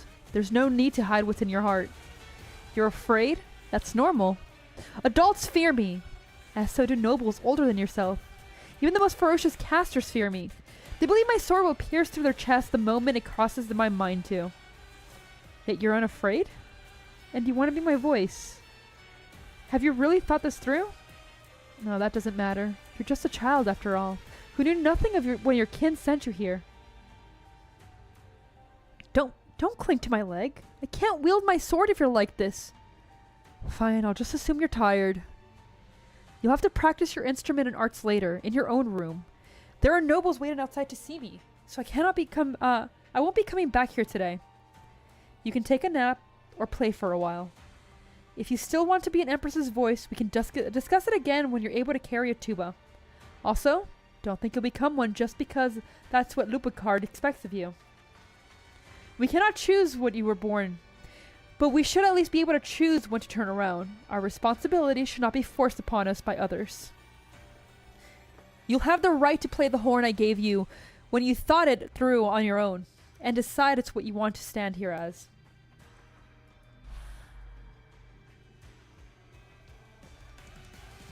I remember now. I have to play my tuba. I have to tell Getzo Watcher everyone's safe. I won't disappoint you. Mi Majestat, Grimmark. Tuba intensifies? Oh my god. Oh, I'm sorry, this should not have been funny to me, but just like... Fine work, Michael. The cello. It sounds so clear. Is Frau Giaio helping us? No, not just us. She's helping everyone. At the very least, we still have our souls for the moment.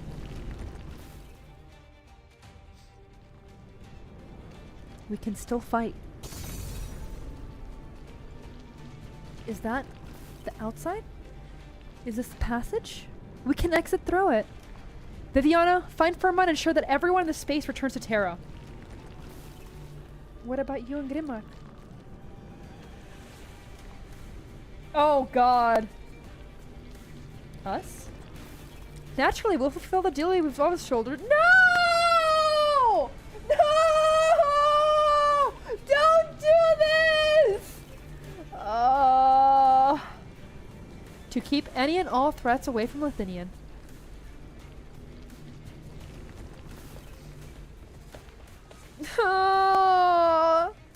Germany's not worth it! Let it end! Join Rhodes Island!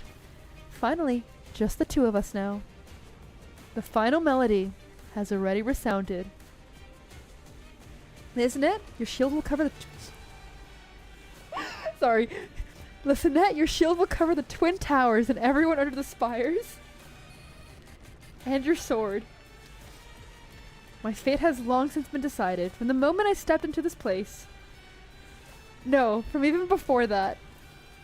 Once the Genesis Horde broke away from the plans Firmer and I had drafted onto it, and descended upon the center of Zwillingstürme, there's only one choice left to me. Indeed. Hildegard, is there nothing else you want to ask of me? Well, sure enough, your response is pretty much what I expected. The passage is closing rapidly. Darkness rushes in, filling up tiny cracks that should not exist. Don't worry, I can't forget.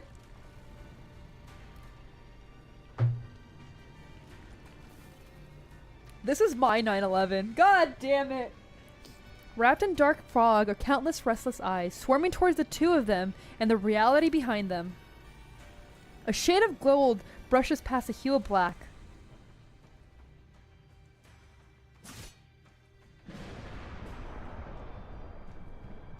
Arknights built a spire here, establishing order amidst chaos. As one who's inherited his power and even killed him, naturally I'll be able to surpass him in this as well. Honestly, same, Aya. The eyes in the void, the threats within chaos, the beings condensed for fear, the enemies who do not exist in reality. Demons. I, Grimlock, Castellan of Lethinian, and her sharpest sword, hereby declare that you will never invade my country.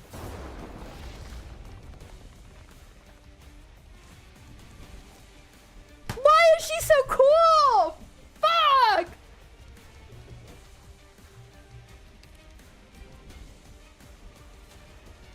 My wife.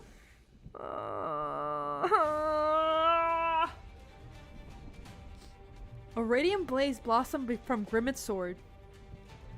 The fragments of Genesis Spire scatter in the void reunite under the command of her arts, erecting a new spire.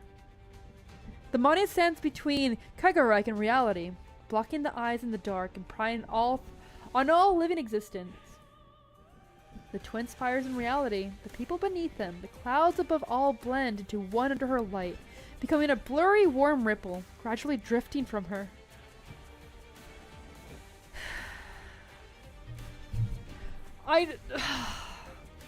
Grimlock does not look back. Her arts, her sword, and her body have all become one with the pitch-black monument. They all say you're impossible to defeat. Be it here and now, or in the distant future, I will be undone by chaos before joining it. This is my fate. But it will absolutely not. The fate of Lethinian and her people.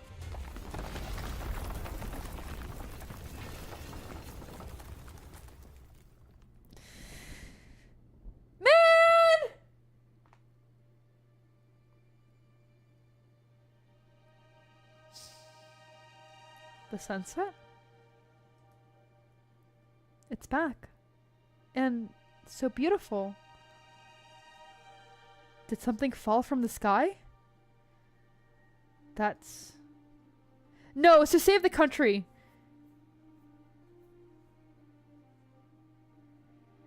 We got the wrong queen back. God damn it! The regular dark clouds crack open. I can work with it! This is why you don't deserve her. Because you're like, her twin just died. Then again, I'd be in the same position. A clearly visible hue of gold shines through the grim sky, gracing caresses everyone's faces with its light. They both had thick thighs, Arson. Lethinian's people wake from their dystopian nightmare and are immediately greeted by dazzling clouds of rosy gold descending upon the twin spires. No one knows who started it, but the people involuntarily begin to play the instrument in their hands. It's no longer Zwillingstürme or any familiar classical piece. Agreed! A brand new melody accompanying the multicolored radiance of original art echoes excitement in everyone's hearts, following spontaneously under the rosy clouds. Did you see that, Federico? Lethinian's new hero. No. The birth of a new god. The one who killed Horkenshorn for the second time, neutralized Lethinian's calamity, and brought hope and vitality back to the people in the great land. Lethinian Soul Kaiserin, Ewingenad, the eternal grace. They won't even recognize what she did for them. They'll never know the sacrifice.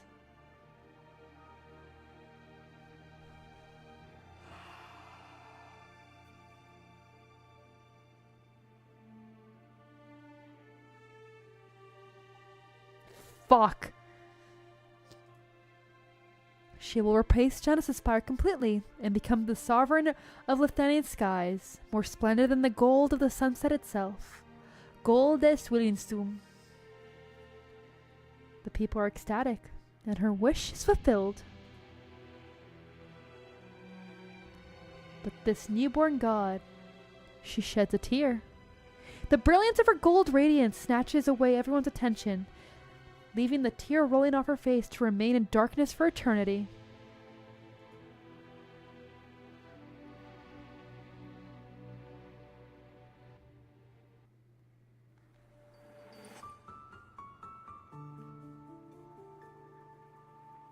I'm just upset.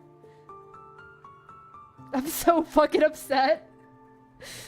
God damn it.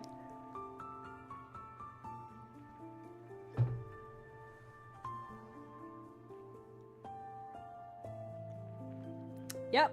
Okay. Okay. We continue on.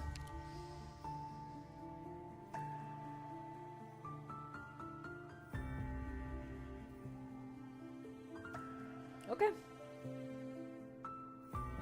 Okay. Oh, mega upsetty. I mean, could you? I hope so, Poem. But could you? You're hurt. Am I? The new art teacher's so scary. Maybe I got bruised with him, but during our train earlier. It hurts. Does it? It's nothing. The arts in our bodies will heal our wounds in no time. Why are you crying, Hildegard? Haven't you been injured far worse than this before? No, we can't. We shouldn't be treated like this. Hand me the wooden sword. I'll go look for that caster.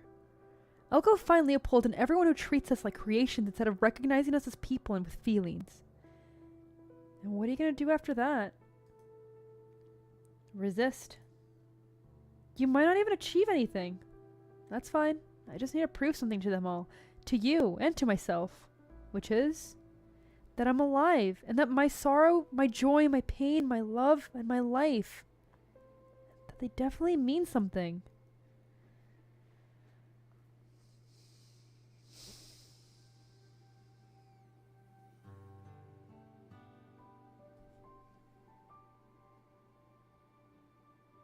I'm angry. You didn't have to give me that right after. It's beautiful, just like always has been. It's getting colder lately. Autumn will be over in a month or two. But Zwillingstürme doesn't tend to have any snow, so the sunset won't wane. This is surreal. You're definitely not the type to soliloquize while appreciating the view. And I'm trying to say there's no longer any trace of unrest after just half a month.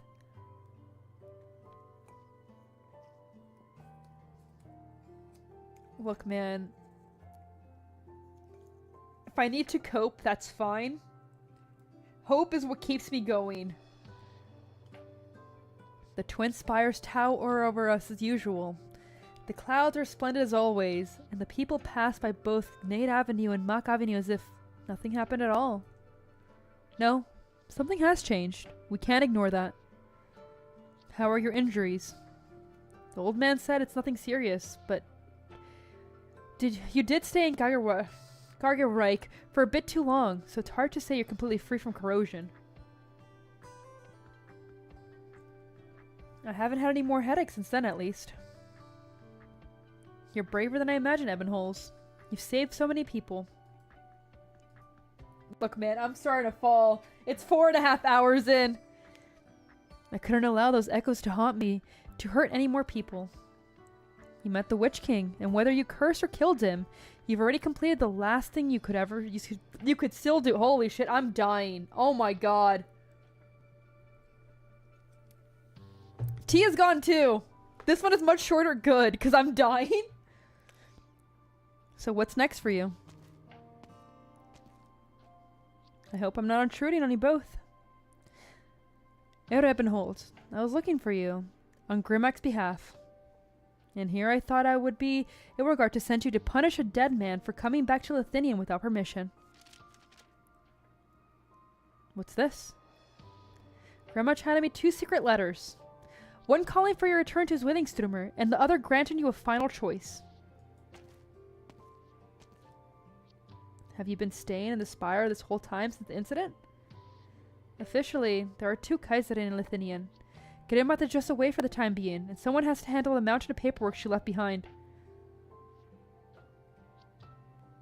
Man. Fuck. Thank you for the subscription. But man! Only I can do it, as I'm always here. He is. But I don't want him. I want my wife back. I miss my wife. Wife gone. You're set on that? Lethinian might only have one single spire in the future. Adopt him? I can't. Dude, he was like dying because Cora died. And he was just left. Wait, yeah. Wait, no, didn't he go inside? Where is he? You're right. It'll make Hildegard happy. Yeah, but like, I'm not good with kids. I came to Zwillingstürme to meet the Kaiserin 7 years ago. Ebergenad didn't like my performance, my caution, or maybe my status as Lupukarin's representative. It was Grimmack who saved me. And it didn't end there. I'm her voice, even if she didn't. And now never will appoint me as one for real. You, me, and even some nobility. Many Lethinians believed the path that Grimmack was seeking, right? It might lead us to a new era where we won't need spires at all. There's still so much more we can do. One guy, you don't have to donate, but yeah. Crazy sad. God damn it. Thank you regardless. But holy shit. The way you're talking. You matured since I last saw you, Michael. What if you're one of my wives wanted a child? I mean, I'm not monogamous. They don't have to be. I have my harem. I'll see them in 18 years, I guess. That's because I'm a growing boy after all. Rebenholz, I see you've been doing the letters, and so I'll take my. You're done reading the letters, so I'll take my leave now. Whatever your answer is, I hope you'll be happy with it.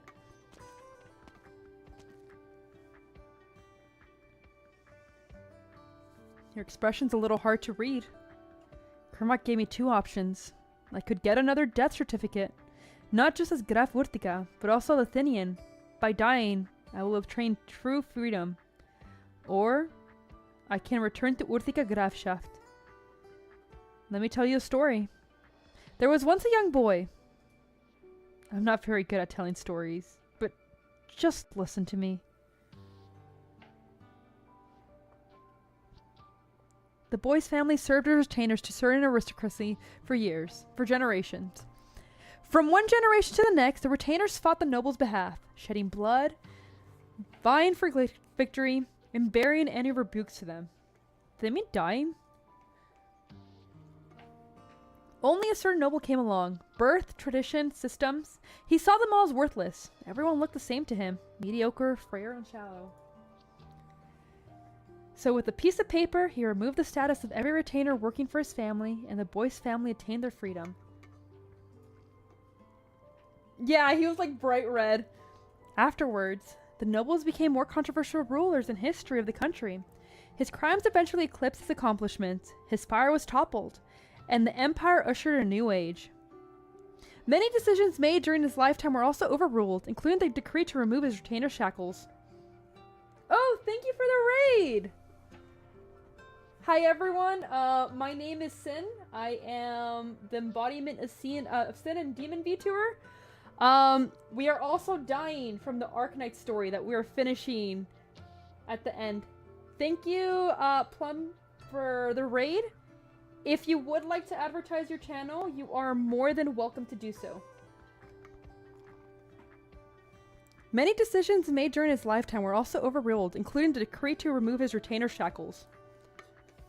One day, the young boy was told to depose the king's descendants and was granted leniency by the new Kaiser, and had regained his family's territory. He was told he needed to rush back to the spire to meet his master.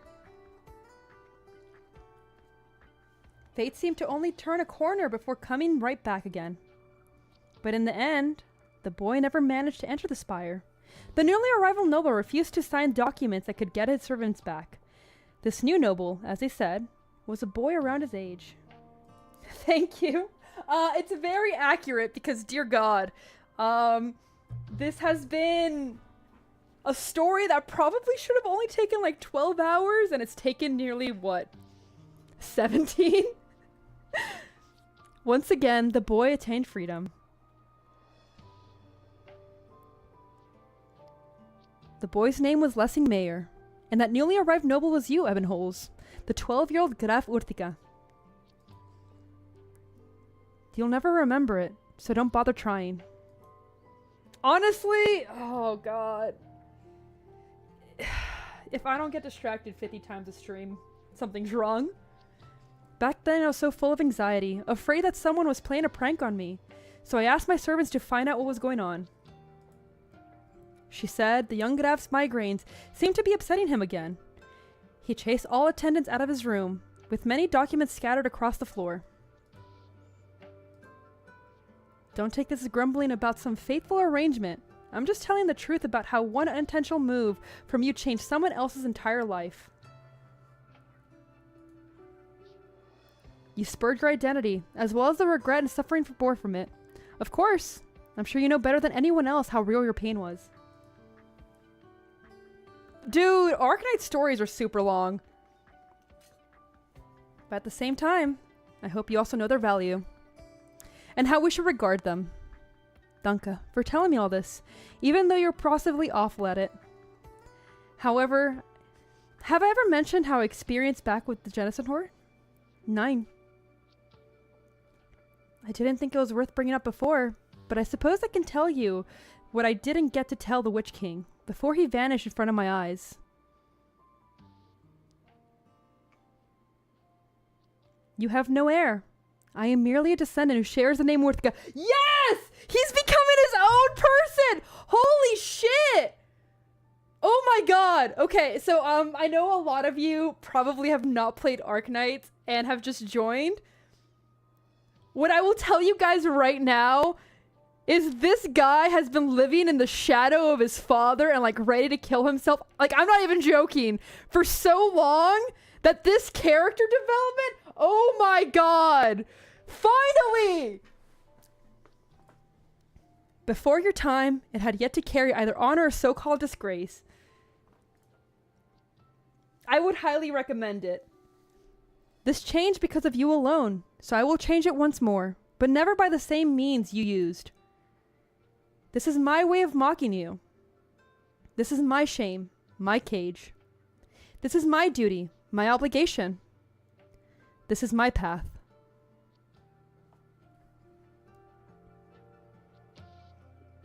So you already decided back then? Then why did you make that face earlier while you were reading the Kaiserin's letters? Because there are still matters which have suddenly become somewhat tricky to deal with. Hey! Ebonholes! I finally found you! Hibiscus? Have you forgotten who you are? No?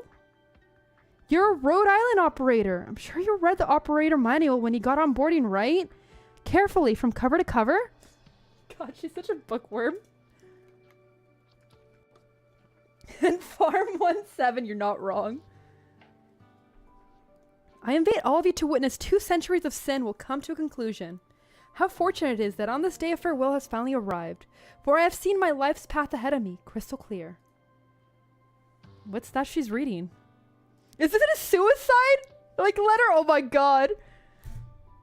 Operators must go through a strict approval process when they apply to leave the landship. How could you just run off after leaving that unintelligible letter? Oh my god. Man was ready to go die and he's like, hey, like, no, you have to ask permission to leave. Oh my god, Hibiscus, girl. I haven't even had the time to hand it in yet.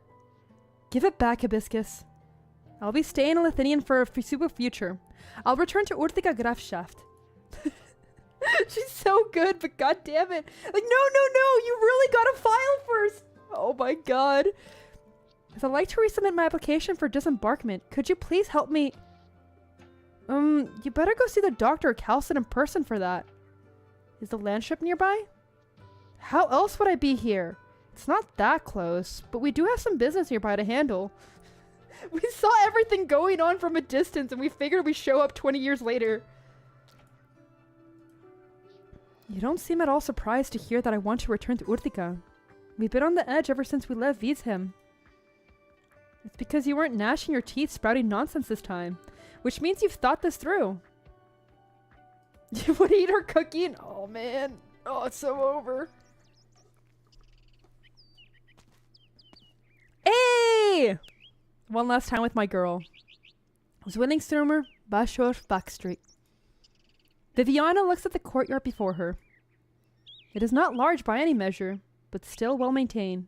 The low stone steps around the planted vegetation have been removed and enclosed with a waxy white oak fence, presumably to prevent homeowners from tripping over them. A small house sits quietly in the center, embraced by the grass. Freshly painted white walls reflect the morning sun, casting the climbing vines in a radiant glow. Come in, Viviana. You made it. I just want her to be happy. Yo! He took off the mask?! Oh my god! Holy shit! When Bach was presiding over the glorious capital project, he specifically patterned this street after one he lived in a child. Does it bear a strikingly resemblance to Marigold Alley? I will get distracted. I'm sorry. You and me both. He's hot. Like, what the fuck?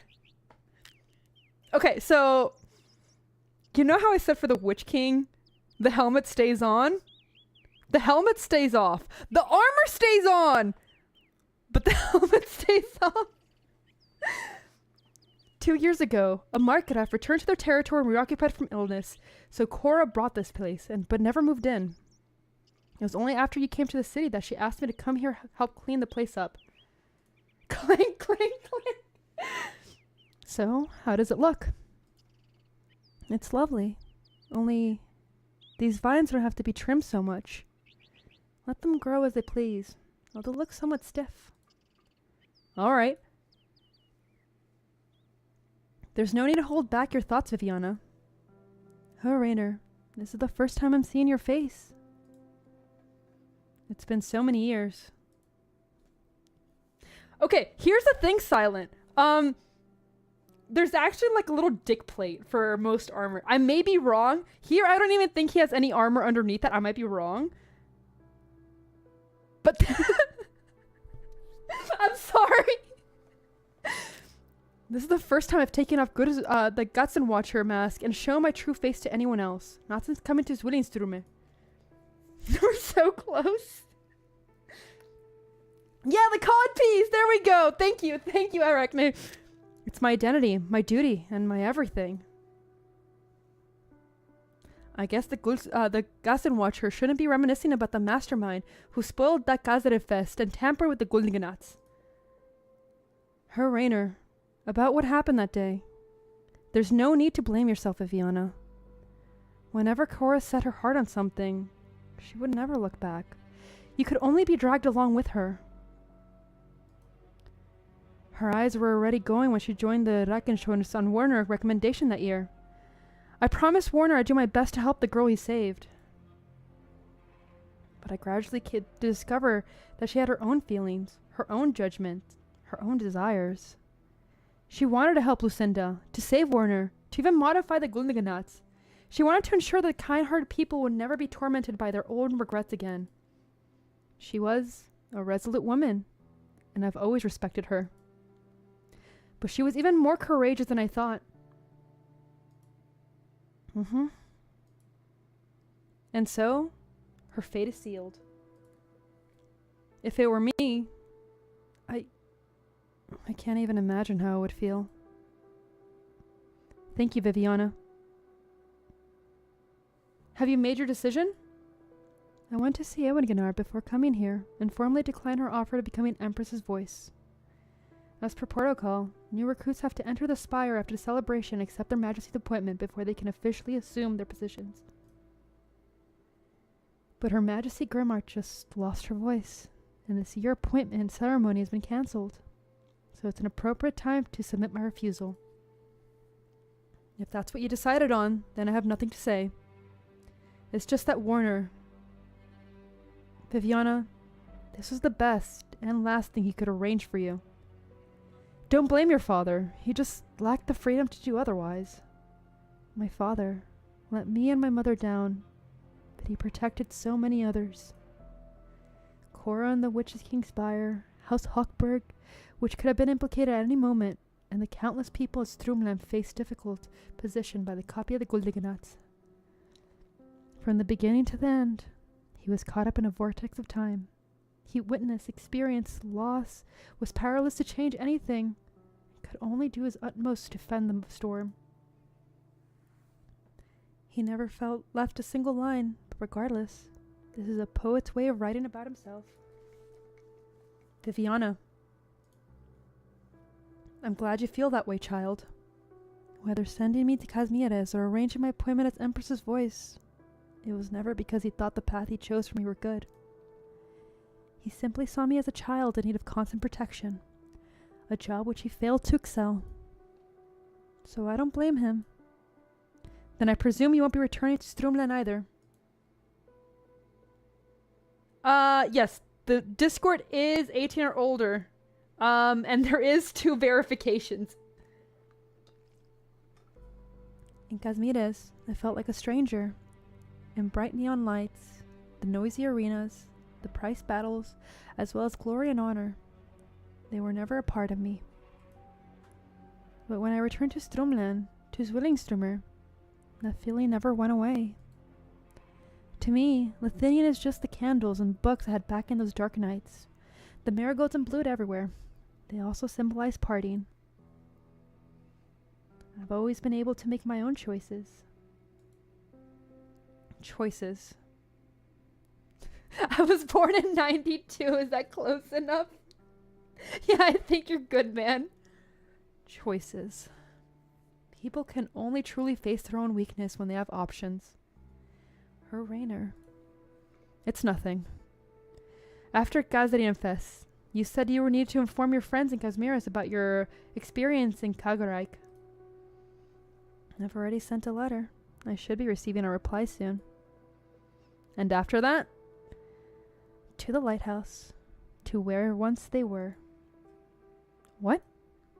Just a line from a book I read when I was young. Allow me to bid you farewell. Lebenwohl, Herr Rainer. Lebenwohl. Damn.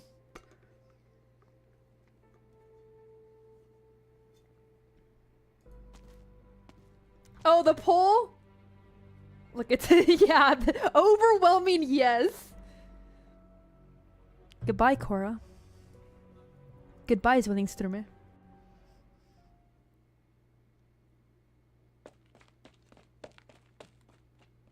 Honestly, that kind of tells what kind of stream this is, let's be honest.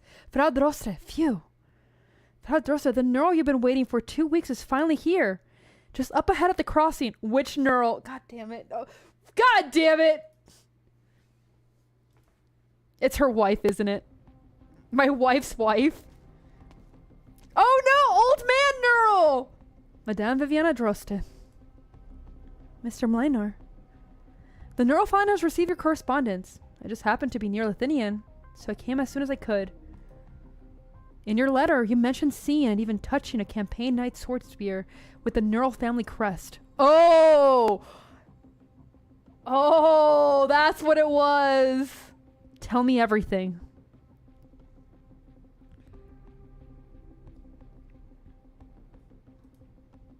So this is the melody of the present moment? Indeed. What you're hearing is all the emotions I'm feeling. It's no different from what I usually hear. Thoughts on Uncle Neural? He is the best Neural. I stand him. I put up with him. The people of Zwillingstürme love you after all. And you love them too. This has never changed. You were there too when I returned to reality from the Genesis horn. Perform the melody back then for me, Sancta. That's impossible. Oh? I cannot record the moment the tear rolled down your cheek. If it did not fall into the depths of your soul to bloom into fruition, then the merely drop of water impossible to retain, evaporated by the sun as it fell. I see. Smash or pass? Pass. He has depression. The year the Spire was built, a scholar gave a public lecture to the Lethinian Academy of Arts. He claimed that people born of arts lack an innate soul. No, you're here. You're human. At least let that message that your sister, like, oh my God, your sister fought for that. Don't forget that. She might be gone, but please let that little bit live on. The very next day, he received a transfer, a promotion normally impossible for him to obtain in his lifetime, becoming the Kaiser's attendant. Unfortunately, he passed away just a year later from overworking himself in the depths of the Spire, though he left behind a scholarly magnum opus before his death, overturning all previous opinions. Would you like to have a look at it, Sancta? The writing's mediocre, so I don't know about his publication, but the emotions contained within are actually quite interesting.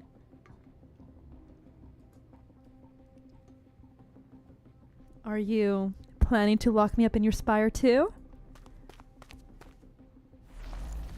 Who'll let you in, Sancta? The Kaiser do not approve of your audience. Bring him over. Executive Federico of Laterano Natural Hall. I've recently submitted several requests to the Empress's voice for an audience. So you're the Lateran Saint. I'm here to recover the fugitive Artoria. Your sister has done many things in Lethinian. Former Reichschester Turner Cora Lowenstein and the remnants of the Witch King. Cora? No, I'm not talking about that.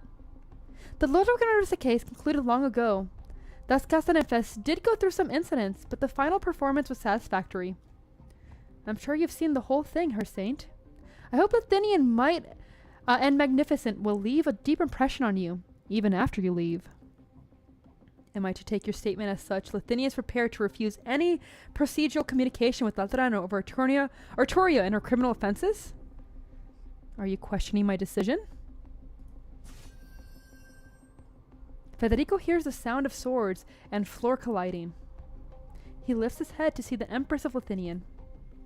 Ermengarde stands at the sunset afterglow, her long skirt infused with warm gold, but behind her lies a long hallway compromised of shadows. Bro, all you see is her thigh, let's be honest. Her count's dozen of golden watchers standing at attention and silence, their swords resounding. Federico Ghiaio. Don't move just yet. And what's this? An arts device. A Lateran made drone? Oh? Here, if you want to see more of it, there you go. You're welcome, everybody. I'm just a little machine. On some occasions, you can also treat me as a messenger. And to whom do you belong? I belong to Laterano. There is someone who wishes to speak with you, Empress of Lethinian. No! Not him! God damn it! Long time no see, Ewiganad. Your Holiness.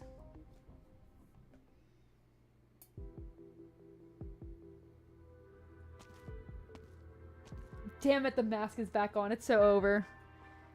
Your Majesty, Ortuegiayo has been taken away. Yes, I saw. Mr. Claus, basically. Willow, hello! It's been a minute! If you wish to keep her here, then we shall not let them leave so easily. Even if Yemelista himself were to show up in person. Of course you wouldn't. However, that aging poem has brought us a message. He said that disaster is imminent, and when the time comes, Laterano won't be the only nation affected. His hope for Lethinian and Laterano to cooperate and overcome this crisis together. His usual rhetoric, then. Hurkensure said something similar. Within the chaos, right before the illusionary thorn was created for himself, he said, hope is already lost, and eternity is no more. And then after that, I saw them with my own eyes. The enemies hibernating within the chaos. At one point, they came infinitesimally close to Lethinian. Give us the order, and we will bring the Santa back for you. No, not just her. We'll do anything, no matter the cost. Whatever it takes to find a way to re-enter that chaotic space and bring Grimback back. Yes, please, bring her back! Oh, wait. One guy, thank you for joining. I hope you have a good night. Hildegard. In that final moment, before the Genesis horn completely disintegrated, I raised my shield, protecting the twin spires and everyone beneath. But not her. What? Brent, watch the sunset with me. What? Wait, you could have protected her? I asked her if she wanted to know why. If she wanted to ask why I let everything be, even though I knew it would turn out as it did. Or to ask me why I turned my back on her at the very last moment. But she didn't. She didn't even hesitate to do what she normally does, turning to face the enemy head on.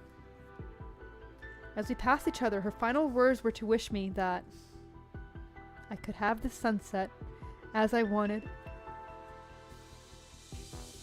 She's so good! She didn't deserve to die! Grimmack is a great ruler. We will never forget her sacrifice and continue to fight Lethinian's future.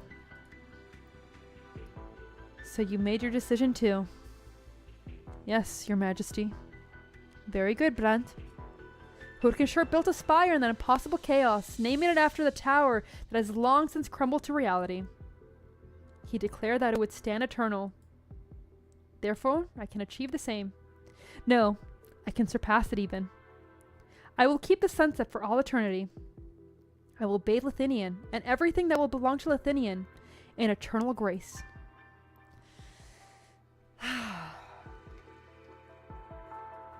Man, that's the last of it. It's not like you'll be able to stuff the spire down in your pockets if you keep staring at it, you know. But is it truly impossible? Professor!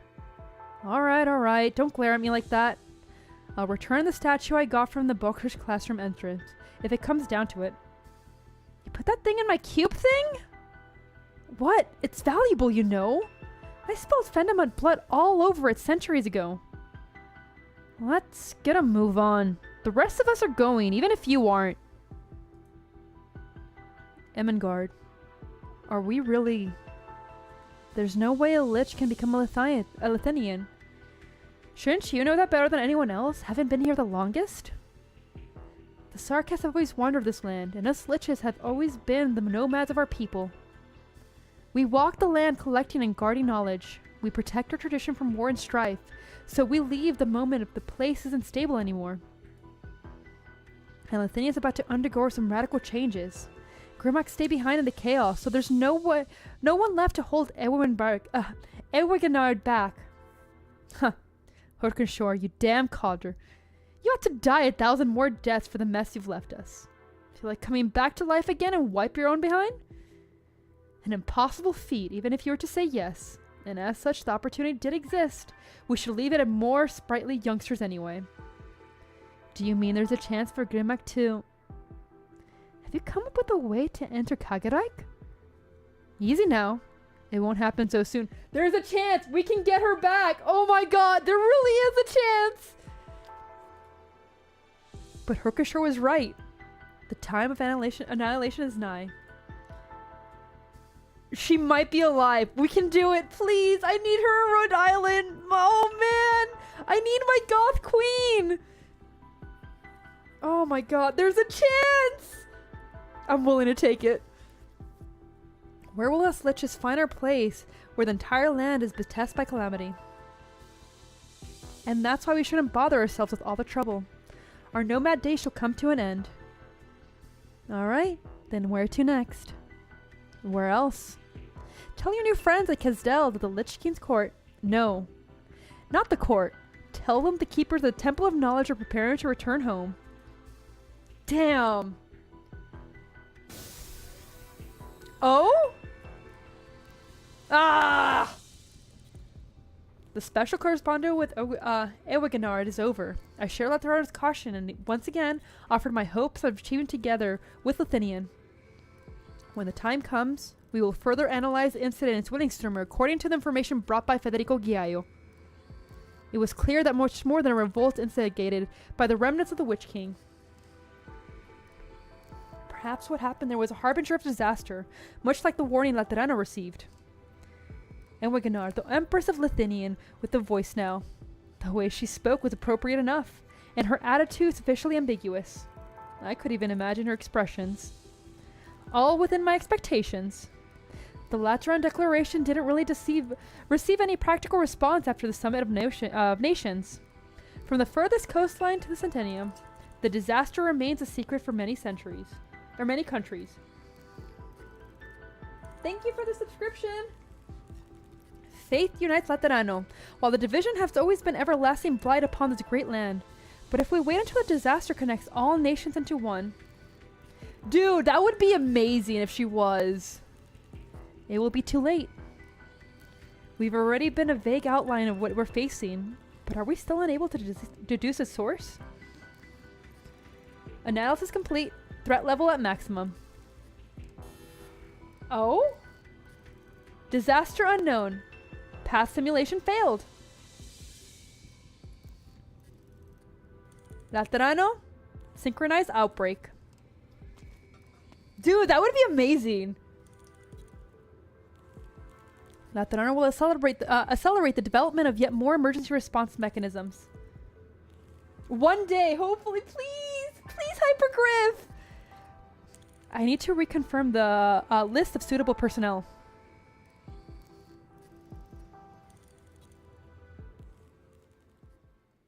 Is this where it stops? Okay, no, we still have a little bit more. That settles the formalities of the handover. In accordance with the bilateral agreement between Laterano and Lethinian, the Empress's voice and I will ensure that Giaio returns to Lethinian when necessary. The aforementioned agreement has been confirmed. Phew, that's it. Punchy? Why would you say that? As much as I would like a Project Red altar, I think her. Because that means she's alive and well. I guess this is goodbye for real. Michael, feel free to come find me anytime. Whether I'm in Laterano or Rhodes Island. Huh? This is new, Head Executor. What's with the human touch to your words today? Human touch? A useless vague descriptor. I just have an intuition. This incident has not yet been fully resolved. To be more precise, what we experienced was just the beginning. Dude, literally is like, man, wait, what happened to your tism? What? Where are you? What?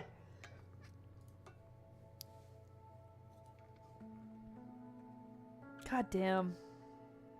You're here at last, Federico. The Empress let you go, but that does not mean I can immediately take you away. The handover procedure is somewhat more tedious than planned. Fine work, I assume. You heard Horkenshorn's final words within the chaos. What exactly did he tell you? Get in line. Everyone wants to know. Nobles, scholars, which key remains? Ewaganad? They're all guessing what exactly Horkenshorn's legacy will be. Might, power, knowledge. What do you think, Federico? All I saw was an enormous mass of shadows that didn't exist in reality. Horkenshorn's death 23 years ago is the only fact of the matter. No matter how many images he fabricated for himself, or how many words he spoke, they were all simply echoes of the past. Okay, but like, echoes are as real as the actual thing. Bro, what are you going on about? He may have failed to conquer death, but did he manage to carve all his emotions into the void itself? His complacency, frustration, loathing, regret, and his expectations. I think... Okay, the one that I'm really excited to read for everybody is Lone Trail. He said our genesis is also our end, and that abilities are also our impotence. Incompleteness. The invasion of chaos is inevitable. The masters of all existence will awaken. Babel. Shit, you're right. A difficult threat to decipher. Super long. 20 streams for that one. Perhaps this is somehow related to his holiness attitude. He was the one who entrusted me with the mission to bring you back to Laterano. Arturio, you said the amphitheater that you never left Laterano of your own accord. Mm-hmm. I freely admit the gasp in our law, and the motion may be supplementary force we can use to help Laterano face this new threat. But this is undefinable, and bound to come with unknown risks. Yes, if you guys haven't read Lone Trail, and you guys play Arknights, I highly recommend it. I'll try to do it soon, because I really want to do that one. Therefore, I will increase my vigilance over you in order to determine the subjective motivations and possible objective consequences of your actions. I.e., I will shoot to kill if I find anything suspicious. I am most grateful, your Beartrude, for your fine rationality. You are the most suitable executioner. Man.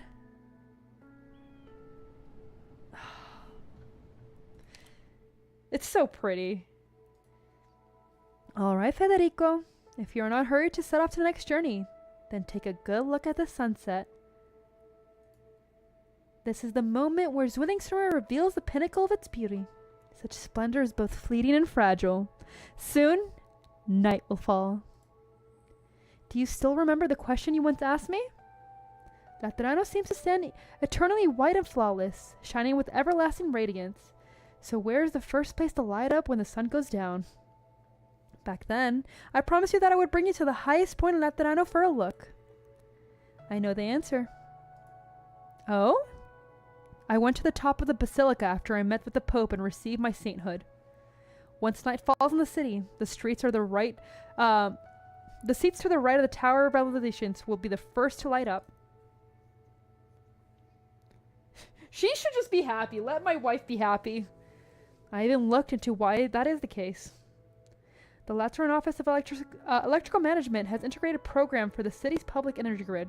The area mentioned belongs to a district where the Tower of Revelations is located.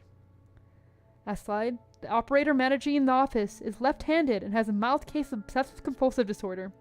He starts with the leftmost switch on the control panel every day. Oh my god, Federico! The lights start from the street to the right of the Tower of Revelations, and then through Notarahar and the firearms workshop in Pegas McCallion, to the Sunset Chapel in Pegas St. Marcel, and then all the way to Chapel Square. At night, the streetlights in Lateran illuminate in order. I should have expected as such your answer, as the most rational person I know is also, and they look just as nice as they were before. Oh? I was gonna tell you that I actually wasn't frightened as you might have thought back in that tiny room. Even constant darkness and silence cannot obscure the feelings between two people. Of course, your findings aren't half bad either. They remind me of that the question does not indeed have a definite answer, somewhat out there.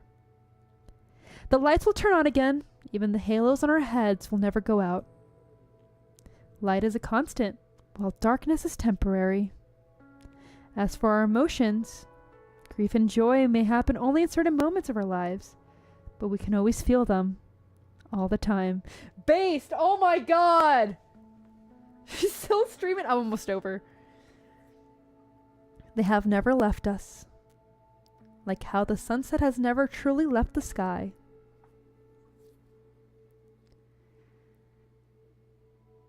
Oh my god.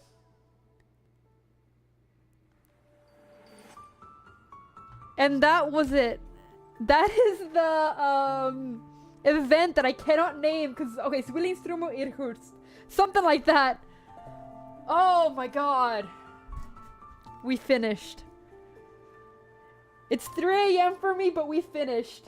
Okay, so I do want to go ahead and continue something. So give me 1 second. Oh, perfect. Okay. I think... No! She just ended. Okay, damn it. I thought Rai was live, but she is not. I'm trying to find someone else to raid, because I do want to raid since somebody raided into us. Hey! Thank you for being a member for 6 months.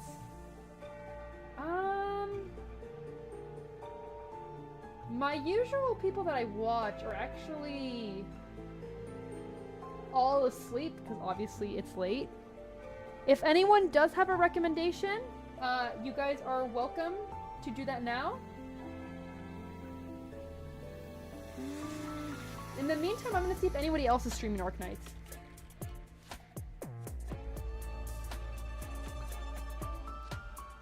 Raid Shadow Legends! Oh man.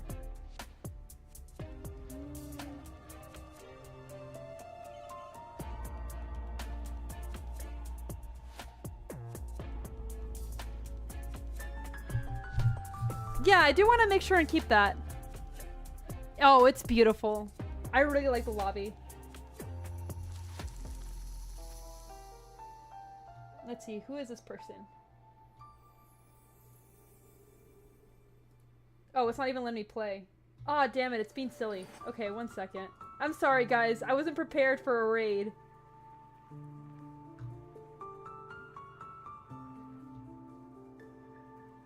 I might do an artist that seems pretty small. Let me check something out really quickly.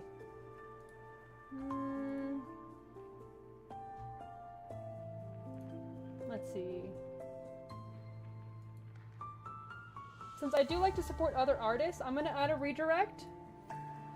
Their name is Vurtame. Let's see if they will actually allow raids before I commit to them. No, unfortunately they do not.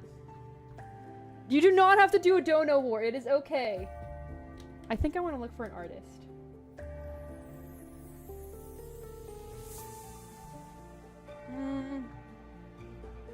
Yes, we're prepping for the raid. Okay, well it seems like they don't allow Mau Slime Channel? Let me see.